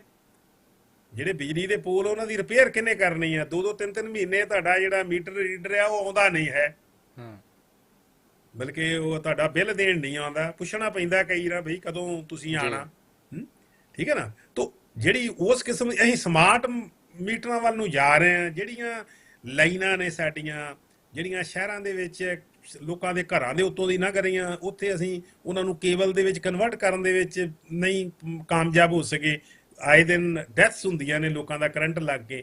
ਸੋ ਜਿਹੜਾ ਬੁਨਿਆਦੀ ਜਿਹੜਾ ਇਨਫਰਾਸਟ੍ਰਕਚਰ ਆ, ਜਿੰਨਾ ਚਿਰ ਤੱਕ ਉਹ ਮਜ਼ਬੂਤ ਨਹੀਂ ਹੁੰਦਾ ਤੇ ਉਹਦੇ ਨਾਲ ਹੀ ਇਹ ਸਾਰੀਆਂ, ਕਿਉਂਕਿ ਜਿਹੜੀਆਂ ਵੱਡਾ ਜਿਹੜਾ ਸਰਮਾਏਦਾਰ ਆ, ਕਾਰਪੋਰੇਟ ਹਾਊਸ ਆ, ਉਹ ਤੇ ਆਪਣਾ ਸਿੱਧੀ ਲਾਈਨ ਕੱਢ ਕੇ ਤੇ ਸਭ ਕੁਝ ਕਰਾ ਲੇਗਾ। ਜਿਹੜੀਆਂ ਛੋਟੀਆਂ ਇਕਾਈਆਂ ਉਹਨਾਂ ਦੇ ਕਈ ਵਾਰ 2-2 ਦਿਨ ਬਿਜਲੀ ਨਹੀਂ ਠੀਕ ਹੁੰਦੀ। ਸੋ ਉਹਨਾਂ ਨੂੰ ਅਸੀਂ ਜਿੰਨੀ ਦੇਰ ਤੱਕ ਇੱਕ ਉਸ ਤਰ੍ਹਾਂ ਦਾ এনवायरमेंट ਪ੍ਰੋਵਾਈਡ ਨਹੀਂ ਕਰਦੇ ਜਿਹਦੇ ਵਿੱਚ ਸਟੇਟ ਦਾ ਇੱਕ ਲੀਡਿੰਗ ਰੋਲ ਹੋਵੇ, ਉਹਨਾਂ ਦੀ ਮਾਰਕੀਟਿੰਗ ਦਾ, ਉਹਨਾਂ ਨੂੰ ਰਾਓ ਮਟੀਰੀਅਲ ਪ੍ਰੋਵਾਈਡ ਕਰਨ ਦਾ, ਉਹਨਾਂ ਨੂੰ ਨਵੀਂ ਟੈਕਨੋਲੋਜੀ ਦੇਣ ਦਾ, ਉਨੀ ਦੇਰ ਤੱਕ ਮੇਰਾ ਖਿਆਲ ਹੈ ਕਿ ਉਹ ਅਸੀਂ ਜਿਹੜੇ ਨਵੇਂ ਹਰ ਸਾਲ ਜਾਂ 2 ਸਾਲਾਂ ਬਾਅਦ ਅਸੀਂ ਪਾਲਿਸੀ ਬਣਾ ਕੇ ਰੱਖ ਦਿੰਦੇ ਆ, ਉਹਦਾ ਕੋਈ ਉਹ ਮੀਨਿੰਗਲੈਸ ਹੈਗੀ ਆ। ਮੀਨਿੰਗਫੁਲ ਤਦ ਉਹ ਹੋਏਗੀ ਜੇ ਅਸੀਂ ਉਹਦੇ ਤੇ ਐਕਟ ਕਰਦੇ ਆ, ਜੇ ਅਸੀਂ ਉਹਦੇ ਤੇ ਇਨਵੈਸਟਮੈਂਟ ਕਰਦੇ ਆ, ਜੇ ਅਸੀਂ ਇਸ ਤਰ੍ਹਾਂ ਦੀਆਂ ਅਸੀਂ ਟੈਕਨੋਲੋਜੀ ਜਿਹੜੀਆਂ ਸਟੇਟ ਲੈਵਲ ਤੇ ਡਿਵੈਲਪ ਕਰਕੇ ਅਸੀਂ ਉਹਨਾਂ ਤੱਕ ਮੁਹੱਈਆ ਕਰਾਉਂਦੇ ਆ ਔਰ ਉਹਨੂੰ ਜਿਹੜਾ ਲਾਗੂ ਕਰਾਉਂਦੇ ਆ, ਫਿਰ ਉਹ ਦੁਨੀਆ ਦੇ ਵਿੱਚ ਜਿਹੜਾ ਜਦੋਂ ਦੇਖੋ ਅਸੀਂ ਜਿਹੜਾ ਫ੍ਰੀ ਟ੍ਰੇਡ ਐਗਰੀਮੈਂਟ ਆ ਯੂਰਪੀਅਨ ਯੂਨੀਅਨ ਦੇ ਨਾਲ, ਉਹ ਤੋਂ ਖੁਸ਼ ਆਂਗੇ ਕਿ ਅਸੀਂ ਦੇਖੋ ਜੀ ਇੱਕ ਆਲਟਰਨੇਟਿਵ ਲੱਭ ਲਿਆ ਕਿ ਇੱਕ ਬਹੁਤ ਦੁਨੀਆ ਦੀ ਵੱਡੀ ਮਾਰਕੀਟ ਆ, ਹਾਈਐਸਟ ਕੰਜ਼ੰਪਸ਼ਨ ਆ ਉਹਨਾਂ ਦੀ ਵਰਲਡ ਦੇ ਵਿੱਚ ਯੂਰਪੀਅਨ ਲੋਕਾਂ ਦੀ। ਤਾਂ ਉਹਦੇ ਵਿੱਚ ਨਾਲ ਖਤਰਾ ਵੀ ਹੈ ਕਿ ਜਦੋਂ ਉਹਨਾਂ ਨੇ ਇੱਥੇ ਐਂਟਰ ਕਰਨਾ, ਉਦੋਂ ਸਾਡੀਆਂ ਇਹ ਜਿਹੜੀਆਂ ਛੋਟੀਆਂ ਇਕਾਈਆਂ ਉਹਨਾਂ ਨੂੰ ਹੋਰ ਖਤਰੇ ਜਿਹੜੇ ਆ ਸਾਹਮਣਾ ਕਰਨਾ ਪੈਣਾ ਕਿ ਉਹਨਾਂ ਨੇ ਕਿਵੇਂ ਕੰਪੀਟ ਕਰਨਾ ਉਹਨਾਂ ਨਾਲ, ਕਿਉਂਕਿ ਉਹਨਾਂ ਦੀਆਂ ਜਿਹੜੀਆਂ ਛੋਟੀਆਂ ਇਕਾਈਆਂ ਉਹਨਾਂ ਦੀ ਵੀ ਟੈਕਨੋਲੋਜੀ ਸਾਡੇ ਨੂੰ ਬਹੁਤ ਜ਼ਿਆਦਾ ਐਡਵਾਂਸ ਆ ਅਜੇ ਕਿ ਉਹਦੇ 'ਚ ਅਸੀਂ ਇੱਕ ਸਰਕਾਰ ਨੇ ਖਿਆਲ ਰੱਖਿਆ, ਚੰਗੀ ਗੱਲ ਆ ਕਿ ਜਿਹੜੀਆਂ ਐਗਰੀਕਲਚਰ ਹੈ, ਡੇਅਰੀ ਪ੍ਰੋਡਕਟਸ ਜਿਹੜੇ ਨੇ ਉਹਨਾਂ ਨੂੰ ਉਹਦੇ ਵਿੱਚ ਅਜੇ ਉਹਨਾਂ ਨੇ ਨਹੀਂ ਸ਼ਾਮਲ ਕੀਤਾ, ਜਿਹੜਾ ਡਿਊਟੀ ਫ੍ਰੀ ਜਾਂ ਟੈਰਿਫ ਫ੍ਰੀ ਮੂਵਮੈਂਟ ਹੋਏਗੀ ਗੁੱਡਸ ਦੀ। ਤੋ ਜਿਹੜਾ ਸਾਡਾ ਹੁਣ ਵੀ ਸਾਡਾ ਸਾਰਾ ਦਾਰੋਮਦਾਰ ਤਾਂ ਅਜੇ ਵੀ ਜਿਹੜਾ ਵਾ ਉਹ ਸਰਵਿਸ ਸੈਕਟਰ ਜਾਂ ਫੋਰਨ ਰਿਮਿਟੈਂਸਿਸ ਦੇ ਨਾਲ ਹੀ ਸਾਡਾ ਜਿਹੜਾ ਕੁਛ ਨਾ ਕੁਛ ਟ੍ਰੇਡ ਡੈਫਿਸਿਟ ਨੂੰ ਜਿਹੜਾ ਸੀਮਤ ਰੱਖਣ ਦੇ ਵਿੱਚ ਰੋਲ ਪਲੇ ਕਰ ਰਿਹਾ। ਜਦੋਂ ਕਿ ਸਾਡਾ ਜਿਹੜਾ ਕਮੋਡਿਟੀ ਟ੍ਰੇਡ ਹੈ, ਜਿਹੜਾ ਸਾਡਾ ਜਿਹੜਾ ਗੁੱਡਸ ਦਾ ਟ੍ਰੇਡ ਆ, ਉਹਦੇ ਵਿੱਚ ਤੇ ਅਸੀਂ ਬਹੁਤ ਵੱਡੇ ਲੈਵਲ ਤੇ ਡੈਫਿਸਿਟ ਆ, ਉਹਨੂੰ ਕੰਪਨਸੇਟ ਸਾਡੀਆਂ ਕਰਦੀਆਂ ਫੋਰਨ ਰਿਮਿਟੈਂਸਿਸ। ਜਿਹੜੇ ਸਾਡੇ ਲੋਕ ਬਾਹਰ ਕੰਮ ਕਰਦੇ ਨੇ ਉਹ ਜਿਹੜੇ ਇੱਥੇ ਪੈਸੇ ਭੇਜਦੇ ਨੇ, ਤੇ ਪਲੱਸ ਜਿਹੜੇ ਸਾਡੇ ਬਾਕੀ ਜਿਹੜੀਆਂ ਸਰਵਿਸਿਜ਼ ਜਿਹੜੀਆਂ ਅਸੀਂ ਇਸ ਵਕਤ, ਕਿਉਂਕਿ ਅਸੀਂ ਇੰਨਾ ਜ਼ਰੂਰ ਸਕਸੈਸਫੁਲ ਹੋਏ ਹਾਂ ਕਿ ਵੱਡੀ ਗਿਣਤੀ ਦੇ ਵਿੱਚ ਭਾਵੇਂ ਲੋਕ ਆਪਣੇ ਲੈਵਲ ਦੇ ਉੱਤੇ ਜਿਹੜੀਆਂ ਬਾਹਰ ਤੋਂ ਆਪਣੀਆਂ ਡਿਗਰੀਆਂ ਕਰਕੇ ਉਹ ਸਰਵਿਸ ਪ੍ਰੋਵਾਈਡਰ ਬਣ ਗਏ, ਉਹ ਵੀ ਸਾਡੇ ਕੋਲ ਇੱਕ ਜਿਹੜੀ ਉਸ ਕਿਸਮ ਦੀ ਜਿਹੜੀ ਆ ਫੋਰਨ ਕਰੰਸੀ ਜਿਹੜੀ ਆ ਕੰਟਰੀ ਦੇ ਵਿੱਚ ਆਂਦੀ ਆ ਤੇ ਜਿਹੜੀ ਸਾਨੂੰ ਕੰਪਨਸੇਟ ਕਰਦੀ ਆ। ਮੈਨੂਫੈਕਚਰਿੰਗ ਸੈਕਟਰ ਦੇ ਵਿੱਚ ਅਸੀਂ ਅੱਜ ਵੀ ਲਗਭਗ ਉੱਥੇ ਹੀ ਖੜੇ ਆ। ਅਸੀਂ ਕਹਿ ਦਿੰਦੇ ਕਿ ਸਾਡੇ ਐਕਸਪੋਰਟ ਵੱਧ ਗਏ, ਠੀਕ ਹੈ ਨਾ, ਪਰ ਐਕਸਪੋਰਟ ਦਾ increase, rate of increase of export ਤੇ rate of increase of import ਨੂੰ ਜਿੰਨਾ ਚਿਰ ਕੰਪੈਰੀਜ਼ਨ ਨਹੀਂ ਕਰਦੇ ਤੇ ਇਹ ਗੱਲ ਕਹਿਣੀ ਫਜ਼ੂਲ ਹੈ ਕਿ ਅਸੀਂ ਸਾਡੇ ਐਕਸਪੋਰਟ ਬਹੁਤ ਵੱਧ ਗਏ। ਜੇ ਸਾਡੇ rate of growth of import is much higher than the export, ਤੇ ਇਹਦਾ ਮਤਲਬ ਹੈਗਾ ਕਿ ਅਸੀਂ ਤਾਂ ਉੱਥੇ ਦੇ ਉੱਥੇ ਹੀ ਖੜੇ ਆ। ਰਾਦਰ ਸਾਡੀ ਜਿਹੜੀ ਸਿਚੁਏਸ਼ਨ ਆ ਉਹ ਪਹਿਲਾਂ ਤੋਂ ਜਿਹੜੀ ਆ ਉਹ ਗੰਭੀਰ ਹੋ ਰਹੀ ਹੈ। ਸੋ ਇਹ ਜਿਹੜੀਆਂ ਜਿਸ ਕਿਸਮ ਦਾ ਮੀਡੀਆ ਦਾ ਰੋਲ ਹੈ ਇਸ ਵਕਤ, ਤਾਂ ਆਫ ਕੋਰਸ ਕਿ ਤੁਸੀਂ ਵੀ ਉਸ ਮੀਡੀਆ ਦਾ ਪਾਰਟ ਜੇ, ਚੰਗੀ ਗੱਲ ਹੈ ਕਿ ਇਸ ਤਰ੍ਹਾਂ ਦੀ ਡਿਸਕਸ਼ਨ ਕਰਦੇ। ਸਾਡੇ ਵਰਗੇ ਉਹਦੇ ਸੱਦਦਾ ਨਹੀਂ ਕੋਈ ਕਿ ਐਵੇਂ ਜਿਹੜੀ ਮੋਦੀ ਸਰਕਾਰ ਨੂੰ ਜਾਂ ਜਿਹੜੀ ਕਾਰਪੋਰੇਟ ਨੂੰ ਜਾਂ ਕੈਪੀਟਲਿਜ਼ਮ ਨੂੰ ਜਿਹੜਾ ਹੈ ਉਹ ਕ੍ਰਿਟਿਸਾਈਜ਼ ਕਰਨਗੇ ਤੇ ਇਹਨਾਂ ਨੂੰ ਦੂਰ ਹੀ ਰੱਖੋ, ਠੀਕ ਹੈ ਨਾ। ਬਹੁਤ ਸਮਾਂ ਪਹਿਲਾਂ ਸਾਡੇ ਕੋਈ ਦੋਸਤ ਸੀਗੇ, ਉਹਨਾਂ ਨੇ ਦੂਰਦਰਸ਼ਨ ਦੇ ਉੱਤੇ 2-3 ਦਿਨਾਂ ਸੱਦ ਲਿਆ ਤੇ ਉਹਨਾਂ ਨੇ ਪਹਿਲਾਂ ਇਹ ਗਾਈਡ ਕਰਨਾ ਕਿ ਯਾਰ ਜ਼ਿਆਦਾ ਤਿੱਖੀ ਗੱਲ ਨਾ ਕਰਿਓ, ਠੀਕ ਹੈ ਨਾ। ਠੀਕ ਹੈ, ਚਲੋ ਚੀਜ਼ਾਂ ਚੱਲਦੀਆਂ ਰਹਿੰਦੀਆਂ ਨੇ, ਦੇਖੋ ਸਾਲ ਦਰ ਸਾਲ ਸਮੇਂ ਦੇ ਨਾਲ ਸਰਕਾਰਾਂ ਦੇ ਨਾਲ ਵੀ ਉਹ ਚੀਜ਼ਾਂ ਚੱਲਦੀਆਂ ਰਹਿੰਦੀਆਂ ਨੇ, ਆਪਾਂ ਸਾਰੇ ਜਾਣਦੇ ਹੀ ਹਾਂ।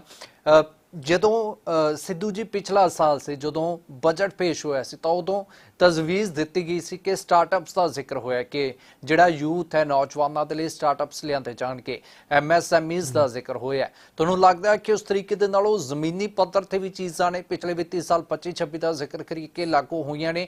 ਕਿਉਂਕਿ ਇਸ ਵਾਰ ਕਿਤੇ ਨਾ ਕਿਤੇ ਕਿਆਸ ਨੇ ਰੇਲਵੇ ਦੇ ਵਿੱਚ ਲੱਗ ਰਹੇ ਨੇ ਕਿ ਵੰਦੇ ਭਾਰਤ ਟ੍ਰੇਨਾਂ ਨੇ ਜਿਹੜੀਆਂ 300 ਦੇ ਕਰੀਬ ਹੋਰ ਜਿਹੜਾ ਰੇਲਵੇ ਦੇ ਵਿੱਚ ਵਿਭਾਗ ਦੇ ਵਿੱਚ ਇਜ਼ਾਫਾ ਕੀਤਾ ਜਾ ਸਕਦਾ ਹੈ। ਅਤੇ ਜਦੋਂ ਪਿਛਲੇ ਪਿਛਲੇ ਸਾਲ ਯੂਥ ਦਾ ਜ਼ਿਕਰ ਹੋਇਆ ਤਾਂ ਲੱਗਦਾ ਹੈ ਕਿ ਸਾਲ ਫੈਕਟਰ ਉਹ ਕਿਤੇ ਨਾ ਕਿਤੇ ਜੈਨਜੀ ਜਨਰੇਸ਼ਨ ਦਾ ਜਿਹੜਾ ਆਪਾਂ ਦੇਖਦੇ ਆ ਰਹੇ ਹਾਂ ਮੁੱਦੇ ਬਣੇ ਹੋਏ ਨੇ ਕਿ ਉਹਨਾਂ ਨੂੰ ਲੈ ਕੇ ਵੀ ਤਜਵੀਜ਼ ਕੋਈ ਨਾ ਕੋਈ ਰੱਖੀ ਜਾ ਸਕਦੀ ਹੈ। ਦੇਖੋ, ਅਗਰ ਉਹਦੇ ਵਿੱਚ ਕੋਈ ਹਾਈਲਾਈਟ ਹੁੰਦੀ ਤੇ ਮੇਰਾ ਖਿਆਲ ਹੈ ਕਿ ਜਿੰਨਾ ਕਿ ਮੈਂ ਦੇਖਿਆ, ਜ਼ਿਆਦਾ ਤਾਂ ਨਹੀਂ ਮੈਂ ਦੇਖ ਸਕਿਆ, ਇਕਨੋਮਿਕ ਸਰਵੇ ਦੇ ਵਿੱਚ ਇਸ ਤਰ੍ਹਾਂ ਦੀ ਕਿਤੇ ਕੋਈ ਜ਼ਿਕਰ ਨਹੀਂ ਕਿ ਅਸੀਂ ਜਿਹੜੇ ਸਟਾਰਟਅਪ ਕੀਤੇ ਸੀ ਉਹਨਾਂ ਦੀ ਪਰਫਾਰਮੈਂਸ ਸਾਡੀ ਬਹੁਤ ਅੱਛੀ ਰਹੀ ਹੈ ਜੀ। ਰਾਦਰ ਇਹ ਹੀ ਕਿਹਾ ਗਿਆ ਕਿ ਜਿਹੜੀਆਂ ਐਸਐਮਈ ਆ, ਕਿਉਂਕਿ ਉਹਦੇ ਨਾਲ ਹੀ ਜੁੜੀਆਂ ਹੋਈਆਂ ਸੀ, ਵੀ ਉਹਦੇ ਵਿੱਚ ਨਿਰਾਸ਼ਾਜਨਕ ਹੀ ਸਿਚੁਏਸ਼ਨ ਹੈ ਕਿ ਉਹਦੇ ਵਿੱਚ ਕੋਈ ਸੁਧਾਰ ਨਹੀਂ ਹੋਇਆ। ਸੋ ਇਸ ਕਰਕੇ ਜੇ ਤਾਂ ਇਹ ਹੁੰਦੀ ਗੱਲ, ਫਿਰ ਤਾਂ ਸਰਕਾਰ ਇਹਨੂੰ ਹਾਈਲਾਈਟ ਕਰਦੀ ਹੈ ਜੇ ਕਿ ਬਹੁਤ ਵੱਡੇ ਲੈਵਲ ਤੇ ਇਹਨੂੰ ਹਾਈਲਾਈਟ ਕੀਤਾ ਗਿਆ ਹੈ ਕਿ ਸਟਾਰਟਅਪ ਤੇ ਮੇਡ ਇਨ ਇੰਡੀਆ ਤੇ ਜੇ ਕਈ ਕੁਝ ਕੀਤਾ ਗਿਆ, ਪਰ ਉਹਦੇ ਜਿਹੜੇ ਰਿਜ਼ਲਟ ਹੈ ਉਹ ਸਾਨੂੰ ਕਿਤੇ ਦਿਸ ਨਹੀਂ ਰਹੇ। ਇਹਦਾ ਮਤਲਬ ਇਹ ਹੈਗਾ ਹੈ ਕਿ ਉਹ ਜ਼ਮੀਨੀ ਲੈਵਲ ਤੇ ਹਕੀਕਤ ਦੇ ਵਿੱਚ ਜੋ ਸਾਡੀਆਂ ਅਸੀਂ ਪਾਲਿਸੀ ਸੀ ਉਹ ਲੋਕਾਂ ਤੱਕ ਨਹੀਂ ਪਹੁੰਚ ਸਕੀਆਂ, ਜਾਂ ਅਸੀਂ ਉਹਨੂੰ ਜਿਹੜੀ ਪ੍ਰੈਕਟੀਕਲ ਸ਼ੇਪ ਦੇਣ ਦੇ ਵਿੱਚ ਨਾਕਾਮਯਾਬ ਰਹੇ ਹਾਂ। ਸੋ ਇਸ ਕਰਕੇ ਉਹਦੇ ਉੱਤੇ ਉਹਨੂੰ ਕੀ ਅਸੀਂ ਇਸ ਗੱਲ ਨੂੰ ਮੰਨਣਾ ਵੀ ਚਾਹੁੰਦੇ ਹਾਂ ਕਿ ਨਹੀਂ। ਪਹਿਲਾਂ ਦੇਖੋ, ਅਸੀਂ ਸੋਧ ਉਹ ਕਰਾਂਗੇ ਜਦੋਂ ਅਸੀਂ ਹਕੀਕਤ ਬਾਰੇ ਜਾਣੂ ਹੋ ਕੇ ਕੋਸ਼ਿਸ਼ ਇਹ ਕਰੀਏ ਕਿ ਯਾਰ ਇਹ ਗੱਲ ਅਸੀਂ ਇੱਥੇ ਸਾਡੀਆਂ ਕਮਜ਼ੋਰੀਆਂ ਰਹੀਆਂ, ਇਹਨਾਂ ਨੂੰ ਦਰੁਸਤ ਕਰੀਏ। ਸੋ ਮੈਨੂੰ ਲੱਗਦਾ ਕਿ ਉਹ ਸਾਡੇ ਅੱਜ ਕੱਲ੍ਹ ਜ਼ਿਹਨ ਦੇ ਵਿੱਚ ਦਰੁਸਤੀ ਵਾਲੀ ਗੱਲ ਹੈ ਨਹੀਂ। ਹਰ ਇੱਕ ਬੰਦਾ ਇਹ ਕਹਿੰਦਾ ਕਿ ਜਿਹੜਾ ਮੈਂ ਰਾਤ ਨੂੰ ਸੁਪਨਾ ਲੈ ਲਿਆ, ਜਿਵੇਂ ਟਰੰਪ ਰਾਤ ਨੂੰ ਸੁਪਨਾ ਲੈਂਦਾ, ਸਵੇਰ ਨੂੰ ਉਹ ਜਾਂ 50% ਤੋਂ 100% ਕਰ ਦਿੰਦਾ, ਜਾਂ 25% ਤੋਂ 50% ਟੈਰਿਫ ਕਰ ਦਿੰਦਾ, ਜਾਂ ਕਿਹਨੂੰ ਵੀਜ਼ਾ ਦੇਣਾ ਕਿਹਨੂੰ ਰੋਕਣਾ। ਸੋ ਉਸ ਤਰ੍ਹਾਂ ਦਾ ਹੀ ਸੁਭਾਅ ਸਾਡਾ ਬਣ ਚੁੱਕਾ।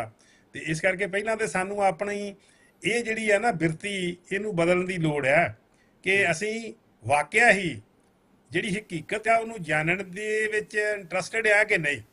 ਜਿੰਨੀ ਦੇਰ ਤੱਕ ਅਸੀਂ ਜੋ ਸਾਡੀਆਂ ਕਮਜ਼ੋਰੀਆਂ ਨੇ, ਜੋ ਸਾਡੀਆਂ ਸੋਸਾਇਟੀ ਦੇ ਵਿੱਚ ਮੁਸ਼ਕਲਾਂ ਨੇ, ਉਹਨਾਂ ਨੂੰ ਜਾਣਨ ਦੀ ਕੋਸ਼ਿਸ਼ ਨਹੀਂ ਕਰਦੇ, ਉਨੀ ਦੇਰ ਤੱਕ ਮੇਰਾ ਖਿਆਲ ਕਿ ਉਹਦਾ ਹੱਲ ਨਹੀਂ ਕੱਢਿਆ ਜਾ ਸਕਦਾ ਤੇ ਨਾ ਚੰਗੇ ਜਿਹੜੇ ਰਿਜ਼ਲਟ ਆਉਣ ਦੀ ਸੰਭਾਵਨਾ ਹੁੰਦੀ ਹੈ।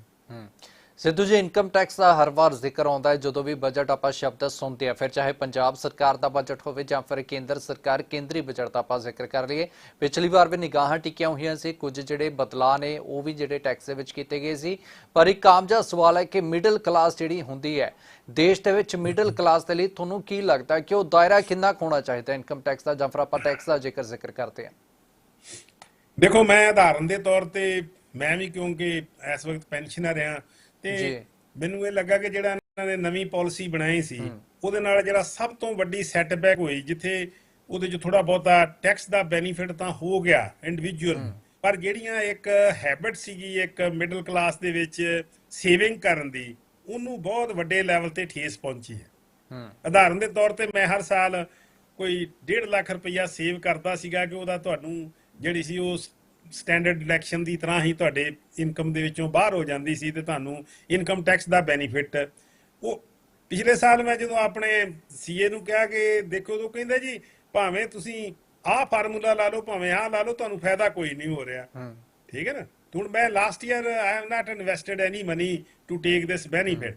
ਠੀਕ ਹੈ ਨਾ। ਸੋ ਇੱਕ ਤਾਂ ਇਹ ਹੈਗਾ ਕਿ ਜਦੋਂ ਅਸੀਂ ਇੰਨੇ ਜ਼ਿਆਦਾ ਡਿਪੈਂਡੈਂਟ ਹੋ ਰਹੇ ਹਾਂ ਫੋਰਨ ਬੋਰੋਇੰਗਸ ਦੇ ਉੱਤੇ ਤੇ ਜਿਹੜੀਆਂ ਡੋਮੈਸਟਿਕ ਬੋਰੋਇੰਗ ਆ ਉਹਨਾਂ ਦੇ ਉੱਤੇ, ਜਿਹੜਾ ਇਹ ਪੈਸਾ ਹੁੰਦਾ ਸੀਗਾ ਡੋਮੈਸਟਿਕ ਸੇਵਿੰਗ ਦਾ ਥਰੂ ਸੇਵਿੰਗ ਬੈਂਕ ਅਕਾਊਂਟ ਹੈ, ਪੋਸਟ ਆਫਿਸ, ਉਹ ਜਿਹੜਾ ਹੈ ਉਹ ਦੇਸ਼ ਦੀ ਆਰਥਿਕਤਾ ਵਾਸਤੇ ਬਹੁਤ ਮਜ਼ਬੂਤੀ ਦਿੰਦਾ ਹੈ।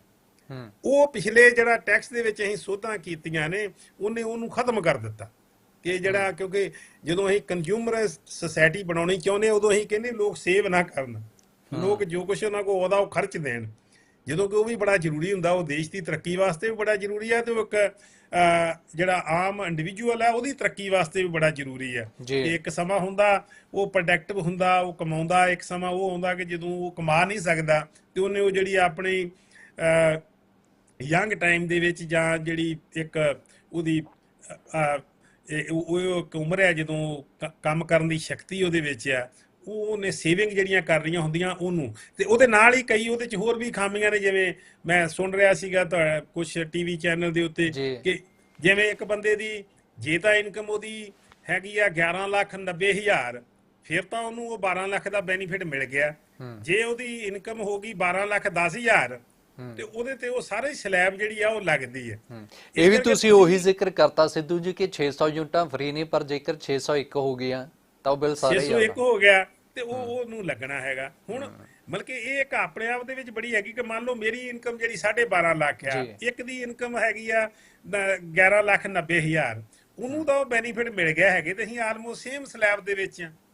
ਤੇ ਮੈਨੂੰ ਰਗੜਾ ਲੱਗ ਗਿਆ ਕਿ ਮੈਂ ਉਹ ਜਿਹੜਾ ਟੈਕਸ ਆ ਮੈਨੂੰ ਤਾਂ ਉਹ ਦੇਣਾ ਪੈਗਾ, ਕਿਉਂਕਿ ਮੇਰੀ ਤੇ ਇਨਕਮ 12 ਲੱਖ ਦੇ ਉੱਤੋਂ ਜਿਹੜੀ ਹੋ ਗਈ ਆ, ਜਾਂ ਮੈਂ ਜਿਹੜੀ ਹੈਗੀ ਆ ਉਹਦੇ ਲਈ ਕੋਈ ਹੋਰ ਹੱਥ ਕੰਡਾ। ਪਹਿਲੀ ਗੱਲ ਤੇ ਜਿਹੜਾ ਖਾਸ ਤੌਰ ਤੇ ਹੈਗਾ ਸੈਲਰੀਡ ਪਰਸਨ ਆ ਜਾਂ ਪੈਨਸ਼ਨਰ ਆ ਜਾਂ ਦੂਜਾ, ਉਹਦਾ ਆਪਣੀ ਇਨਕਮ ਨਹੀਂ ਨਾ ਕਿਤੇ ਵੀ ਲਾਂਭੇ ਕਰ ਸਕਦਾ।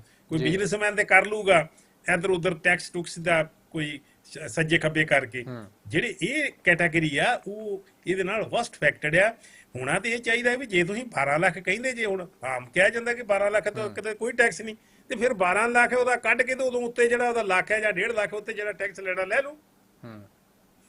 ਇਹ ਸੋਧ ਹੁੰਦੀ ਕਿ ਨਹੀਂ ਹੁੰਦੀ ਲੋਕਾਂ ਦੀ, ਇਸ ਗੱਲ ਦੇ ਉੱਤੇ ਵੀ ਜਿਹੜੀ ਆ ਨਿਗਾਹ ਹੋਏਗੀ, ਕਿਉਂਕਿ ਇਹ ਇੱਕ ਉਹ ਸੈਕਸ਼ਨ ਹੈ ਜਿਨ੍ਹਾਂ ਕੋਲ ਬਹੁਤ ਲਿਮਟਿਡ ਰਿਸੋਰਸਿਸ ਨੇ। ਬਿਲਕੁਲ। ਤੇ ਲਿਮਟਿਡ ਰਿਸੋਰਸਿਸ ਵਾਲਿਆਂ ਨੂੰ ਅਗਰ ਅਸੀਂ ਜ਼ਿਆਦਾ ਰਗੜਾ ਫੇਰਾਂਗੇ ਤੇ ਅਸੀਂ ਬਹੁਤੀ ਤਰੱਕੀ ਨਹੀਂ, ਉਹਦੇ ਨਾਲ ਜਿਹੜਾ ਲੋਕਾਂ ਦਾ ਕੰਜ਼ੰਪਸ਼ਨ ਲੈਵਲ ਵੀ ਥੱਲੇ ਹੁੰਦਾ, ਉਹਨਾਂ ਦੀਆਂ ਮੁਸ਼ਕਲਾਂ ਵੀ ਜਿਹੜੀਆਂ ਉਹ ਵੱਧਦੀਆਂ ਨੇ। ਜਿਹੜੀਆਂ ਸਿਹਤ ਸਹੂਲਤਾਂ ਦੇ ਉੱਤੇ, ਹੈਲਥ ਦੇ ਉੱਤੇ ਕਿੰਨਾ ਐਕਸਪੈਂਡੀਚਰ ਹੁੰਦਾ, ਇਹ ਇੱਕ ਦੇਖਣ ਵਾਲੀ ਗੱਲ ਹੋਏਗੀ।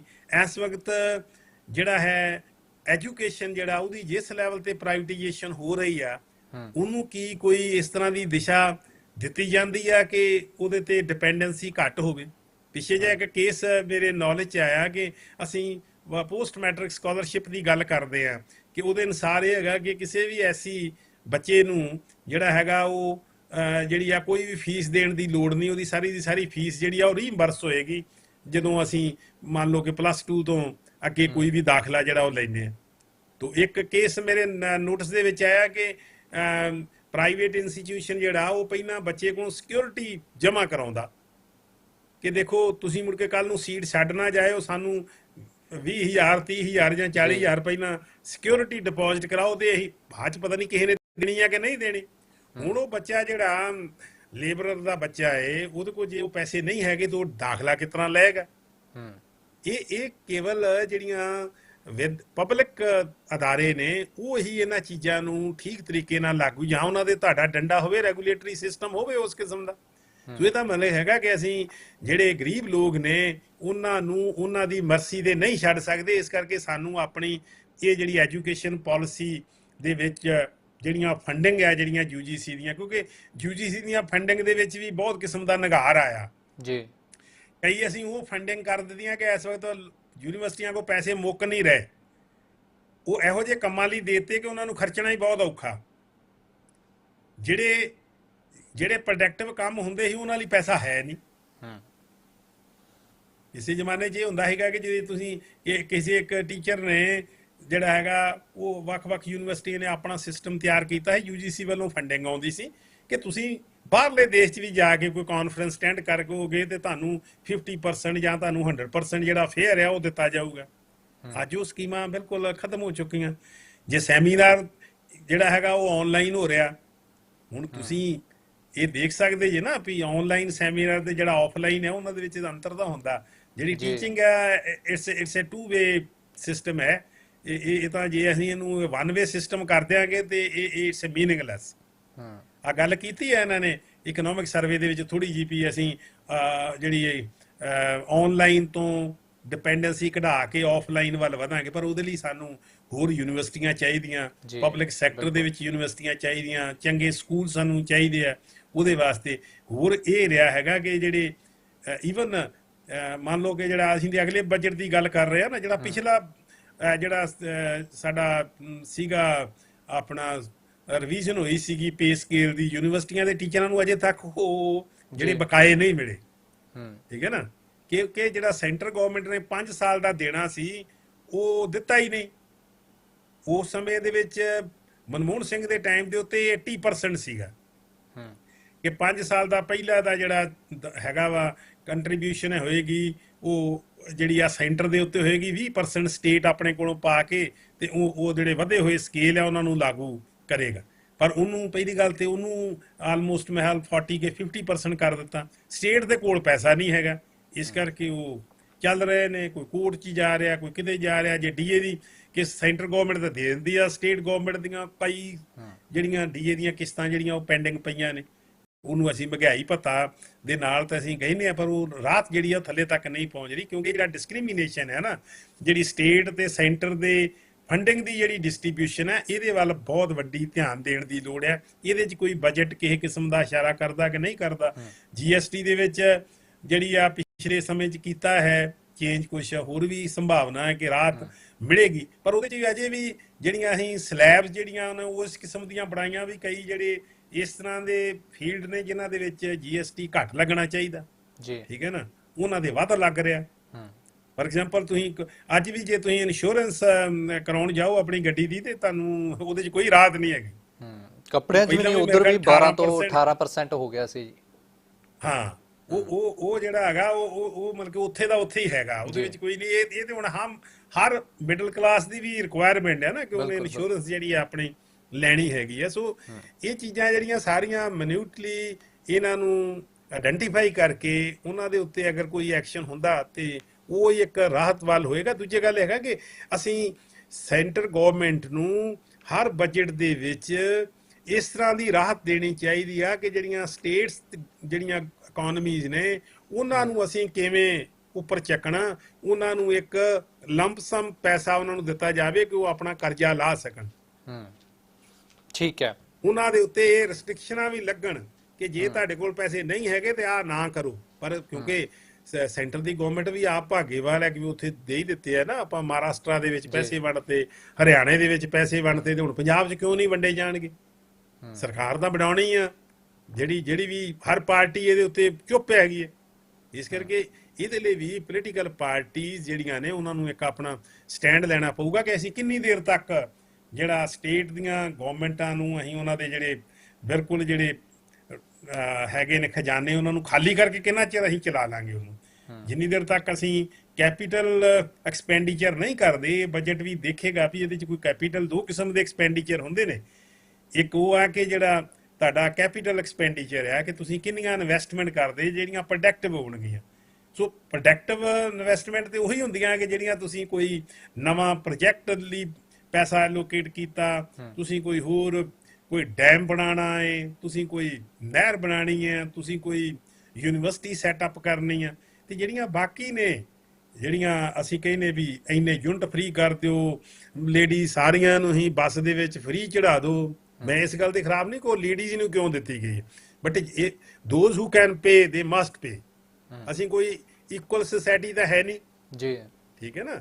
ਜੇ ਕੋਈ 1.5 ਲੱਖ ਰੁਪਈਆ ਤਨਖਾਹ ਲੈ ਰਿਹਾ ਤੇ ਉਹਨੂੰ ਟਿਕਟ ਦੇਣੀ ਚਾਹੀਦੀ ਹੈ। PRTC ਵਾਲੇ ਵਿਚਾਰੇ ਰੋਜ਼ ਬੱਸ ਵਾਲੇ ਰੋਜ਼ ਸਟ੍ਰਾਈਕ ਕਰਦੇ ਆ ਕਿ ਸਾਨੂੰ ਪੱਕਿਆਂ ਕਰ ਦਿਓ ਜਾਂ ਸਾਨੂੰ ਕਮ ਸੇ ਕਮ ਇੱਕ ਮਿਨੀਮਮ ਤਨਖਾਹ ਦੇ ਦਿਓ, ਉਹ ਦੇ ਨਹੀਂ ਰਹੇ। ਬੱਸਾਂ ਉਹੀ ਚਲਾਉਂਦੇ ਨੇ ਜਿਹੜੀ ਸਰਕਾਰ ਦੀ ਪਾਲਿਸੀ ਆ ਕਿ ਫ੍ਰੀ ਬੱਸ ਸਰਵਿਸ ਆ। ਮੈਂ 2-3 ਵਾਰ ਵਾਚ ਕੀਤਾ ਹੈ ਕਿ ਜਿਹੜੀ ਪ੍ਰਾਈਵੇਟ ਬੱਸ ਜਾ ਰਹੀ ਆ ਉਹਦੇ ਸਾਰੇ ਮੇਲ ਮੈਂਬਰ ਨੇ। ਅਗਲਾ ਕਹਿੰਦਾ ਮੈਂ ਉਹ ਬੱਸ ਥੋੜੀ ਜਿਹੀ ਹੋ ਸਕਦਾ ਉਹਦੇ ਨਾਲ ਬਿਹਤਰ ਵੀ ਹੋਵੇ ਵੀ ਮੈਂ ਜੇ ਪੈਸੇ ਹੀ ਦੇਣੇ ਤੇ ਫਿਰ ਮੈਂ ਸਟੇਟ ਦੀ ਬੱਸ 'ਚ ਕਿਉਂ ਚੜ੍ਹਾਂ।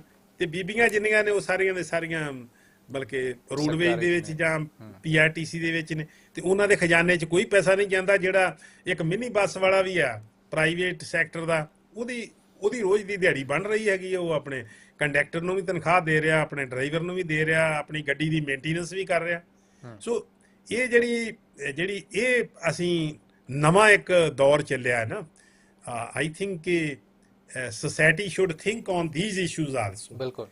ਔਰ ਸਾਡੀ ਜਿਹੜੇ ਮੀਡੀਆ ਉਹਦਾ ਵੀ ਰੋਲ ਬਣਦਾ ਹੈ ਕਿ ਬਜਾਏ ਅਸੀਂ ਇਹ ਐਡਵਰਟਾਈਜ਼ਮੈਂਟਾਂ ਜਿਹੜੀਆਂ ਬਾਰ-ਬਾਰ CM ਮਾਨ ਦੀਆਂ ਦਿਖਾਈ ਜਾਈਏ ਜੀ ਆਹ ਵੀ ਫ੍ਰੀ ਹੋ ਗਿਆ, ਆਹ ਵੀ ਫ੍ਰੀ ਹੋ ਗਿਆ, ਪਰ ਕੀ ਪੈਸਾ ਹੈਗਾ ਸਟੇਟ ਦੇ ਕੋਲ? ਤੇ ਸੈਂਟਰ ਗਵਰਨਮੈਂਟ ਨੂੰ ਇੱਕ ਇਹਦੇ ਤੇ ਆਪੋਜੀਸ਼ਨ ਪਾਰਟੀਜ਼ ਨੂੰ ਵੀ ਨਾਲ ਲੈ ਕੇ ਇੱਕ ਕੋਈ ਨਾ ਕੋਈ ਪਾਲਿਸੀ ਬਣਾਉਣੀ ਚਾਹੀਦੀ ਆ ਕਿ ਅਸੀਂ ਕਿਵੇਂ ਇਹ ਜਿਹੜੀਆਂ ਆਪਣਾ ਉਹਨਾਂ ਦਾ ਸਰਵੇ ਕਹਿ ਰਿਹਾ ਕਿ 18 ਸਟੇਟਸ ਦੇ ਵਿੱਚੋਂ ਜਿਹੜਾ ਹੈਗਾ ਉਹ ਵੇਖੋ ਹੌਲੀ ਹੌਲੀ ਕੀ ਹੋਇਆ ਕਿ 19 ਤੋਂ 25 ਤੱਕ 18 ਸਟੇਟਸ ਜਿਹੜੀਆਂ ਉਹਨਾਂ ਦੀ ਰੈਵੀਨੇਸ਼ਨ ਦੇ ਵਿੱਚ ਡਿਟੀਰੀਓਰੇਸ਼ਨ ਹੋਈ ਆ ਰੈਵਨਿਊ ਬੈਲੈਂਸ ਦੇ ਵਿੱਚ, ਜਿਨ੍ਹਾਂ ਵਿੱਚੋਂ 10 ਜਿਹੜੀਆਂ ਉਹ ਰੈਵਨਿਊ ਡੈਫਿਸਿਟ ਸਰਪਲਸ ਸੀਗੀਆਂ। ਜੀ। ਉਹ ਰੈਵਨਿਊ ਸਰਪਲਸ ਸੀਗੀਆਂ, ਹੁਣ ਉਹ ਡੈਫਿਸਿਟ 'ਚ ਚਲੇ ਗਈਆਂ ਇਹਨਾਂ ਜਿਹੜੀਆਂ ਸਾਲਾਂ ਦੇ ਵਿੱਚ, 5-6 ਸਾਲਾਂ ਦੇ ਵਿੱਚ। ਇਸੇ ਤਰ੍ਹਾਂ ਉਹਨਾਂ 'ਚੋਂ 3 ਸਟੇਟਸ ਜਿਹੜੀਆਂ ਉਹ ਮਸਾਂ ਮੈਨੇਜ ਕਰ ਸਕੀਆਂ ਕਿ ਅਸੀਂ ਰੈਵਨਿਊ ਸਰਪਲਸ ਰਹੀਏ, ਨੇੜੇ ਤੇੜੇ ਨੇ। ਤੇ ਇਸੇ ਤਰ੍ਹਾਂ ਜਿਹੜੀਆਂ ਨੇ ਉਹ ਜਿਹੜੀ ਹੈਗੀ ਆ ਓਵਰਆਲ ਜਿਹੜੀਆਂ ਆਲਮੋਸਟ ਮੋਰ ਦੈਨ 50% ਜਿਹੜੀਆਂ ਸਾਡੀਆਂ ਕੰਟਰੀ ਦੀਆਂ ਸਟੇਟਸ ਨੇ ਉਹ ਰੈਵਨਿਊ ਡੈਫਿਸਿਟ ਹੋ ਚੁੱਕੀਆਂ, ਔਰ ਉਹਨਾਂ ਦੀ ਡਿਟੀਰੀਓਰੇਸ਼ਨ ਹੋਈ ਹੈ ਈਅਰ ਟੂ ਈਅਰ ਉਹਨਾਂ ਦੇ ਰੈਵਨਿਊ ਦੇ ਵਿੱਚ, ਕਿ ਉਹਨਾਂ ਦਾ ਰੈਵਨਿਊ ਘਟ ਰਿਹਾ ਔਰ ਉਹਨਾਂ ਦਾ ਐਕਸਪੈਂਡੀਚਰ ਜਿਹੜਾ ਔਨ ਰੈਵਨਿਊ ਅਕਾਊਂਟ ਉਹ ਵੱਧ ਰਿਹਾ ਹੈਗਾ। ਇਸ ਕਰਕੇ ਉਹਦੇ ਵਾਸਤੇ ਬਜਟ ਦੇ ਵਿੱਚ ਕੀ ਕੋਈ ਦਿੱਤੀ ਜਾਂਦੀ ਕਿ ਸਟੇਟ ਨੂੰ ਕਿਵੇਂ ਬਚਾਉਣਾ ਇਸ ਗੱਲ ਦੇ ਉੱਤੋਂ ਕਿ ਉਹਨਾਂ ਦੇ ਕੋਲ ਕੁਛ ਨਾ ਕੁਛ ਸਰਪਲਸ ਜਨਰੇਟ ਵੀ ਹੋਵੇ, ਭਾਵੇਂ ਉਹ ਪੈਸਾ ਸਿਰਫ ਤੇ ਸਿਰਫ ਕੈਪੀਟਲ ਐਕਸਪੈਂਡੀਚਰ ਲਈ ਦਿੱਤਾ ਜਾਵੇ। ਆਹ ਜਿਹੜੇ ਪ੍ਰੋਜੈਕਟ ਨੇ ਸਟੇਟ ਦੇ, ਜਿਹੜੇ ਆ ਸੂਬੇ ਦੀ ਇਕਨੋਮੀ ਨੂੰ ਮਜ਼ਬੂਤ ਕਰਨ ਦੇ ਵਿੱਚ ਰੋਲ ਪਲੇ ਕਰਨਗੇ, ਉਹਨਾਂ ਦੇ ਉੱਤੇ ਇੱਕ ਸਪੈਸ਼ਲ ਜਿਹੜੀ ਫੰਡਿੰਗ ਆ ਉਹਨੂੰ ਸਾਨੂੰ ਕਰਨਾ ਪਏਗਾ, ਨਹੀਂ ਤਾਂ ਫਿਰ ਹੌਲੀ ਹੌਲੀ ਜਿਹੜਾ ਹੈਗਾ ਉਹ ਇਹਦੇ ਵਿੱਚ ਹੋਰ ਡਿਟੀਰੀਓਰੇਸ਼ਨ ਜਿਹੜੀ ਹੋਏਗੀ। ਠੀਕ ਹੈ ਸਿੱਧੂ ਜੀ, 3-4 ਮਿੰਟਾਂ ਦਾ ਸਮਾਂ ਬਾਕੀ ਹੈ, ਤੁਸੀਂ ਵੀ ਨਿਗਾਹਾਂ ਬਣਾ ਕੇ ਰੱਖੋ ਕਿ ਕੀ ਕੁਝ ਕੇਂਦਰੀ ਬਜਟ ਦੇ ਵਿੱਚ ਨਿਕਲ ਕੇ ਸਾਹਮਣੇ ਆਵੇਗਾ। ਫਿਲਹਾਲ ਦੇ ਲਈ ਬਹੁਤ ਬਹੁਤ ਧੰਨਵਾਦ ਤੁਹਾਡਾ, ਬਹੁਤ ਬਹੁਤ ਸ਼ੁਕਰੀਆ ਕਿ ਕਿਸ ਤਰੀਕੇ ਦੇ ਨਾਲ ਤੁਸੀਂ ਚਾਨਣਾ ਪਾਈ ਹੈ ਸਾਰੇ ਬਜਟ ਨੂੰ ਲੈ ਕੇ, ਅਤੇ ਲੋੜੀਂਦਾ ਚੀਜ਼ਾਂ ਵੀ ਦੱਸੀਆਂ ਨੇ ਕਿ ਕੀ ਕੁਝ ਦੇਸ਼ ਨੂੰ ਚਾਹੀਦਾ ਇਸ ਸਮੇਂ। ਤਾਂ ਕੀਮਤੀ ਸਮਾਂ ਤੁਸੀਂ ਆਪਣਾ ਕੱਢਿਆ, ਤੁਹਾਡਾ ਬਹੁਤ ਬਹੁਤ ਧੰਨਵਾਦ, ਬਹੁਤ ਬਹੁਤ ਸ਼ੁਕਰੀਆ। ਥੈਂਕ ਯੂ ਜੀ, ਬਹੁਤ ਬਹੁਤ ਧੰਨਵਾਦ ਜੀ ਤੁਹਾਡਾ। ਸੋ ਇਹ ਸੀ ਅਮਰਜੀਤ ਸਿੰਘ ਸਿੱਧੂ, ਜੋ ਕਿ ਅਰਥ ਸ਼ਾਸਤਰੀ ਨੇ, ਸਾਬਕਾ ਪ੍ਰੋਫੈਸਰ ਨੇ, ਜਿਨ੍ਹਾਂ ਦੇ ਵੱਲੋਂ ਵਿਸਥਾਰ ਦੇ ਨਾਲ ਚਾਨਣਾ ਪਾਈ ਗਈ ਹੈ ਕੇਂਦਰੀ ਬਜਟ ਨੂੰ ਲੈ ਕੇ। ਪਰ 2-3 ਮਿੰਟਾਂ ਦਾ ਸਮਾਂ ਬਾਕੀ, ਉਸ ਤੋਂ ਬਾਅਦ ਕੇਂਦਰੀ ਵਿੱਤ ਮੰਤਰੀ ਨਿਰਮਲਾ ਸੀਤਾਰਮਣ ਹੋਣਾ ਦੇ ਵੱਲੋਂ ਜਿਹੜਾ ਬਜਟ ਹੈ 9ਵੀਂ ਵਾਰ ਪੇਸ਼ ਕੀਤਾ ਜਾਵੇਗਾ। ਠੀਕ 11 ਵਜੇ ਦਾ ਸਮਾਂ, ਹਾਲਾਂਕਿ ਉਸ ਤੋਂ ਪਹਿਲਾਂ ਜ਼ਿਕਰ ਦੇਖੀਏ ਤਾਂ ਸ਼ਾਮ ਦੇ ਸਮੇਂ 1999 ਤੱਕ ਜਿਹੜਾ ਬਜਟ ਪੇਸ਼ ਹੁੰਦਾ ਰਿਹਾ ਸੀ। ਜਦੋਂ ਵੀ ਦੇਸ਼ ਦੇ ਵਿੱਚ ਕੇਂਦਰੀ ਬਜਟ ਦਾ ਜ਼ਿਕਰ ਆਉਂਦਾ ਸੀ ਤਾਂ ਸ਼ਾਮ ਦੇ ਸਮੇਂ ਜਿਹੜਾ ਸੰਸਦ ਦੇ ਅੰਦਰ ਉਹ ਜਿਹੜਾ ਪੇਸ਼ ਹੁੰਦਾ ਸੀ ਅਤੇ ਸਾਰੇ ਹੀ ਦੇਸ਼ਵਾਸੀ ਉਸ ਨੂੰ ਧਿਆਨ ਦੇ ਨਾਲ ਸੁਣਦੇ ਸੀ। ਪਰ ਉਸ ਦਾ ਕਾਰਨ ਸੀ ਕਿ ਬ੍ਰਿਟਿਸ਼ ਰਾਜ ਤੋਂ ਇਹ ਸਮਾਂ ਨਿਰਧਾਰਿਤ ਕੀਤਾ ਹੋਇਆ ਸੀ। ਬ੍ਰਿਟਿਸ਼ ਰਾਜ ਤੋਂ ਹੀ ਜਦੋਂ ਤੋਂ ਬਜਟ ਪੇਸ਼ ਹੋਣ ਲੱਗਿਆ ਤਾਂ ਉਸ ਤੋਂ ਬਾਅਦ ਇਹ ਸਮਾਂ ਰੱਖਿਆ ਗਿਆ, ਪਰ 1999 ਦੇ ਵਿੱਚ ਬਦਲਾਅ ਕਰ ਦਿੱਤਾ ਜਾਂਦਾ ਹੈ, ਜਿਸ ਤੋਂ ਬਾਅਦ ਠੀਕ 11 ਵਜੇ ਦੇਸ਼ ਦਾ ਬਜਟ ਹੈ ਉਹ ਪੇਸ਼ ਕੀਤਾ ਜਾਂਦਾ ਹੈ। 2025-2026 ਦੇ ਲਈ ਵੀ ਬਜਟ ਪੇਸ਼ ਹੋਇਆ ਅਤੇ ਉਸੇ ਸਮੇਂ ਵੀ ਬਹੁਤ ਸਾਰੇ ਵਰਗ ਸੀ, ਬਹੁਤ ਸਾਰੇ ਵਿਭਾਗ ਸੀ, ਡਿਪਾਰਟਮੈਂਟ ਸੀ, ਜਿਨ੍ਹਾਂ ਦੇ ਵੱਲੋਂ ਆਸਾਂ ਉਮੀਦਾਂ ਰੱਖੀਆਂ ਗਈਆਂ ਸੀ। ਕੋਈ ਖੁਸ਼ ਨਜ਼ਰ ਆਇਆ ਤਾਂ ਕਿਸੇ ਦੇ ਵੱਲੋਂ ਆਖਿਆ ਗਿਆ ਕਿ ਸਾਡੇ ਵਰਗ ਦੇ ਲਈ ਤਾਂ ਸਰਕਾਰ ਦੇ ਵੱਲੋਂ ਕੁਝ ਲਿਆਂਦਾ ਹੀ ਨਹੀਂ ਗਿਆ। ਪਰ ਹੁਣ ਵਿੱਤੀ ਸਾਲ 2026 ਤੇ ਜਦੋਂ 27 ਦਾ ਜ਼ਿਕਰ ਹੋ ਰਿਹਾ ਤਾਂ ਇਸ ਦੇ ਵਿੱਚ ਦੇਖਣਾ ਹੋਵੇਗਾ ਕਿ ਕੇਂਦਰੀ ਵਿੱਤ ਮੰਤਰੀ ਨਿਰਮਲਾ ਸੀਤਾਰਮਣ, ਜੋ ਕਿ ਆਪਣੇ ਆਪ ਦੇ ਵਿੱਚ ਕੰਟੀਨਿਊਸਲੀ ਜਿਹੜਾ ਬਜਟ ਪੇਸ਼ ਕਰ ਰਹੇ ਨੇ, ਪਿਛਲੇ ਸਾਲ ਵੀ ਜਦੋਂ ਉਹਨਾਂ ਦੇ ਵੱਲੋਂ 8ਵੀਂ ਵਾਰ 2025 ਦੇ ਵਿੱਚ ਬਜਟ ਪੇਸ਼ ਕੀਤਾ ਗਿਆ ਸੀ ਤਾਂ ਉਦੋਂ ਵੀ ਆਪਣੇ ਆਪ ਦੇ ਵਿੱਚ ਇਤਿਹਾਸ ਸੀ ਕਿ ਕੰਟੀਨਿਊਸਲੀ ਲਗਾਤਾਰ ਉਹਨਾਂ ਨੇ 8ਵੀਂ ਵਾਰ ਜਿਹੜਾ ਦੇਸ਼ ਦਾ ਬਜਟ ਪੇਸ਼ ਕੀਤਾ ਹੈ। ਤਾਂ ਲਾਜ਼ਮੀ ਜੀ ਗੱਲ ਹੈ, ਜੇਕਰ 8ਵੀਂ ਵਾਰ ਦੇ ਵਿੱਚ ਉਹਨਾਂ ਨੇ ਇਤਿਹਾਸ ਸਿਰਜਿਆ, ਰਿਕਾਰਡ ਬਣਾਇਆ, ਤਾਂ 9ਵੀਂ ਵਾਰ ਜਦੋਂ 2026 ਦੇ ਵਿੱਚ ਆ ਕੇ ਵੀ ਕੰਟੀਨਿਊਸਲੀ ਲਗਾਤਾਰ ਉਹਨਾਂ ਦੇ ਵੱਲੋਂ ਬਜਟ ਪੇਸ਼ ਕੀਤਾ ਜਾਵੇਗਾ ਚੰਦ ਕੁ ਮਿੰਟਾਂ ਤੋਂ ਬਾਅਦ, ਤਾਂ ਉਹ ਵੀ ਆਪਣੇ ਆਪ ਦੇ ਵਿੱਚ ਇੱਕ ਉਹਨਾਂ ਦੇ ਲਈ ਵੀ ਵੱਡੀ ਗੱਲ ਹੈ। ਪਰ 9ਵੀਂ ਵਾਰ ਜਦੋਂ ਬਜਟ ਪੇਸ਼ ਕਰਨਗੇ, ਕਿੰਨਾ ਕਿਸ ਕੇਂਦਰ ਦੇ ਪਿਟਾਰੇ ਦੇ ਵਿੱਚੋਂ ਕੀ ਕੁਝ ਕਹਿ ਲਈਏ ਕਿ ਨਿਕਲ ਕੇ ਸਾਹਮਣੇ ਆਵੇਗਾ। ਜਿਵੇਂ ਸ਼ੁਰੂਆਤ ਦੇ ਵਿੱਚ ਵੀ ਮੈਂ ਜ਼ਿਕਰ ਕੀਤਾ ਸੀ ਕਿ ਇਹ ਵੀ ਪਹਿਲੀ ਵਾਰ ਹੋਇਆ ਦੇਸ਼ ਦੇ ਇਤਿਹਾਸ ਦੇ ਵਿੱਚ ਕਿ ਛੁੱਟੀ ਵਾਲੇ ਦਿਨ, ਯਾਨੀ ਕਿ ਐਤਵਾਰ ਦੇ ਦਿਨ ਮੌਕੇ ਜਿਹੜਾ ਕੇਂਦਰੀ ਬਜਟ ਉਹ ਪੇਸ਼ ਕੀਤਾ ਜਾ ਰਿਹਾ 1 ਫਰਵਰੀ ਨੂੰ। ਹਾਲਾਂਕਿ ਇਸ ਤੋਂ ਪਹਿਲਾਂ ਤਰੀਕ ਵੀ ਬਦਲੀ ਗਈ ਸੀ, ਜਦੋਂ ਪਿਛਲੀਆਂ ਸਮੇਂ ਦਾ ਆਪਾਂ ਜ਼ਿਕਰ ਕਰਦੇ ਹਾਂ, ਪਿਛਲੇ ਕਈ ਦਹਾਕਿਆਂ ਦਾ ਜ਼ਿਕਰ ਕਰਦੇ ਹਾਂ, ਪਰ ਉਸ ਤੋਂ ਬਾਅਦ ਤਰੀਕ ਵੀ ਨਿਰਧਾਰਿਤ ਕਰ ਦਿੱਤੀ ਗਈ ਕਿ 1 ਫਰਵਰੀ ਨੂੰ ਹੀ ਜਿਹੜਾ ਦੇਸ਼ ਦਾ ਬਜਟ ਹੈ ਉਹ ਪੇਸ਼ ਹੋਵੇਗਾ, ਕਿਉਂਕਿ ਅਪ੍ਰੈਲ ਮਹੀਨੇ ਤੋਂ ਲੈ ਕੇ ਅਗਲੇ ਸਾਲ ਦੇ ਮਾਰਚ ਤੱਕ ਦਾ ਜਿਹੜਾ ਇਹ ਸਾਰਾ ਲੇਖਾ ਜੋਖਾ, ਸਾਰਾ ਇਹ ਜਿਹੜਾ ਬਜਟ ਹੁੰਦਾ ਹੈ।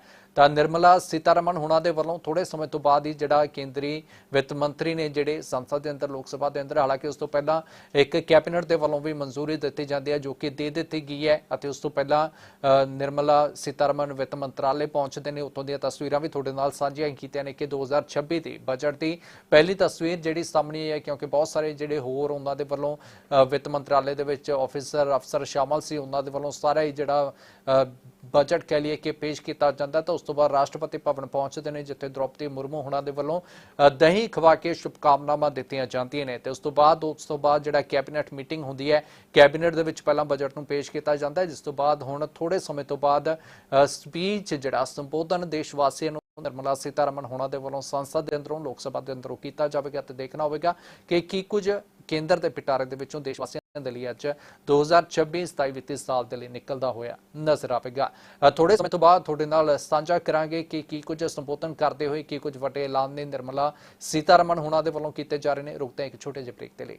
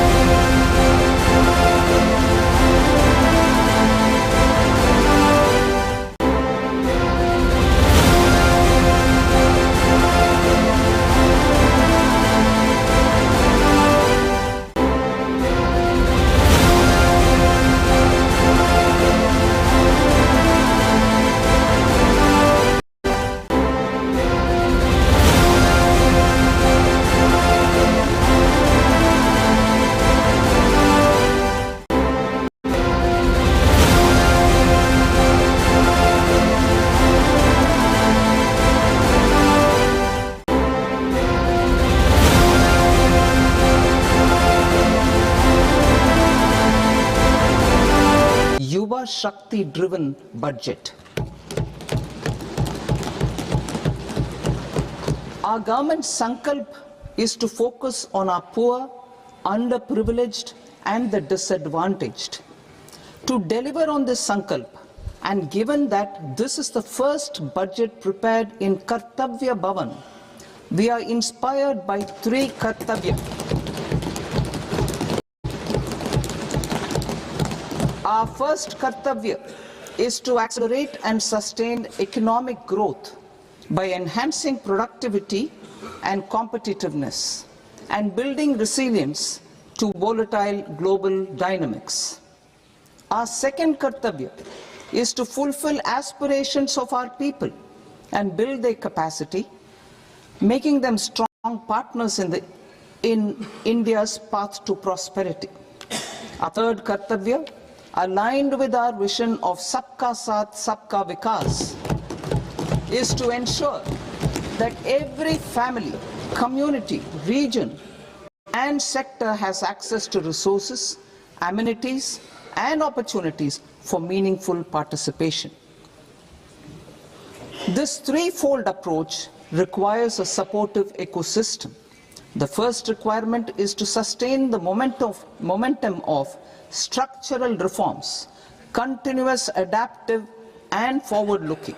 Second, a robust and resilient financial sector is central to mobilizing savings, allocating capital efficiently and managing risks.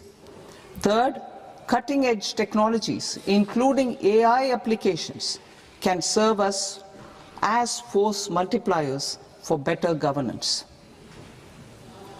Reform Express. Our government has undertaken comprehensive reforms towards creating employment, boosting productivity and accelerating growth. After the Prime Minister's announcement on Independence Day in 2025, over 350 reforms have been rolled out. This includes GST simplification, notification of labor codes, and rationalization of mandatory quality control orders.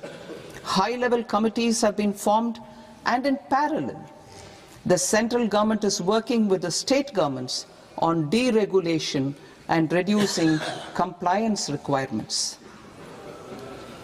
The Reform Express is well on its way and will maintain its momentum to help us fulfill our Kartavya. I now move to specific proposals. Under our first Kartavya, to accelerate and sustain economic growth, I propose interventions in 6 areas. 1. Scaling up manufacturing in 7 strategic and frontier sectors. 2. Rejuvenating legacy industrial sectors. 3. Creating champion MSMEs. 4. Delivering a powerful push for infrastructure. 5. Ensuring long-term security and stability. And 6. Developing city economic regions. Scaling up of manufacturing in 7 strategic and frontier sectors. Biopharma Shakti, meaning biopharma strategy for health advancement through knowledge, technology and innovation.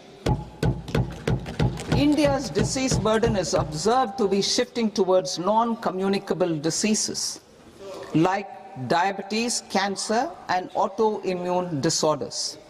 Biologic medicines are key to longevity and quality of life at affordable costs. To develop India as a global biopharma manufacturing hub,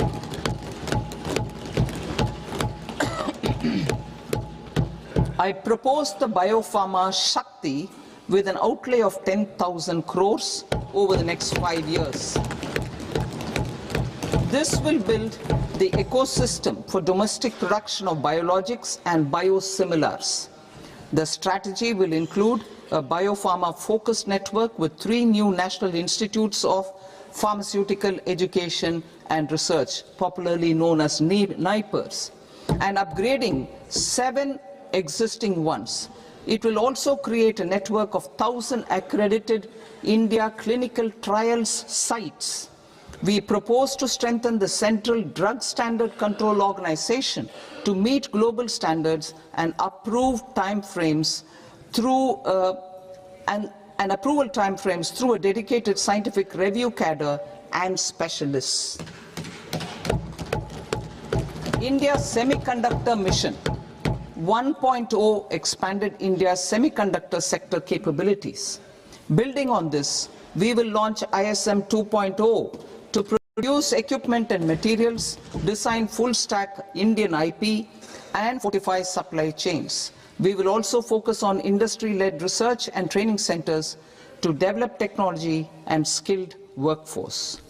The Electronics Components Manufacturing Scheme, launched in April 2025 with an outlay of 22,919 crores, already has investment commitments at double the targets.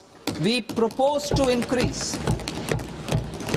the outlay to 40,000 crores to capitalize on this momentum.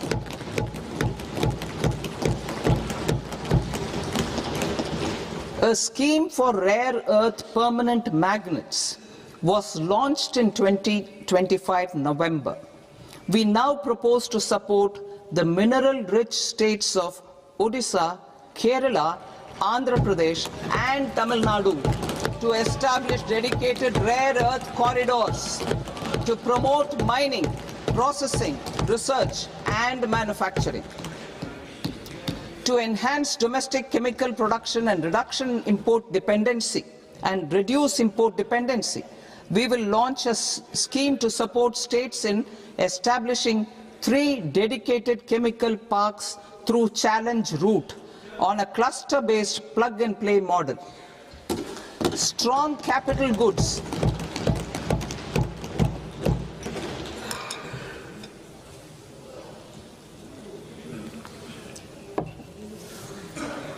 Strong capital goods capability is a determinant of productivity and quality across different sectors.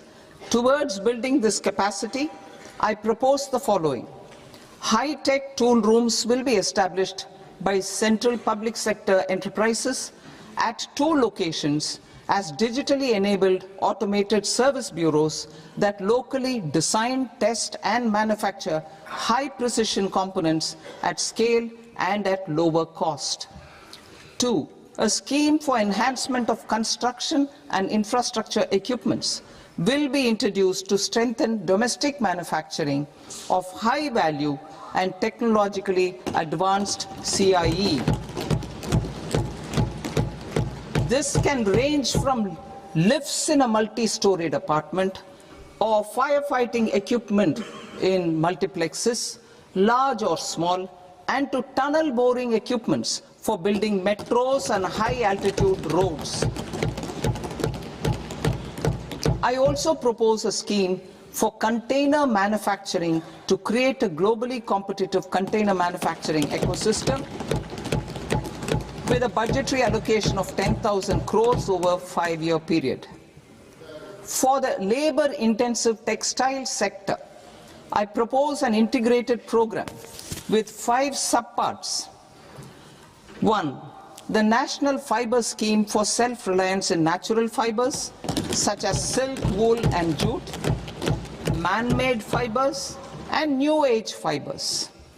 Textile expansion and employment scheme to modernize traditional clusters with capital support for machinery, technology upgradation and common testing and certification centers.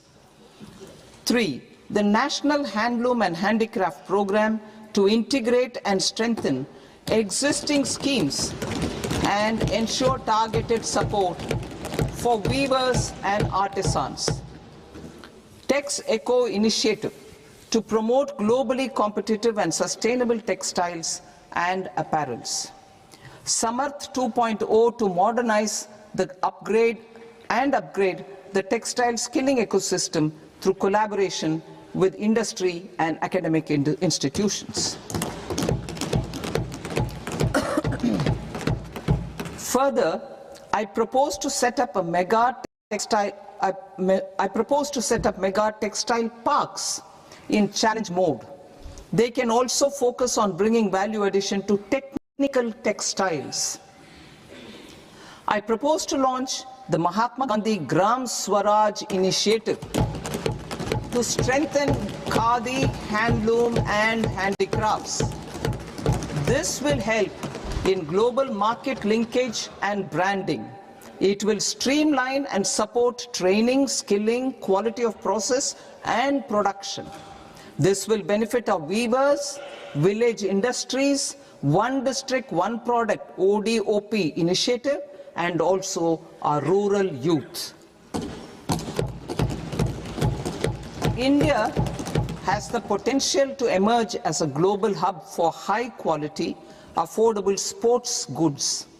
I propose a dedicated initiative for sports goods that will promote manufacturing, research and innovation in equipment design as well as material sciences. Rejuvenation of legacy industrial clusters. I propose to introduce a scheme to revive 200 legacy industrial clusters to improve their cost competitiveness and efficiency through infrastructure and technology upgradation. Creating champion SMEs and supporting micro enterprises. Recognizing MSMEs as a vital engine of growth, I propose a three-pronged approach to help them grow as champions. Equity support. I propose to introduce a dedicated 10,000 crores SME growth fund to create future champions, incentivizing enterprises based on select criteria.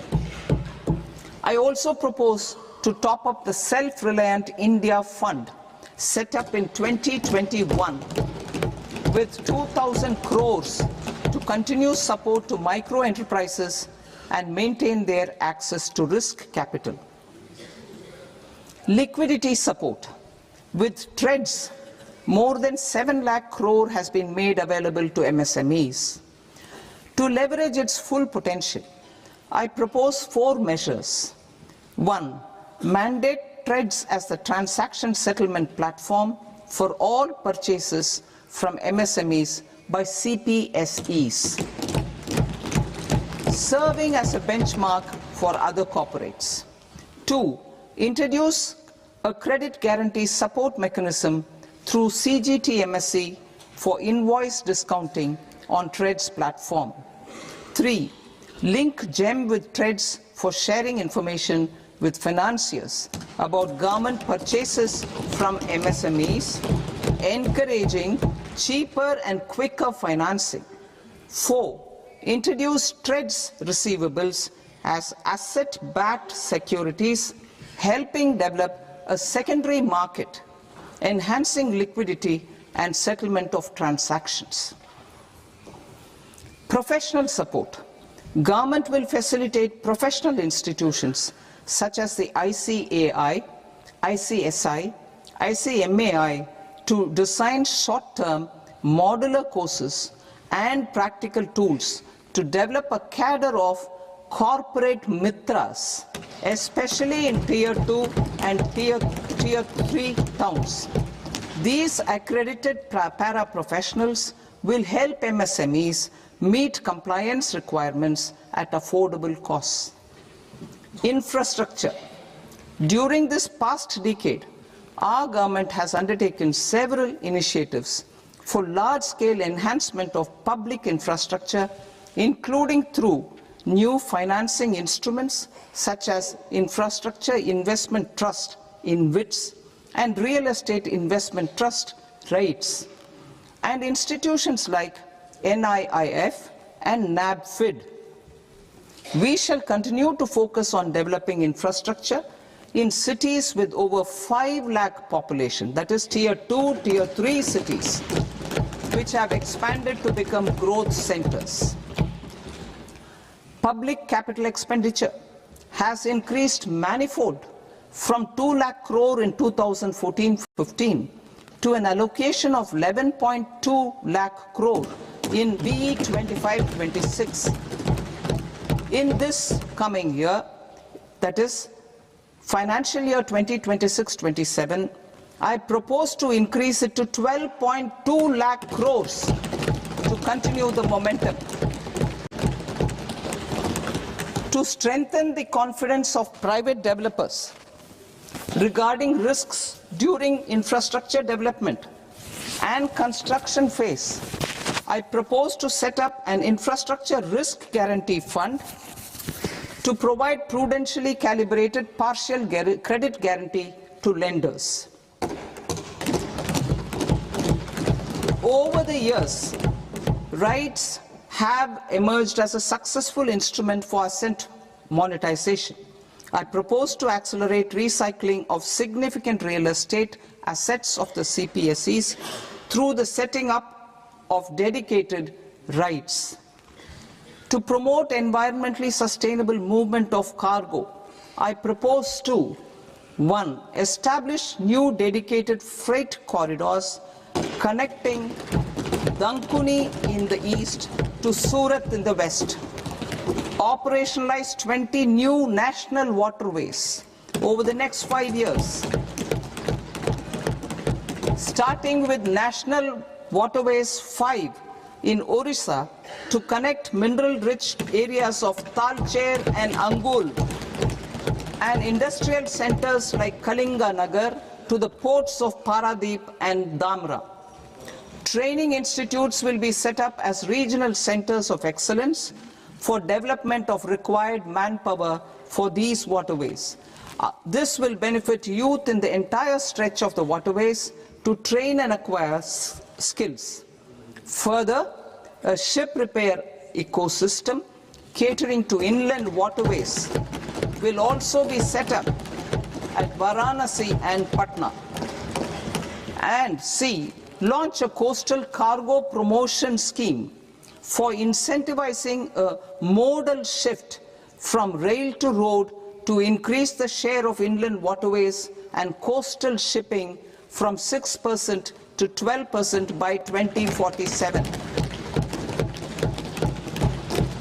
To enhance last mile and remote connectivity and promote tourism, I propose to give incentives to indigenize manufacturing of seaplanes. A seaplane VGF scheme will be also introduced to provide support for operations. Carbon capture, utilization and storage. Aligning with the roadmap launched in December 2025, the carbon capture, utilization and storage technologies at scale will achieve higher readiness and in end-use application across 5 industrial sectors, including power, steel, cement, refineries, and chemicals. An outlay of 20,000 crore is proposed over the next 5 years for this purpose. City economic regions. Cities are India's engines of growth, innovation, and opportunities. We shall now focus on Tier 2, Tier 3 cities, and even temple towns, which need modern infrastructure and basic amenities. This budget aims to further amplify the potential of cities to deliver the economic power of agglomerations by mapping city economic regions based on their specific growth drivers. An allocation of 5,000 crore per CER over 5 years is proposed for implementing their plans through a challenge mode with a reform-cum-result-based financing mechanism. In order to promote environmentally sustainable passenger systems, we will develop 7 high-speed rail corridors between cities as growth connectors, namely Mumbai to Pune, Pune to Hyderabad, Hyderabad to Bengaluru, Hyderabad to Chennai, Chennai to Bengaluru, Delhi to Varanasi, Varanasi to Siliguri.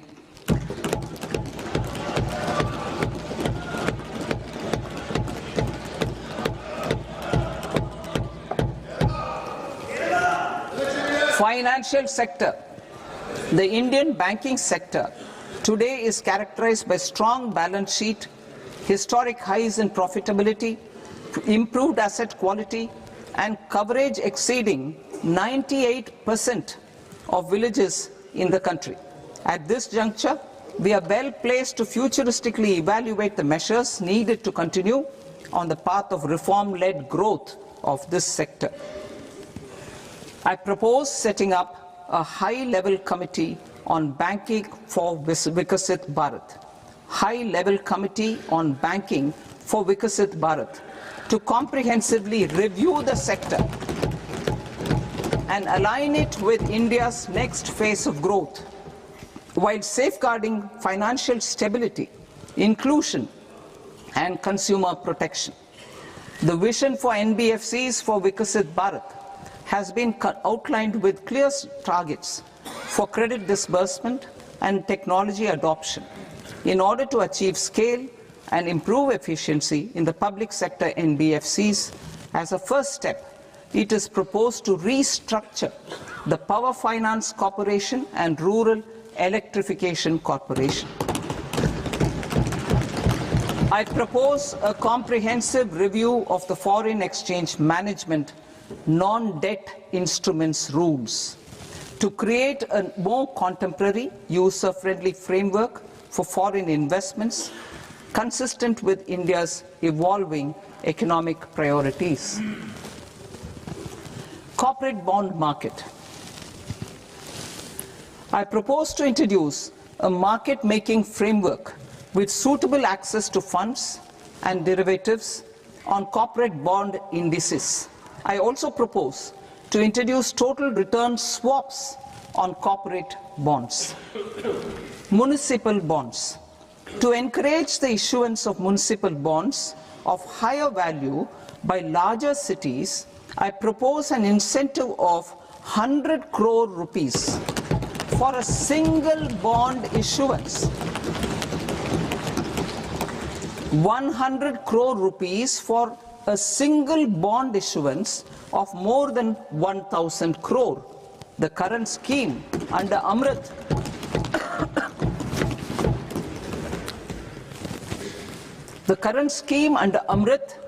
which incentivizes issuances up to 200 crores only, will also continue to support smaller and medium towns. That will also continue to support the smaller and medium towns. Ease of doing business. Individual persons resident outside India, PROI, will be permitted to invest in equity instruments of listed Indian companies through the Portfolio Investment Scheme. It is also proposed to increase the investment limit for an individual PROI under the scheme from 5% to 10%, with an overall investment limit for all individual PROIs to 24% from the current 10%. Emerging technologies including AI. 21st century is technology-driven. Adoption of technology is for the benefit of all people. Farmers in the field, women in STEM, youth keen to upskill, and Divyangjan to access newer opportunities. The government has taken several steps to support new technologies through AI Mission, National Quantum Mission, Anusandhan National Research Fund, and Research and Development and Innovation Fund. Our second kartavya is to fulfill aspirations and build capacities.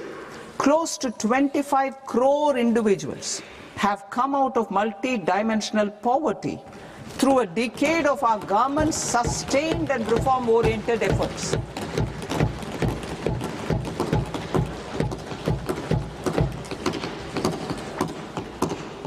Our government has therefore decided to place a renewed emphasis on the service sector to provide a pathway to fulfilling aspirations of a youthful India with the following measures. I propose to set up a high-powered Education to Employment and Enterprises Standing Committee to recommend measures that focus on services sector as a core driver of Vikasit Bharat. This will make us a global leader in services with a 10% global share by 2047. The committee will prioritize areas to optimize the potential for growth, employment, and exports. They will also assess the impact of emerging technologies, including AI, on jobs and skill requirements and propose measures thereof. To create a range of skilled career pathways, a new range of skilled career pathways for our youth, I propose interventions in the following sectors. Health. Existing institutions for allied health professionals will be upgraded and new AHP institutions established in private and government sectors. This will cover 10 selected disciplines, including optometry, radiology, anesthesia, OT technology, applied psychology and behavioral health, and add 1 lakh AHPs over the next 5 years. A strong care system covering geriatric and allied care services will be built. A variety of NSQF-aligned programs will be developed to train multi-skilled caregivers, combining core care and allied skills such as wellness, yoga, and operation of medical assistive devices. In the coming year, 1.5 lakh caregivers will be trained.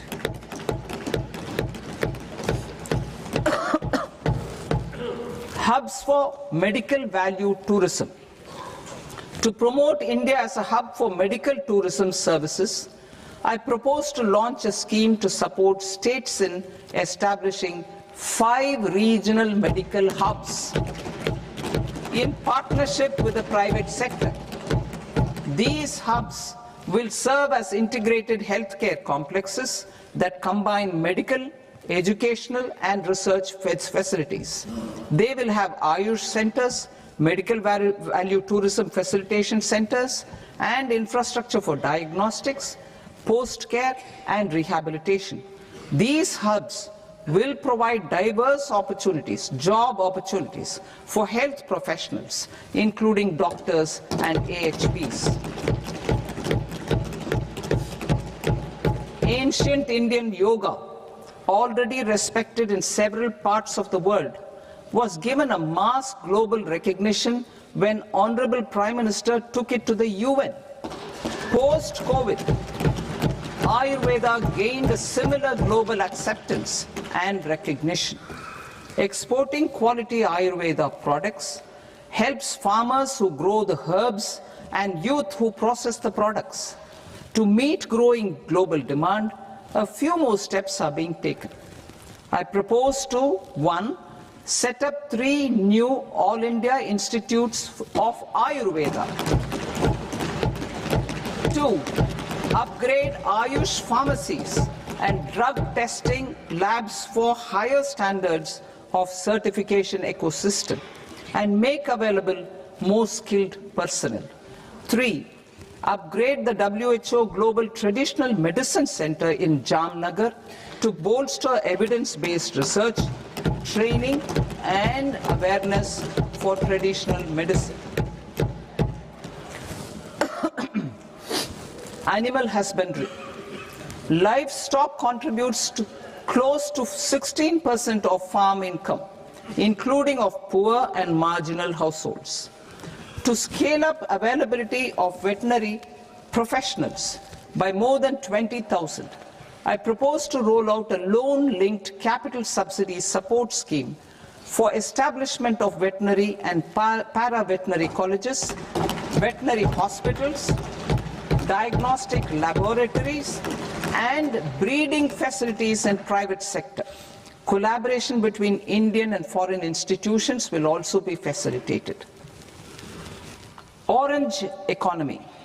India's animation, visual effects, gaming and comics sector, AVGC sector, is a growing industry projected to require 2 million professionals by 2030. I propose to support the Indian Institute of Creative Technologies, Mumbai, in setting up AVGC content creator labs in 15,000 secondary schools all over the country and 500 colleges.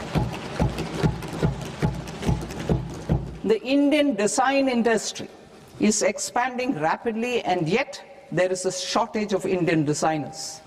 I propose to establish, through Challenge Route, a new National Institute of Design to boost design education and development in the eastern region of India. Education. Our government will support states through Challenge Route in creating 5 university townships in the vicinity of major industrial and logistics corridors. These planned academic zones will host multiple universities, colleges and research institutions, skill centers and residential complexes. In higher education, STEM institutions, prolonged hours of study and laboratory work pose some challenges for girl students.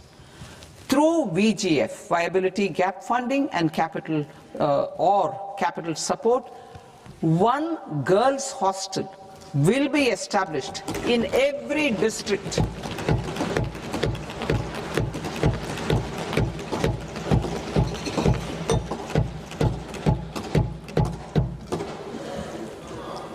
To promote astrophysics and astronomy via immersive experiences, 4 telescope infrastructure facilities will be set up or upgraded. The National Large Solar Telescope, the National Large Optical Infrared Telescope, the Himalayan Chandra Telescope, and the Cosmos 2 Planetarium. Tourism.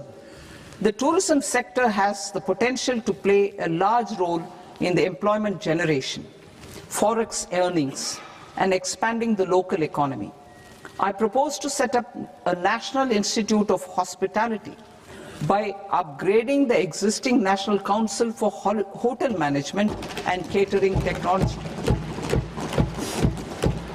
It will function as a bridge between academia, industry, and government.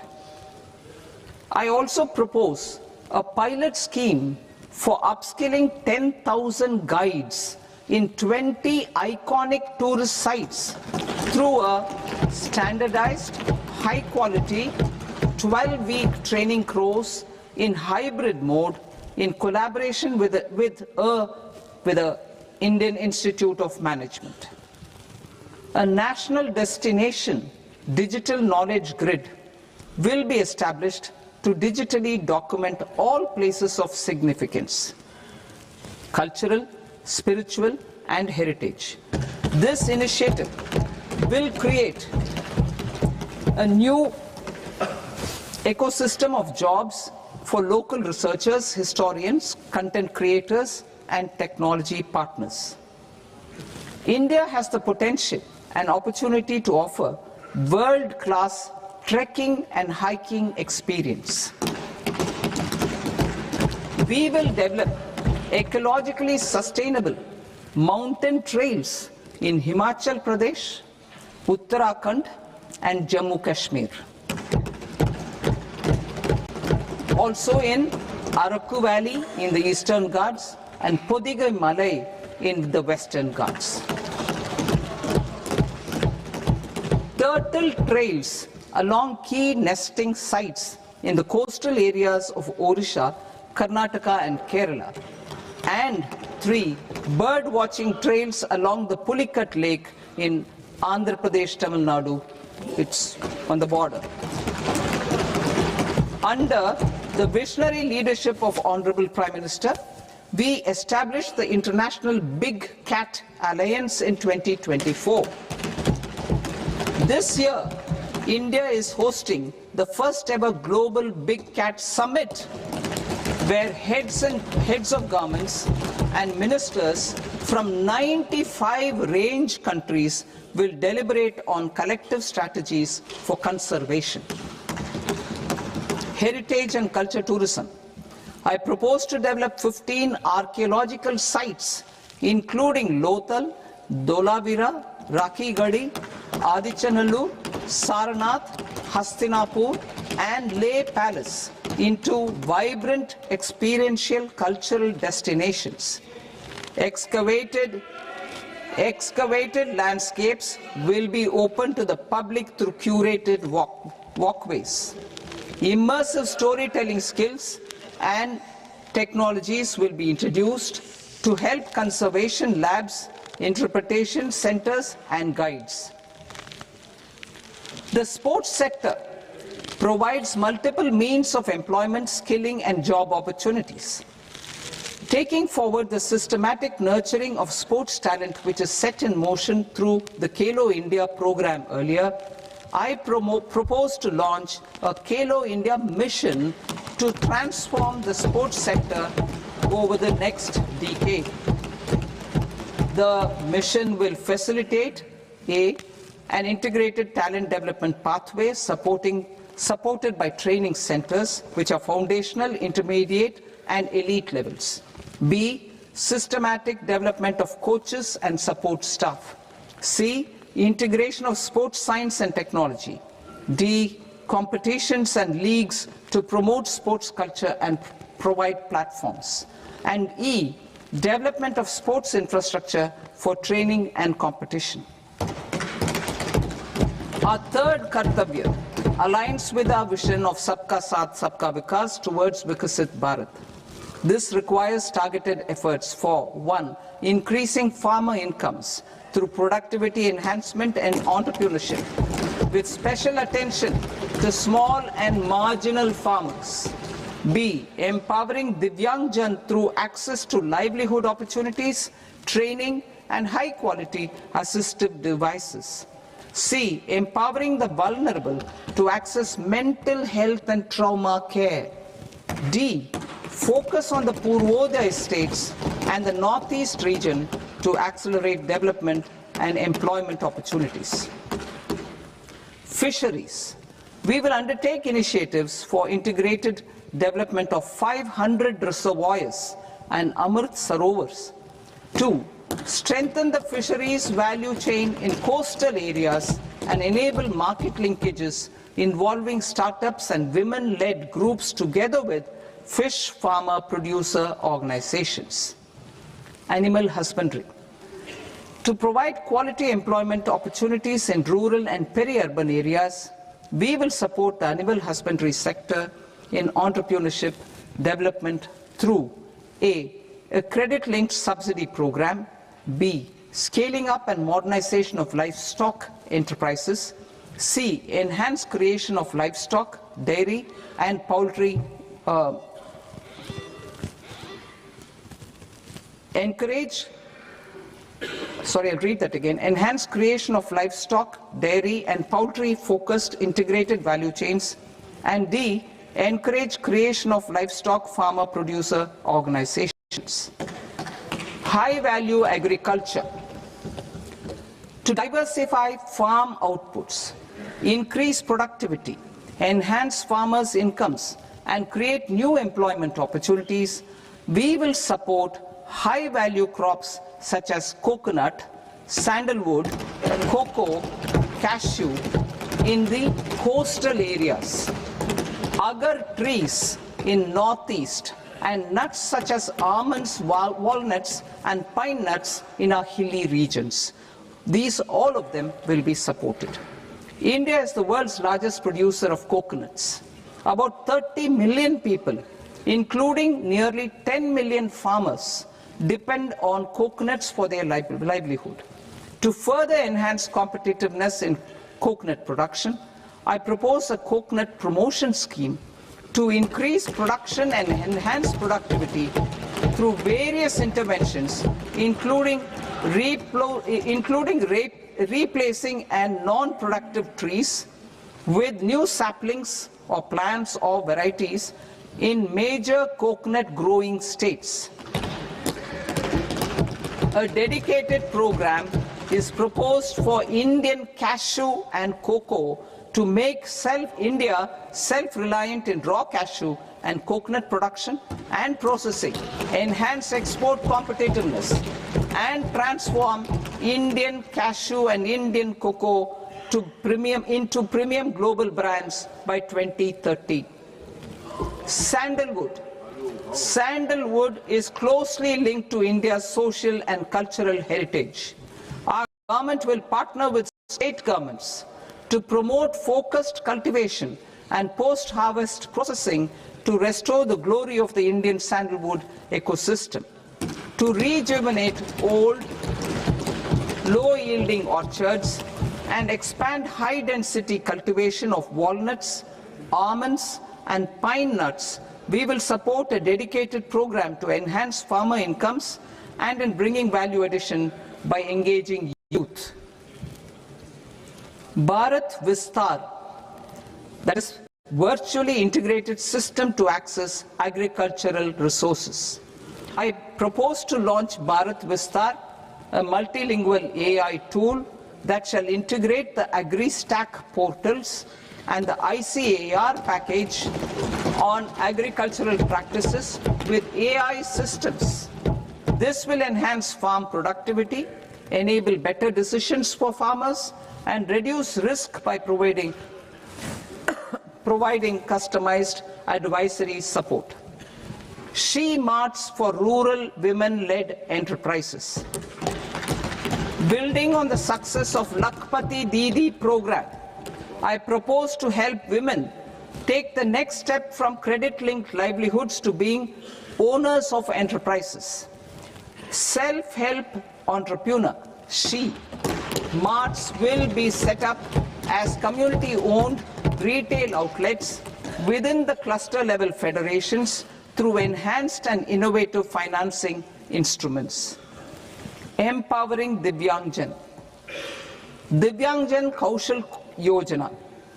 Information technology, AVGC sectors, hospitality and food and beverages sectors often offer task-oriented and process-driven roles which are suitable for Divyangjan. We will ensure dignified livelihood opportunities through industry-relevant and customized training specific to each Divyangjan group. Divyang Sahara Yojana. Timely access to high-quality assistive devices for all eligible Divyangjan is a fundamental need. I propose to 1. Support the Artificial Limbs Manufacturing Corporation of India, ALIMCO, to set up and to scale up production of assistive devices, invest in R&D and AI integration, strengthen PM Divyasha Kendras, and support setting up of assistive technology marts as modern retail style centers where Divyangjan and senior citizens can see, try and purchase assistive products. Reaffirming our commitment to mental health and trauma care. There are no national institutes for mental health care in North India. We will therefore set up a NIMHANS 2 and also upgrade national mental health institutes in Ranchi and in Tezpur as regional apex institutions. Emergencies expose families, particularly the poor and vulnerable, to unexpected expenditure.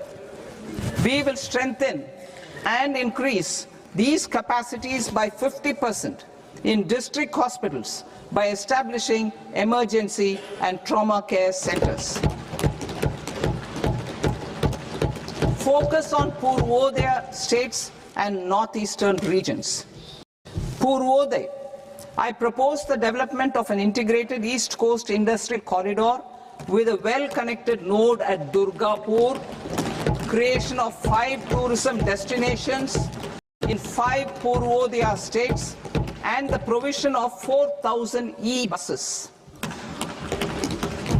Buddhist sites in northeastern region. The northeastern region is a civilizational confluence of Theravada and Mahayana or Vajrayana traditions. I propose to launch a scheme for development of Buddhist circuits in Arunachal Pradesh, Sikkim, Assam, Manipur, Mizoram, and Tripura. The scheme will cover preservation of temples and monasteries, pilgrimage interpretation centers, connectivity, and pilgrim amenities. 16th Finance Commission. On 17th November 2025, the 16th Finance Commission submitted its report to the President. As mandated under Article 281 of the Constitution, the government is to lay the report along with the explanatory memorandum on the action taken report on the recommendations of the Commission in Parliament, which, Sir, Honourable Speaker, you've allowed me to do at the commencement of this session. The government has accepted the recommendation of the Commission to retain the vertical share of devolution at 41%. As recommended by the Commission, I have provided 1.4 lakh crores of rupees to the states for the year 2026-2027 as Finance Commission grants. These include rural and urban local body and disaster management grants. Fiscal consolidation. Government has been delivering on our fiscal commitments consistently without compromising on social needs. To strive towards accepted standards of fiscal management in Budget 25-26, I had indicated that the central government would target reaching a debt to GDP ratio of 50 plus or minus 1% by 2030-31. In line with this, the debt to GDP ratio is estimated to be 55.6% of GDP in BE 26-27, compared to 56.1% of GDP in RE 25-26. A declining debt to GDP ratio will gradually free up resources for priority sector lending and expenditure by reducing the outgo on interest payments. One of the main operational instruments for debt targeting is the fiscal deficit.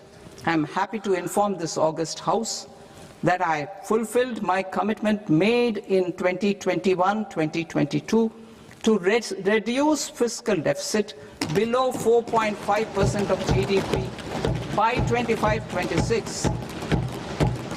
In RE 25-26, the fiscal deficit has been estimated at par with BE of 2025-26 at 4.4% of GDP. In line with the new fiscal prudence path of debt consolidation, the fiscal deficit in BE 26-27 is estimated to be 4.3% of the GDP.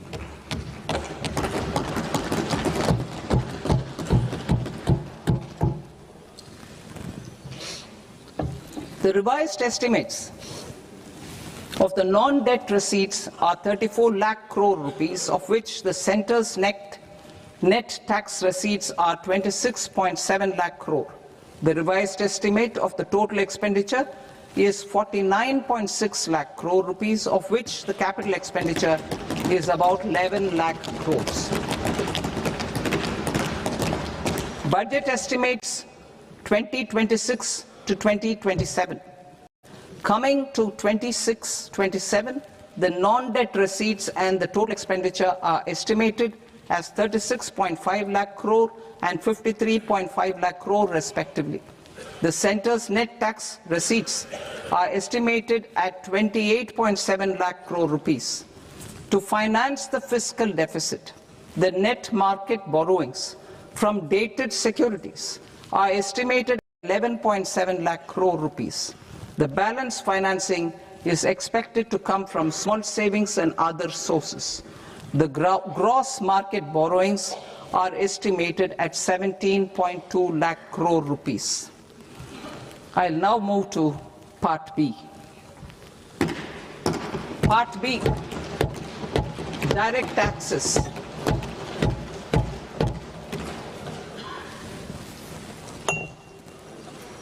Honorable Speaker, sir, I now present my proposals on direct taxes. New Income Tax Act. In July 2024, I announced a comprehensive review of the Income Tax Act 1961. This was completed in a record time, and the Income Tax Act 2025 will come into effect from 1st April 2026. The simplified income tax rules and forms will be notified shortly, giving adequate time to taxpayers to acquaint themselves with its requirements. The forms have been redesigned such that ordinary citizens can comply without difficulty. Ease of living. I propose that any interest awarded by the Motor Accident Claims Tribunal to a natural person will be exempt from income tax, and any TDS on this account will be done away with. I propose to reduce TCS rate on the sale of overseas tour program package from the current 5% and 20% to 2% without any stipulation of amount. I propose to reduce TCS rate for pursuing education and for medical purposes under the Liberalized Remittance Scheme, popularly known as LRS, from 5% to 2%. Supply of manpower services is proposed to be specifically brought within the ambit of payment to contractors for the purpose of TDS to avoid ambiguity. Thus, TDS on these services will be at the rate of either 1% or 2% only. I propose a scheme for small taxpayers, wherein a rule-based automated process will enable obtaining a lower or nil deduction certificate instead of filing an application with the assessing officer. For the ease of taxpayer holding securities in multiple companies, I propose to enable depositories to accept Form 15G or Form 15H from the investor and provide it directly to various relevant companies. I propose to extend time available for revising returns from 31st December to up to 31st March with the payment of a nominal fee. I also propose to stagger the timeline for filing of tax returns. Individuals with ITR 1 and ITR 2 returns will continue to file till 31st July, and non-audit business cases or trusts are proposed to be allowed time till 31st August. TDS on sale of immovable property by a non-resident is proposed to be deducted and deposited through resident buyers and his or her PAN-based challan instead of requiring a TAN, which is a temporary accounting number. To address practical issues of small taxpayers like students, young professionals, tech employees, relocated NRIs, and such others, I propose to introduce a one-time 6-month foreign asset disclosure scheme for these taxpayers to disclose income or assets below a certain size. This scheme would be applicable for two categories of taxpayers, namely, A, who did not disclose their overseas income or assets, and B, who disclosed their overseas income and or paid due tax but could not declare the asset acquired. For category A, the limit of undisclosed income or asset is proposed to be up to 1 crore rupees. they need to pay 30% of fair market value of asset or 30% of undisclosed income as tax and 30% as additional income tax in lieu of penalty, and would thereby get immunity from prosecution. For category B, asset value is proposed to be up to 5 crore rupees. Here, immunity from both penalty and prosecution will be available with a payment of fee of 1 lakh rupees. Rationalizing penalty and prosecution. Multiplicity of proceedings are hindrance to the ease of doing business. I propose to integrate assessment and penalty proceedings by way of a common order for both. There will be no interest liability on the taxpayer on the penalty amount for the period of appeal before the first appellate authority, irrespective of the outcome of appeal process. Further, quantum of prepayment is being reduced from 20% to 10% and will continue to be calculated only on core tax demand. As an additional measure for reducing litigation, I propose to allow taxpayers to update their returns even after reassessment proceedings have been initiated, and an additional 10% tax rate over and above the rate applicable for the relevant year. The assessing officer will then use only this updated return in his proceedings. There is already a framework for immunity from penalty and prosecution in the cases of underreporting. I propose to apply this framework for immunity to misreporting too. However, in such a case, the taxpayer will need to pay 100% of the tax amount as an additional income tax over and above the tax and interest due. Penalties for certain technical defaults, such as failure to get accounts audited, non-furnishing of transfer pricing audit report, and default in furnishing statement for financial transactions are proposed to be converted into fee.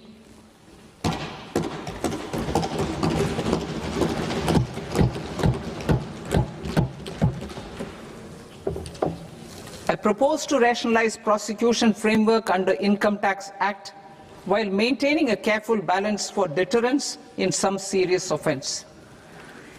Non-production of books of account and documents and requirement of TDS payment where payment is made in kind are being decriminalized.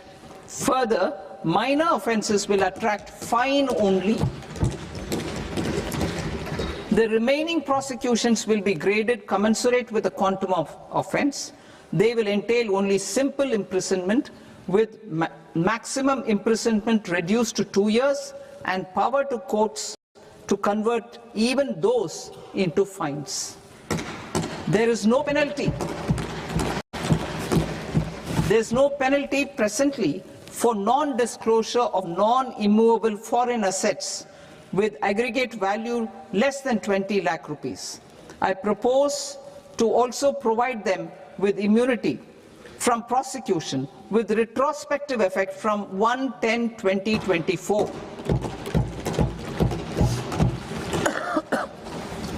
Cooperatives. Deduction is already allowed to a primary cooperative society engaged in supplying milk, oilseeds, fruits or vegetables raised or grown by its members. I propose to extend this deduction to also include supply of cattle feed and cotton seed produced by its members. I propose to allow inter-cooperative society dividend income as deduction under the new tax regime to the extent it is further distributed to its members. I further propose to allow exemption for a period of 3 years to dividend income received by a notified national cooperative federation on their investments made in companies up to 31/1/2026. This exemption would be allowed only for dividends further distributed to its member cooperatives. Supporting IT sector as India's growth engine. India is a global leader in software development services, IT-enabled services, knowledge process outsourcing services, and contract R&D services relating to software development. These businesses and their segments are quite interconnected with each other. All these services are proposed to be clubbed under a single category of information technology services with a common safe harbor margin of 15.5% applicable to all. The threshold for availing safe harbor for IT services is being enhanced substantially from 300 crore rupees to 2,000 crore rupees. Safe harbor for IT services shall be approved by an automated rule-driven process without any need for tax officer to examine and accept the application. Once applied by an IT services company, the same safe harbor can be continued for a period of 5 years at a stretch at its choice. For IT services companies who want to conclude advanced pricing agreement, APA, I propose to fast-track unilateral APA process for IT services and endeavor to conclude it within a period of 2 years. The period of 2 years can be extended by a further period of 6 months on taxpayers' request. I propose to extend the facility of modified returns available to the entity entering APA to its associated entities also. Attracting global business and investment. Recognizing the need to enable critical infrastructure and boost investment in data centers, I propose to provide tax holiday till 2047 to any foreign company that provides cloud services to customers globally by using data center services from India. It will, however, need to provide services to Indian customers through an Indian reseller entity. I also propose to provide a safe harbor of 15% on cost in case the company providing data center services from India is a related entity. To harness the efficiency of just-in-time logistics for electronic manufacturing, I propose to provide safe harbor to non-residents for component warehousing in a bonded warehouse at a profit margin of 2% of the invoice value. The resultant tax of about 0.7% will be much lower than in competing jurisdictions. To provide fillip to toll manufacturing in India, I propose to provide exemption from income tax for 5 years to any non-resident who provides capital goods, equipment, or tooling to any toll manufacturer in a bonded zone. To encourage vast pool of global talent to work in India for a longer period of time, I propose to provide exemption to global, non-India sourced income of a non-resident expert for a stay period of 5 years under notified schemes. I propose to provide exemption from minimum alternate tax, the MAT, to all non-residents who pay tax on presumptive basis. Tax administration. I propose to constitute a joint committee of Ministry of Corporate Affairs and Central Board of Direct Taxes for incorporating the requirements of income computation and disclosure standards, the ICDS, in the Indian Accounting Standards, IND AS itself. Separate accounting requirement based on ICDS will be done away with from the tax year 27-28. To support Prime Minister Modi's vision of homegrown accounting and advisory firms to become global leaders, I propose to rationalize the definition of accountant for the purposes of safe harbor rules. Other tax proposals. Change in taxation of buyback was brought in to address the improper use of buyback route by promoters. In the interest of minority shareholders, I propose to tax buyback for all types of shareholders as capital gains. However, to disincentivize misuse of tax arbitrage, promoters will pay an additional buyback tax. This will make effective tax 22% for corporate promoters. For non-corporate promoters, the effective tax will be 30%. TCS rate for sellers of specific goods, namely alcoholic liquor, scrap and minerals, will be rationalized to 2%, and that on tendu leaves will be reduced from 5% to 2%. I propose to raise the STT on futures to 0.05% from the present 0.02%. STT on options premium and exercise of options are both proposed to be raised to 0.15% from the present rate of 0.1% and 0.125% respectively. We reformed the taxation landscape for corporates in 2019 by providing them a simplified regime with lower tax rate so that they could productively focus on business rather than on claim of deductions and exemptions. To encourage companies to shift to the new regime, set-off of brought forward MAT credit, minimum alternate tax credit, is proposed to be allowed to companies only in the new regime. Set-off using available MAT credit is proposed to be allowed to an extent of 1/4 of the tax liability in the new regime. MAT is proposed to be made final tax, so there will be no further credit accumulation from 1st April 2026. In line with this change, the rate of final tax is being reduced to 14% from the current MAT rate of 15%. The brought forward MAT credit of taxpayers accumulated till 30th March 2026 will continue to be available to them for set-off as above. Indirect taxes. I shall now take up proposals related to indirect taxes. My proposals for customs and central excise aim to further simplify the tariff structure, support domestic manufacturing, promote export competitiveness, and correct inversion in duty.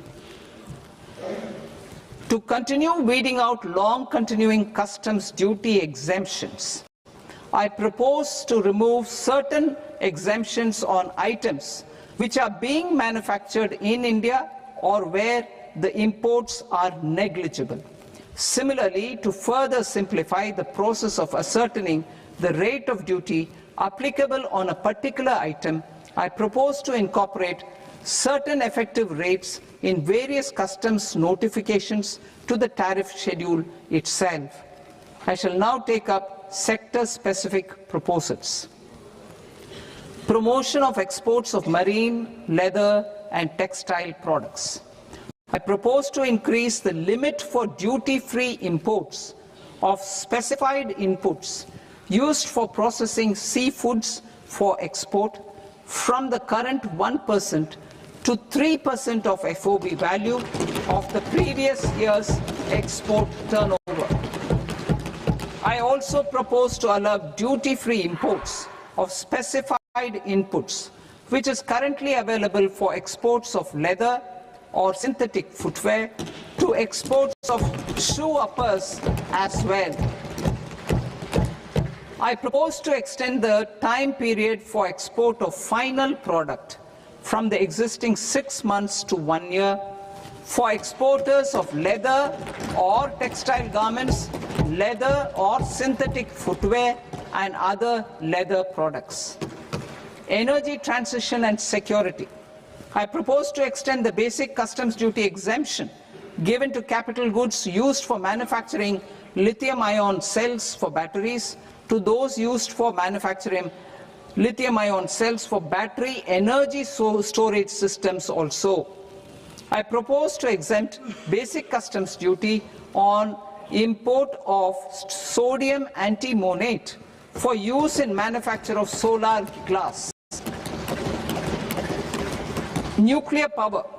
I propose to extend the existing basic customs duty exemption on imports of goods required for nuclear power projects till the year 2035 and expand it for all nuclear plants irrespective of their capacity. Critical minerals. It is proposed to provide basic customs duty exemption to the import of capital goods required for the processing of critical minerals in India. Biogas blended CNG. I propose to exclude the entire value of biogas while calculating the central excise duty payable on biogas blended CNG. Civil and defense aviation. I propose to exempt basic customs duty on components and parts required for the manufacture of civilian training and other aircrafts. It is proposed to exempt basic customs duty on raw materials imported for the manufacture of parts of aircraft to be used in maintenance, repair, or overall requirements by units in the defense sector. Electronics. To deepen value addition in the consumer electronics sector, I propose to exempt basic customs duty on specified parts used in the manufacture of microwave ovens. Special economic zone. To address the concerns arising about utilization of capacity by manufacturing units in the special economic zones due to global trade disruptions, I propose as a special one-time measure to facilitate sales by eligible manufacturing units in SEZs to the domestic tariff area at concessional rates of duty. The quantity of such sales will be limited to a prescribed proportion of their exports. Necessary regulatory changes will be undertaken to operationalize the measures while ensuring level playing field for the units working in the DTA. Ease of living. To rationalize the customs duty structure for goods imported for personal use, I propose to reduce the tariff rate on all dutiable goods imported for personal use from 20% to 10%. To provide relief to patients, particularly those suffering from cancer, I propose to exempt basic customs duty on 17 drugs or medicines. I propose also to add 7 more rare diseases for the purposes of exempting import duties on personal imports of drugs, medicines, and food for special medical purposes used in their treatment. Customs process. India's role and share in the global trade is poised for a major leap in line with our ambition and journey towards Vikasit Bharat. In this regard, I propose many measures for custom processes to have minimal intervention for smoother and faster movement of goods and greater certainty to the trade. Trust-based systems. I propose to enhance duty deferral period for Tier 2 and Tier 3 authorized economic operators, known as AEOs, from 15 days to 30 days. I propose to provide eligible manufacturer importers the same duty deferral facility. This should encourage them to get themselves accredited as a full-fledged Tier 3 AEO in due course. To provide greater certainty and for better business planning, I propose to extend validity period of advance ruling binding on customs from the present 3 years to 5 years. In the spirit of the whole of government approach,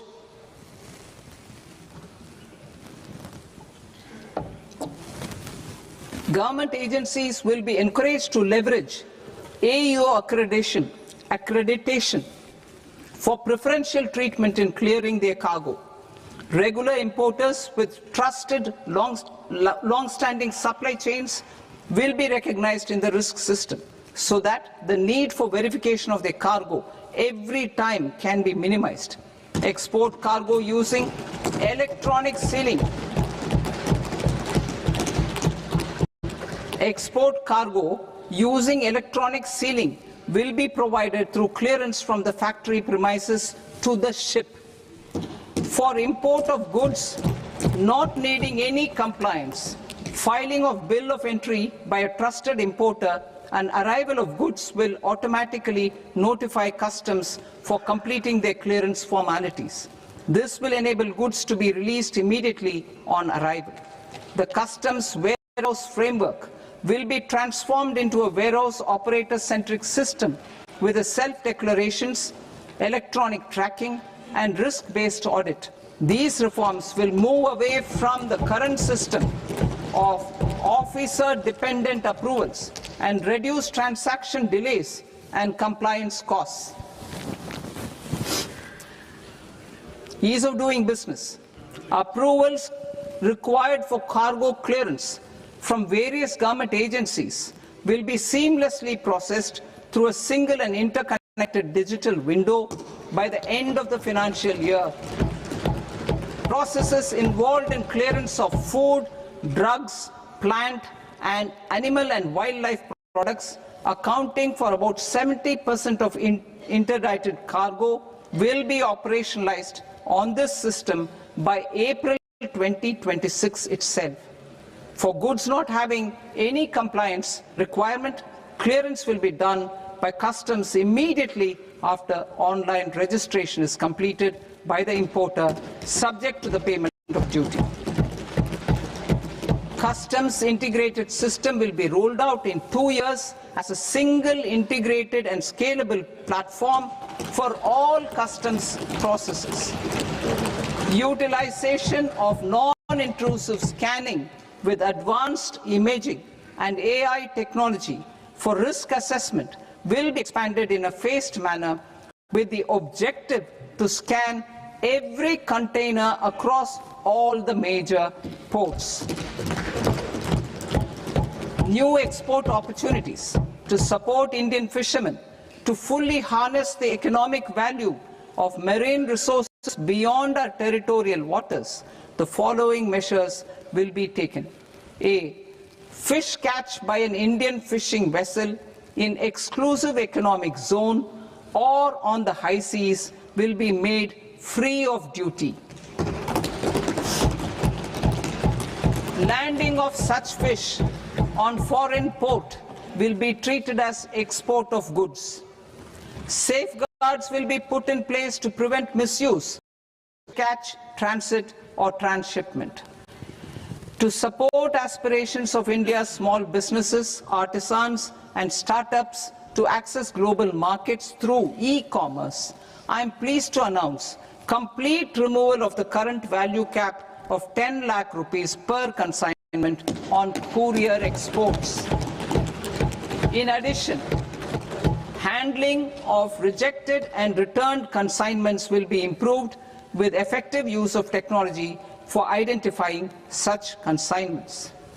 I propose to revise provisions governing baggage clearance during international travel to address genuine concerns of passengers. The revised rules will enhance duty-free allowances in line with the present-day travel realities and provide clarity in temporary carriage of goods brought in or taken out. There are honest taxpayers who are willing to settle disputes by paying all their dues, but they get deterred due to negative connotation associated with penalty. They will now be able to close cases by paying an additional amount in lieu of penalty. Honorable Speaker, sir, with this I commend the budget to this august House. Jai Hind.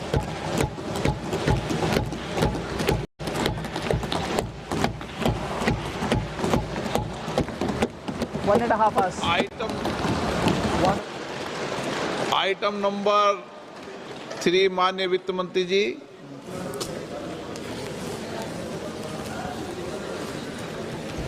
Item number 2, sir. 3। 3.